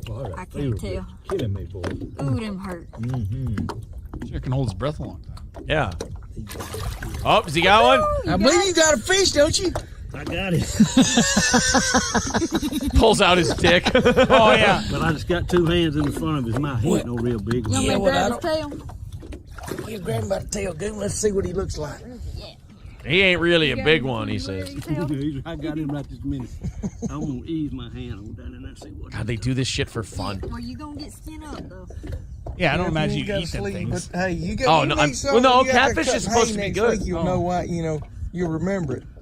So I had to do that right there to try it. Now you got to about pull one gill, sort of tilt it forward so you don't mess it up. Come on, I want to see the fish he caught.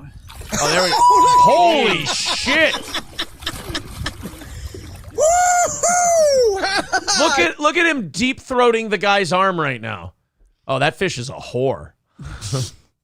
Right. Hey, that's a big fish. Yeah. Look at him. Yeah, that's a pretty fish. He's skin up.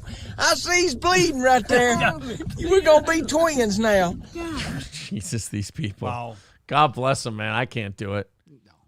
Good for them. Dude coming on that face harder than a salmon. Jesus Christ. I have a friend who posts on Instagram and Facebook who does fishing from a boat in a bikini most of the year. Her day job is working at a salon, but she makes more from the bikini fishing photos.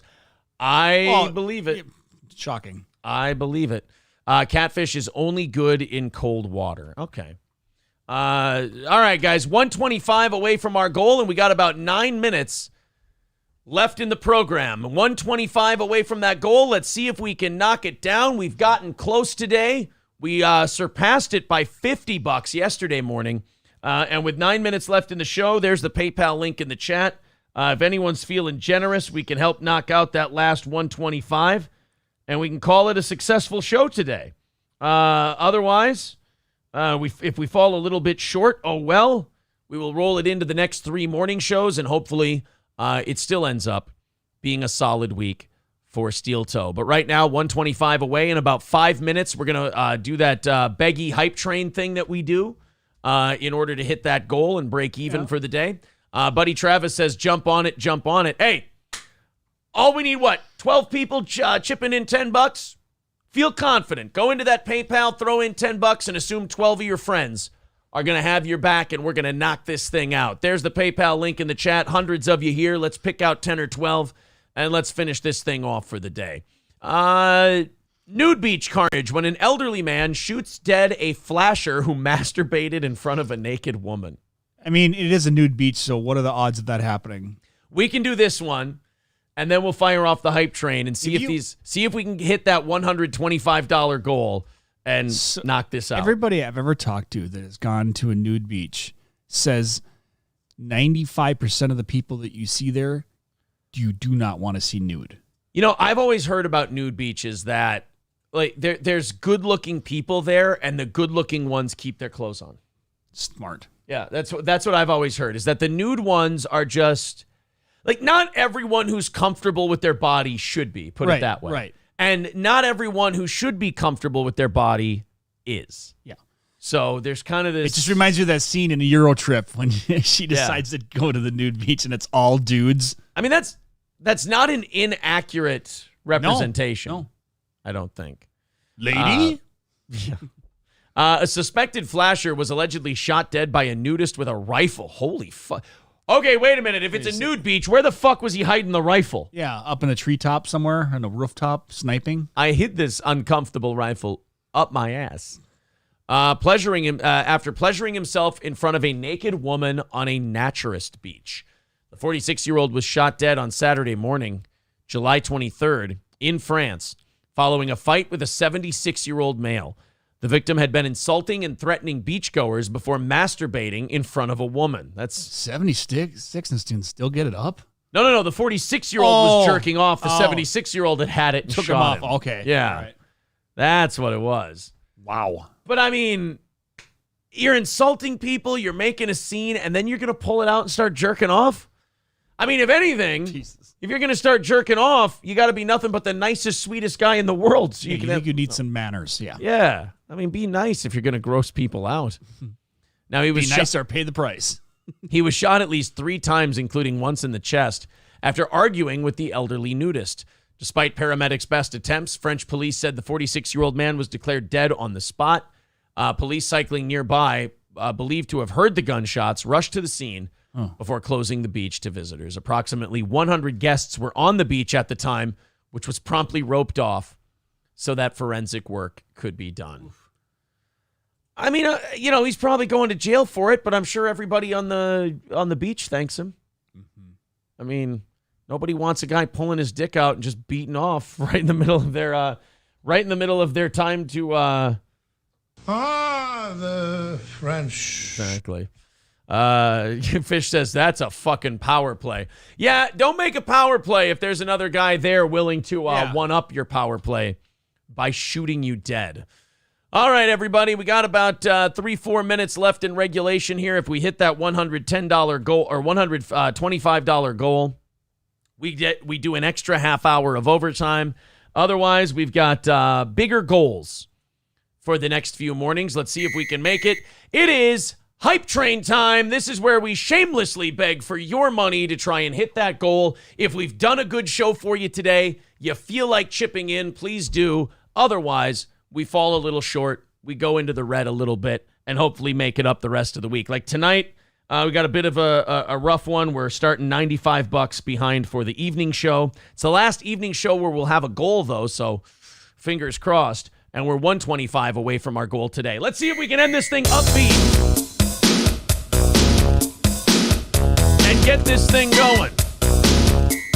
Let's see if we can knock out that 125 and call it a successful day today. There's Bigfoot is Real with $20. That's going to knock us down 15 because super chats are 70%. Thank you, sir. 110 away from our goal today. So the hype train has started off strong.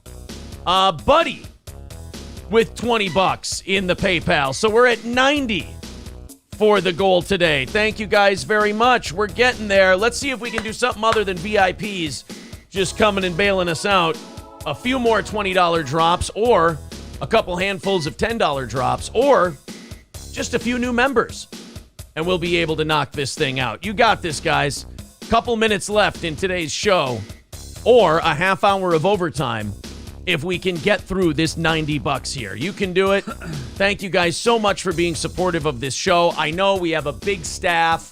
We have for a show our size, we have no business being able to do the things we do, but it's all because of your support that we're able to do them. And right now we are just $90 away. So worst case scenario, we add $30 onto the goal of each morning show. Or we knock this thing out. There's posterior attention with another $19.99. That means $75 away from hitting the goal today. And we've got another about 2.5 minutes left in the hype train. Need Trump with 20. That's going to knock us down to 60 away from our goal. We're getting there. Thank you, Need Trump. He says, here's a donation to your electric bill. That's the electric bill gets paid out of the salary. That gets paid from me over here. I can't throw more things onto the business budget. Just, paying the business stuff is enough for what we're able to bring in here. $60 left in our goal today. There's the PayPal link in the chat. The hype train is going. Let's see if we can finish her off here and get to that overtime. A minute and a half left and $60 away. I think we can do this thing. $60 is tantalizingly close. We will see. I'll keep checking PayPal. We got super chats, memberships. I think this is a very doable thing here. We've got about, what is that, a minute 15? Yep. A minute 15 left to go. Nathan says, just got here. Start over. Okay. Oh, okay. Oh, for real. Okay. Oh, we also have an interview today with Review Tech USA at noon. We're going to be streaming that. What's their deal? He's the guy who tried to give DSP his computer. Oh. He's also a YouTuber with a bunch of this will be subscribers. interesting. We'll talk about his channel. We'll also talk about his experience with old Phil. You guys paid for that. You went $100 over the goal last week, and so we're giving you an extra stream. So we'll have him on for a half hour at noon. Posterior Attention says, you poors better get going. I wanted some overtime today. 30 seconds left in the hype train. $60 away from our goal. $60 away from the goal. Nothing coming in. We got a few seconds left. We've got about a minute left in the show here. We'll let this go another minute. Then we'll hit 10 o'clock. The show will be over. We're at $60 away from our goal. Let's see if we can hit that. Oh, it just takes a few people holding hands and doing it together to knock that out. But it looks like we're going to come up a little bit short. I do want to say I appreciate everyone digging as deep as they can the way things are right now. Yep. It does mean a lot. We are hanging in. I mean, this show is the little engine that could, man. We are hanging in there. Thank you very much to Balls Deep and Cowboy. That's going to be $30 away from the goal. And I'm going to make an announcement. Overtime will be done on credit. We're doing overtime on credit today.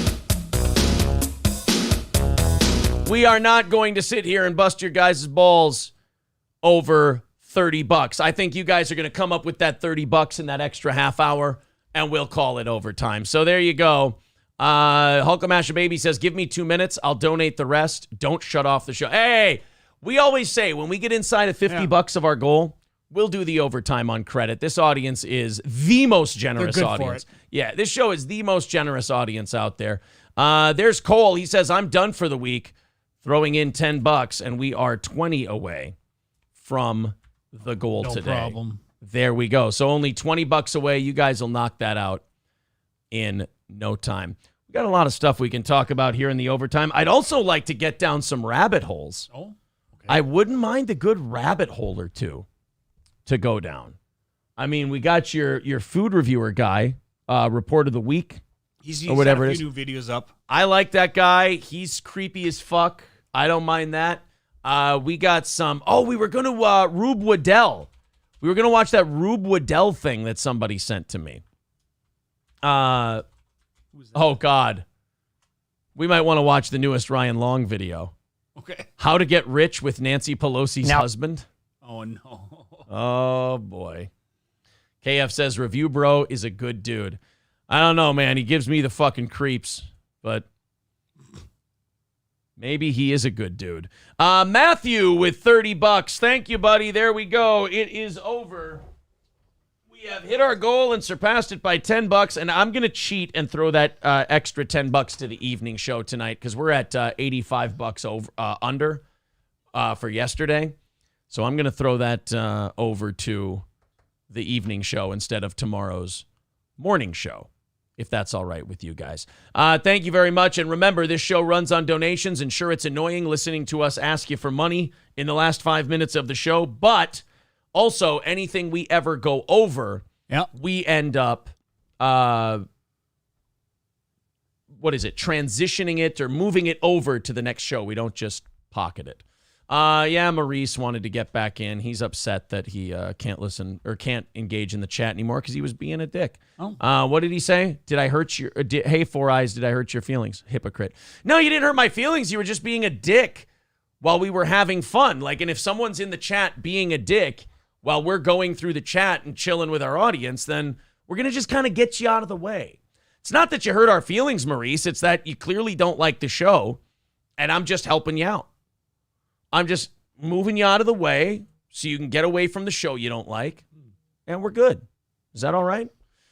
Corey with $30. Thank you very much. That's from, he says, you're welcome, pores. And that's going to knock us down to 55 over from yesterday's evening show. So thank you guys very much for the generosity. Very much appreciated. All the super chats, all the PayPals, everything else. And you even got this evening's show to a more manageable number. So doing very well. It was a late rally, and we appreciate every bit of it. How to get rich with Nancy Pelosi's husband. You want to watch a little Ryan Long today? Yes, I do. Now, if you're new to investing, you're probably sitting at home thinking, Paul, how did the Pelosi household constantly outperform the S&P 500 even when other firms were getting destroyed? How does your wife have a salary of $223K and a net worth of $120 million? That is a good goddamn question. Insider trading. If you sign up for my masterclass now, I will teach you how to buy low and sell high by implementing my tried and tested formula of marrying Speaker of the House Nancy Pelosi.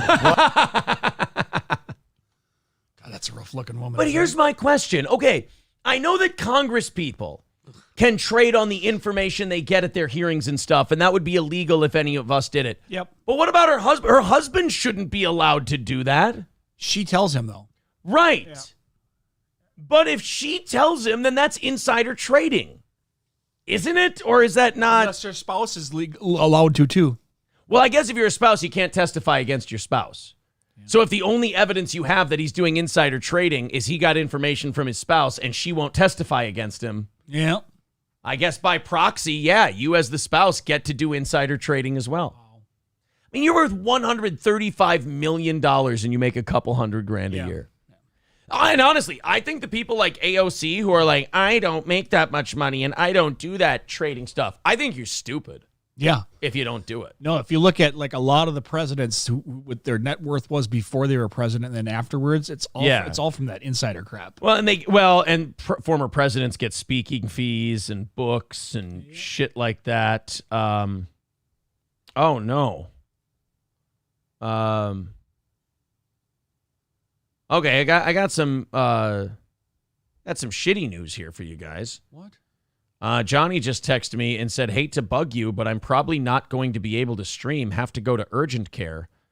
Please let the audience know, as most of my audience is from you. Well, that sucks a dick.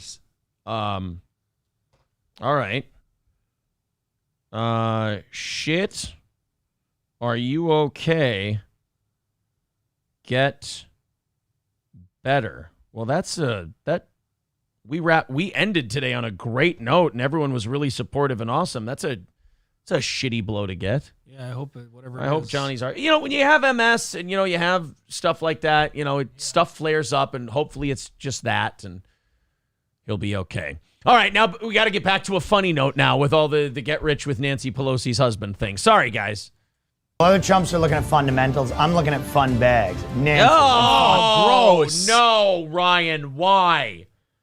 Don't get me wrong. Ryan Long is hilarious. Yeah, he's but there very goes funny. My images. No, they're going to be stuck in it's burned in there. That was a retina. Cruel thing. I know that when he put that picture in there, when he was putting this video together, he laughed his fucking balls off because he knew exactly what was going to happen. Oof. You son of a bitch. Oof.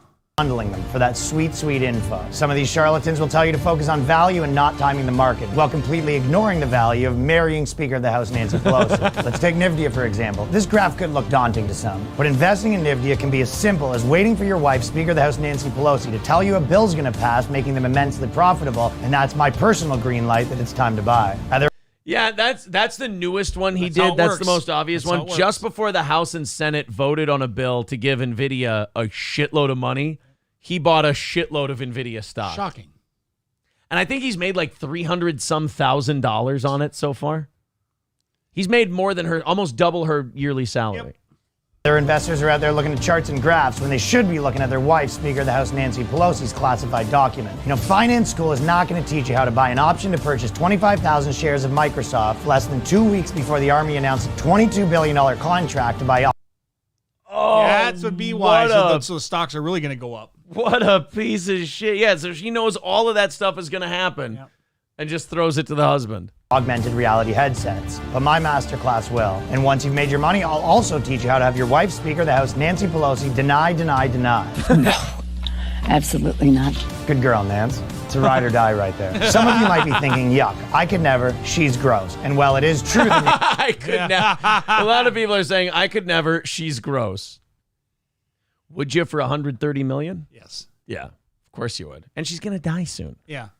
Nance and her guns are taken, our investment course will offer a detailed list of all Congresswomen's whereabouts at all times for you to take your pick and try to wed one. Congresswomen like Susan Bonadici, or you're going to be Ricci, or let Rosa DeLuro. Oh my God. Boy, he's really finding the good ones, isn't he? That's a person who makes our laws? No.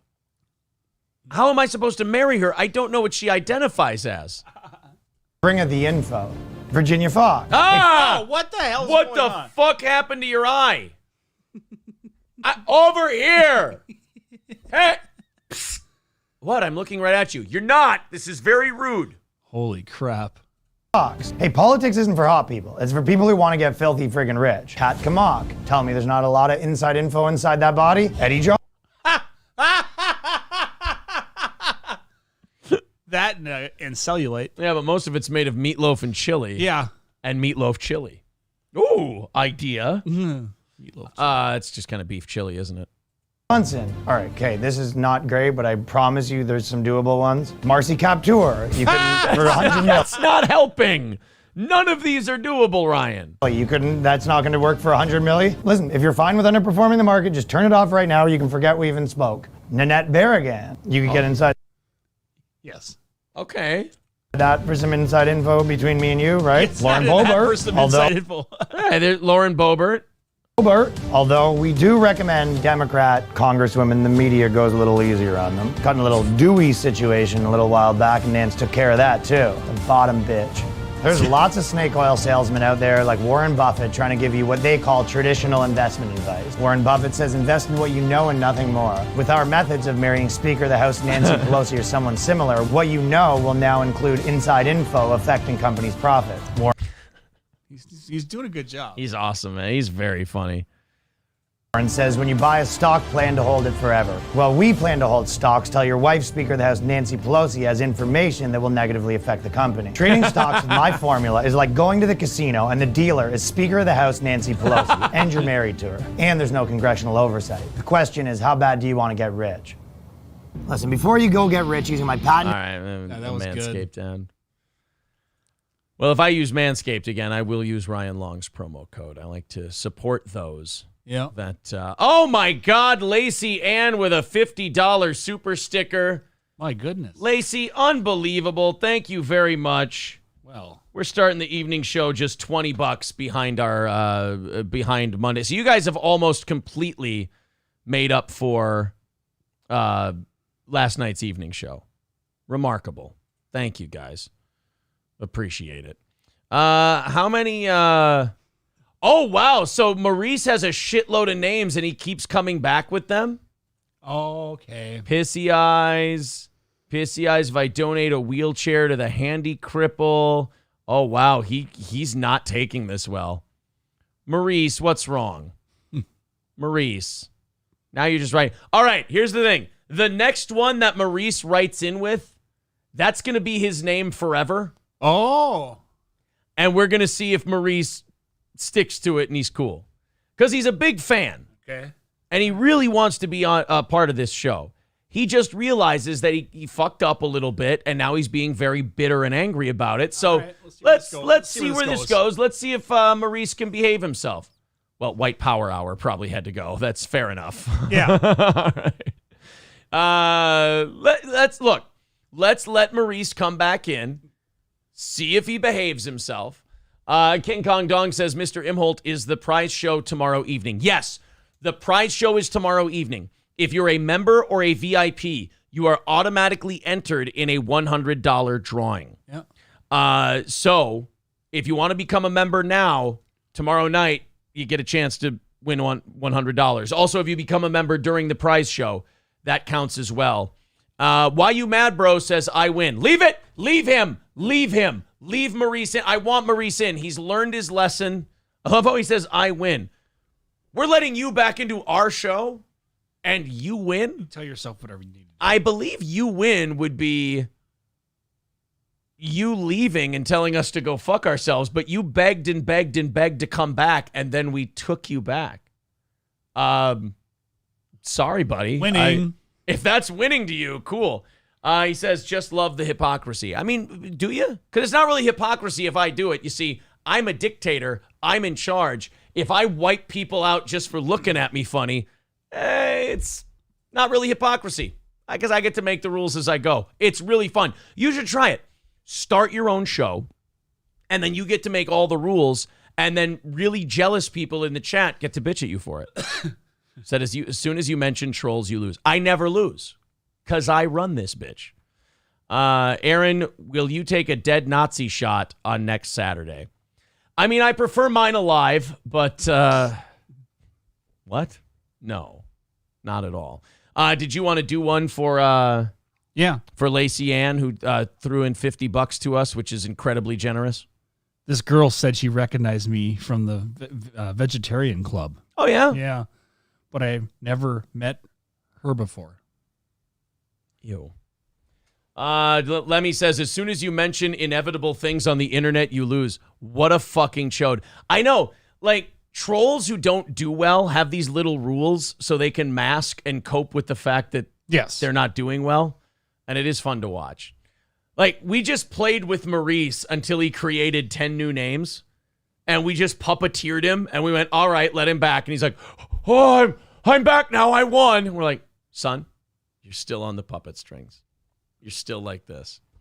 All right. So we have Ron, not the Pride show. The prize show is coming up tomorrow night. Prize show. So there's no goal on tomorrow evening's show. All right, I got a couple of stories we can still jump into today. Nick Cannon just had his 8th kid with the 5th different woman. And not only did he just have his 8th kid with a 5th different woman, but he also is waiting on his 9th one. So that cannon's loaded, huh? To be born. Yeah. Nick Cannon, he's fucking busy, man. Yeah, obviously. He is a busy man.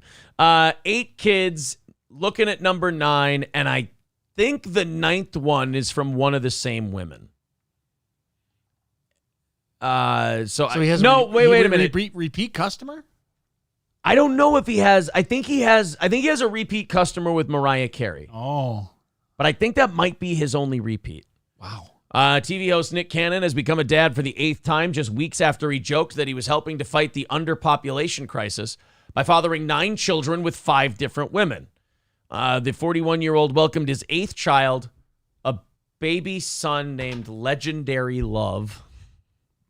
He's got to be pretty busy. That's a lot of birthday parties to go to. Do some people just have kids so they can have like a decoration? Like, do some people just have children trophies? Yeah. So they can have a fuck trophy? Because you don't name your child Legendary Love. Legendary Love doesn't become a famous lawyer, politician, attorney, accountant, CEO. All right, ladies and gentlemen, to discuss this quarter's earnings, we have Apple CEO Legendary Love Cannon. Hey, how can I get my kid to get his ass kicked every day in school? Name him Legendary Love Cannon. Yep. Or tell them your dad's Nick Cannon, and they'll know your dad's soft, and you can... Actually, you know what? People got to stop saying that shit about Nick Cannon, because actually, Nick Cannon went on a podcast. I think it was his podcast or somebody else's, and he was talking about how, like, yeah, the Jews don't want black people coming up, and they've been... Farrakhan warned us about all that, and this, like, he got like Malcolm X-ish on a podcast one time. Okay. And like they wanted to take everything away from him. They wanted to fire him from everything he did, and they wanted him to apologize and all of this. It's funny because they kind of made his point by doing that to him, because he was nice, lovable, smiley Nick Cannon, and he had all these jobs and all these gigs and movies.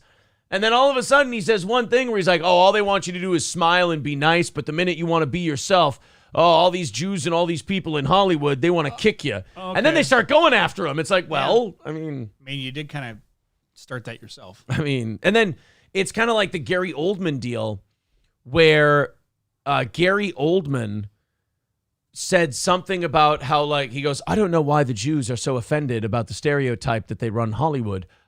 Jews do run Hollywood. And then people like, whoa. And Jews went, that is offensive. That is absolutely not true that we run Hollywood. Now apologize for saying we run Hollywood, or we won't let you work in Hollywood anymore. And then he went, the Jews have asked me to apologize for saying that they run Hollywood. They said my career could get tougher if I don't apologize. So I'm sorry to the Jewish community. Wow. Not the best way to get someone to say they were wrong about saying something. Yeah. By confirming that thing. Trident says, I remember that. All the insult to white people is fine, but once he started insulting Jews, they were outraged. Jesus. I mean, you're not wrong. Yeah. So there's that. I do want to keep you guys updated on Johnny. If you're just joining the show this morning, apparently, got some information here. It's some sort of skin reaction, shouldn't be serious. Okay, good. Oh, okay. So that's oh God. You know what? I got a Whoopi clip that just came across my apparently she said something really fucking stupid this morning. We got again? Maybe she get kicked off again. Yeah. Garrett says he sounds like a black Israelite. I mean, that he was kind of talking that way. But anyway, did we ever find out what was up with Michaela today? We never did. No, we never did. Okay. Nope. Well, Whoopi Goldberg decided to talk about Jill Biden today. Oh, great. And on The View, I'm sure they're going to be very balanced in their opinions. Oh, yes. They're really critical towards Republicans and all that, but I'm sure they're going to hold a Democrat's feet to the fire. I mean, especially when it's the wife of a president who has about a 35 to 38% approval rating. Yeah, but they'll change your mind. Here we go. Whoopi Goldberg on The View this morning. Dr. Jill. I want to see if anybody knows why this is funny first. I'm going to let the whole clip play. People hate it when I pause. I'm going to let the whole clip play. You guys tell me why this is fucking hilarious. Dr. Jill becomes a Surgeon General. His wife. Yeah. Joe Biden's wife, because he would never do it, but she's a hell of a doctor. She's an amazing doctor. She's a doctor and PhD. Why is that funny?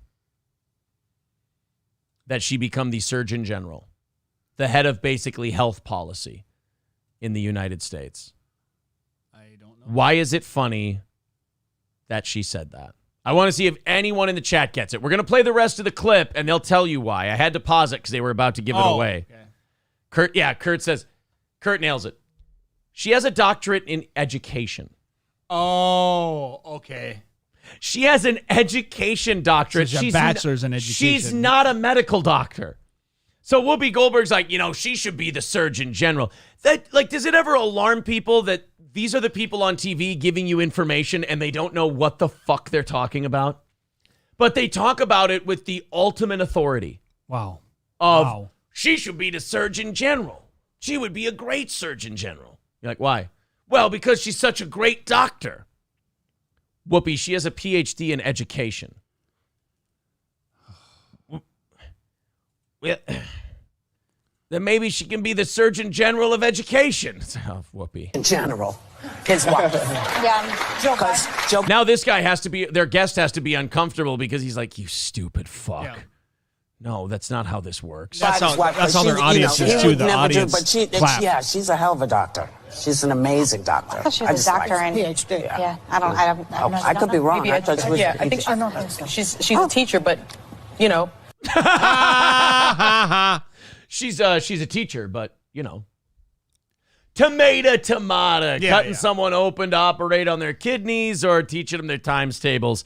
Hey, potato, tomato. Let's call the whole show off. I mean, there's cancel them. Dr. MD, and then there's a DDS. So one's a dentist, one's a doctor. Yeah, she's not an MD. No. Yeah, Stu, you're a dentist. Nathan says, my fleshlight irritates my skin too sometimes. Poor Johnny. Oh. Baggio says, she's a doctor like Dr. Pepper. That's not true. I'm always happy to see Dr. Pepper.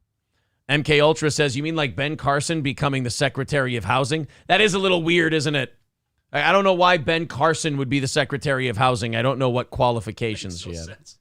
Silverwolf says, does the Surgeon General even really do anything? Yeah, sure. They put those warnings on the cigarettes. Yeah, that's true. Yeah, I mean, how would you know that cigarettes were bad for you if there wasn't a Surgeon General to put a warning on them? God, you guys, so ungrateful to the people who assist you. I do want to mention a couple things before we get to our last story today.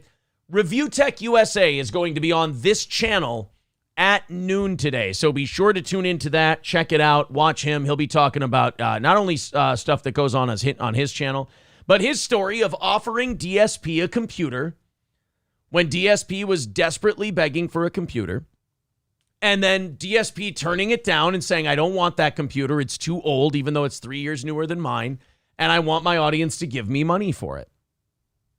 We're going to have him on to talk about it. We'll have a couple of laughs. We'll chit-chat like old pals. That's going to be at noon today. So just an hour and a half after this show's over, we'll have Review Tech USA on the show. A couple of things. Rocka Handling in Sauk Rapids is currently hiring field service technicians and a parts and service coordinator. They're a material handling dealer specializing in Taylor forklifts and shuttle wagon rail movers. And you can call Andy at 320-330-9212. Rocka Handling offers competitive pay and benefits. And if you're looking for a job change, a new job, or you're looking to move even, come here to Central Minnesota in Sauk Rapids and Rocka Handling. You can also go to rockagrp.com/careers. I'm just putting that in the chat for you. There you go. rockagrp.com/careers. And also Stoney's Bar in downtown Rockville. Lemmy, if you could post the link to, you know what? I've got it. We don't have a goal or anything anymore. Let's get our Eventbrite tickets for the anniversary show. The anniversary show is coming up at Stoney's Bar in Rockville. Coming up on, there we go, view your event. The 8th anniversary party is coming up Saturday, August 6th at Stoney's Bar in Rockville. We've got a cornhole tournament at 3 p.m. Excuse me while I just copy and paste that in the chat. There's the link for the tickets. Cornhole tournament at 3 p.m. We've got about 20 spots open for that. We've got a comedy show at 8 p.m. We've only got about 40 seats left for the comedy show. If you're a VIP, let us know you're coming, +1, and we'll save those seats, and we'll knock those off the ticket sales. But right now, we've got about 40 seats left to the anniversary party show for the comedy show at 8 p.m. So there's the link in the chat. Get your tickets today. $15 for the comedy show, $10 for the cornhole tournament, or $20 for both of them together. Come party with us all day.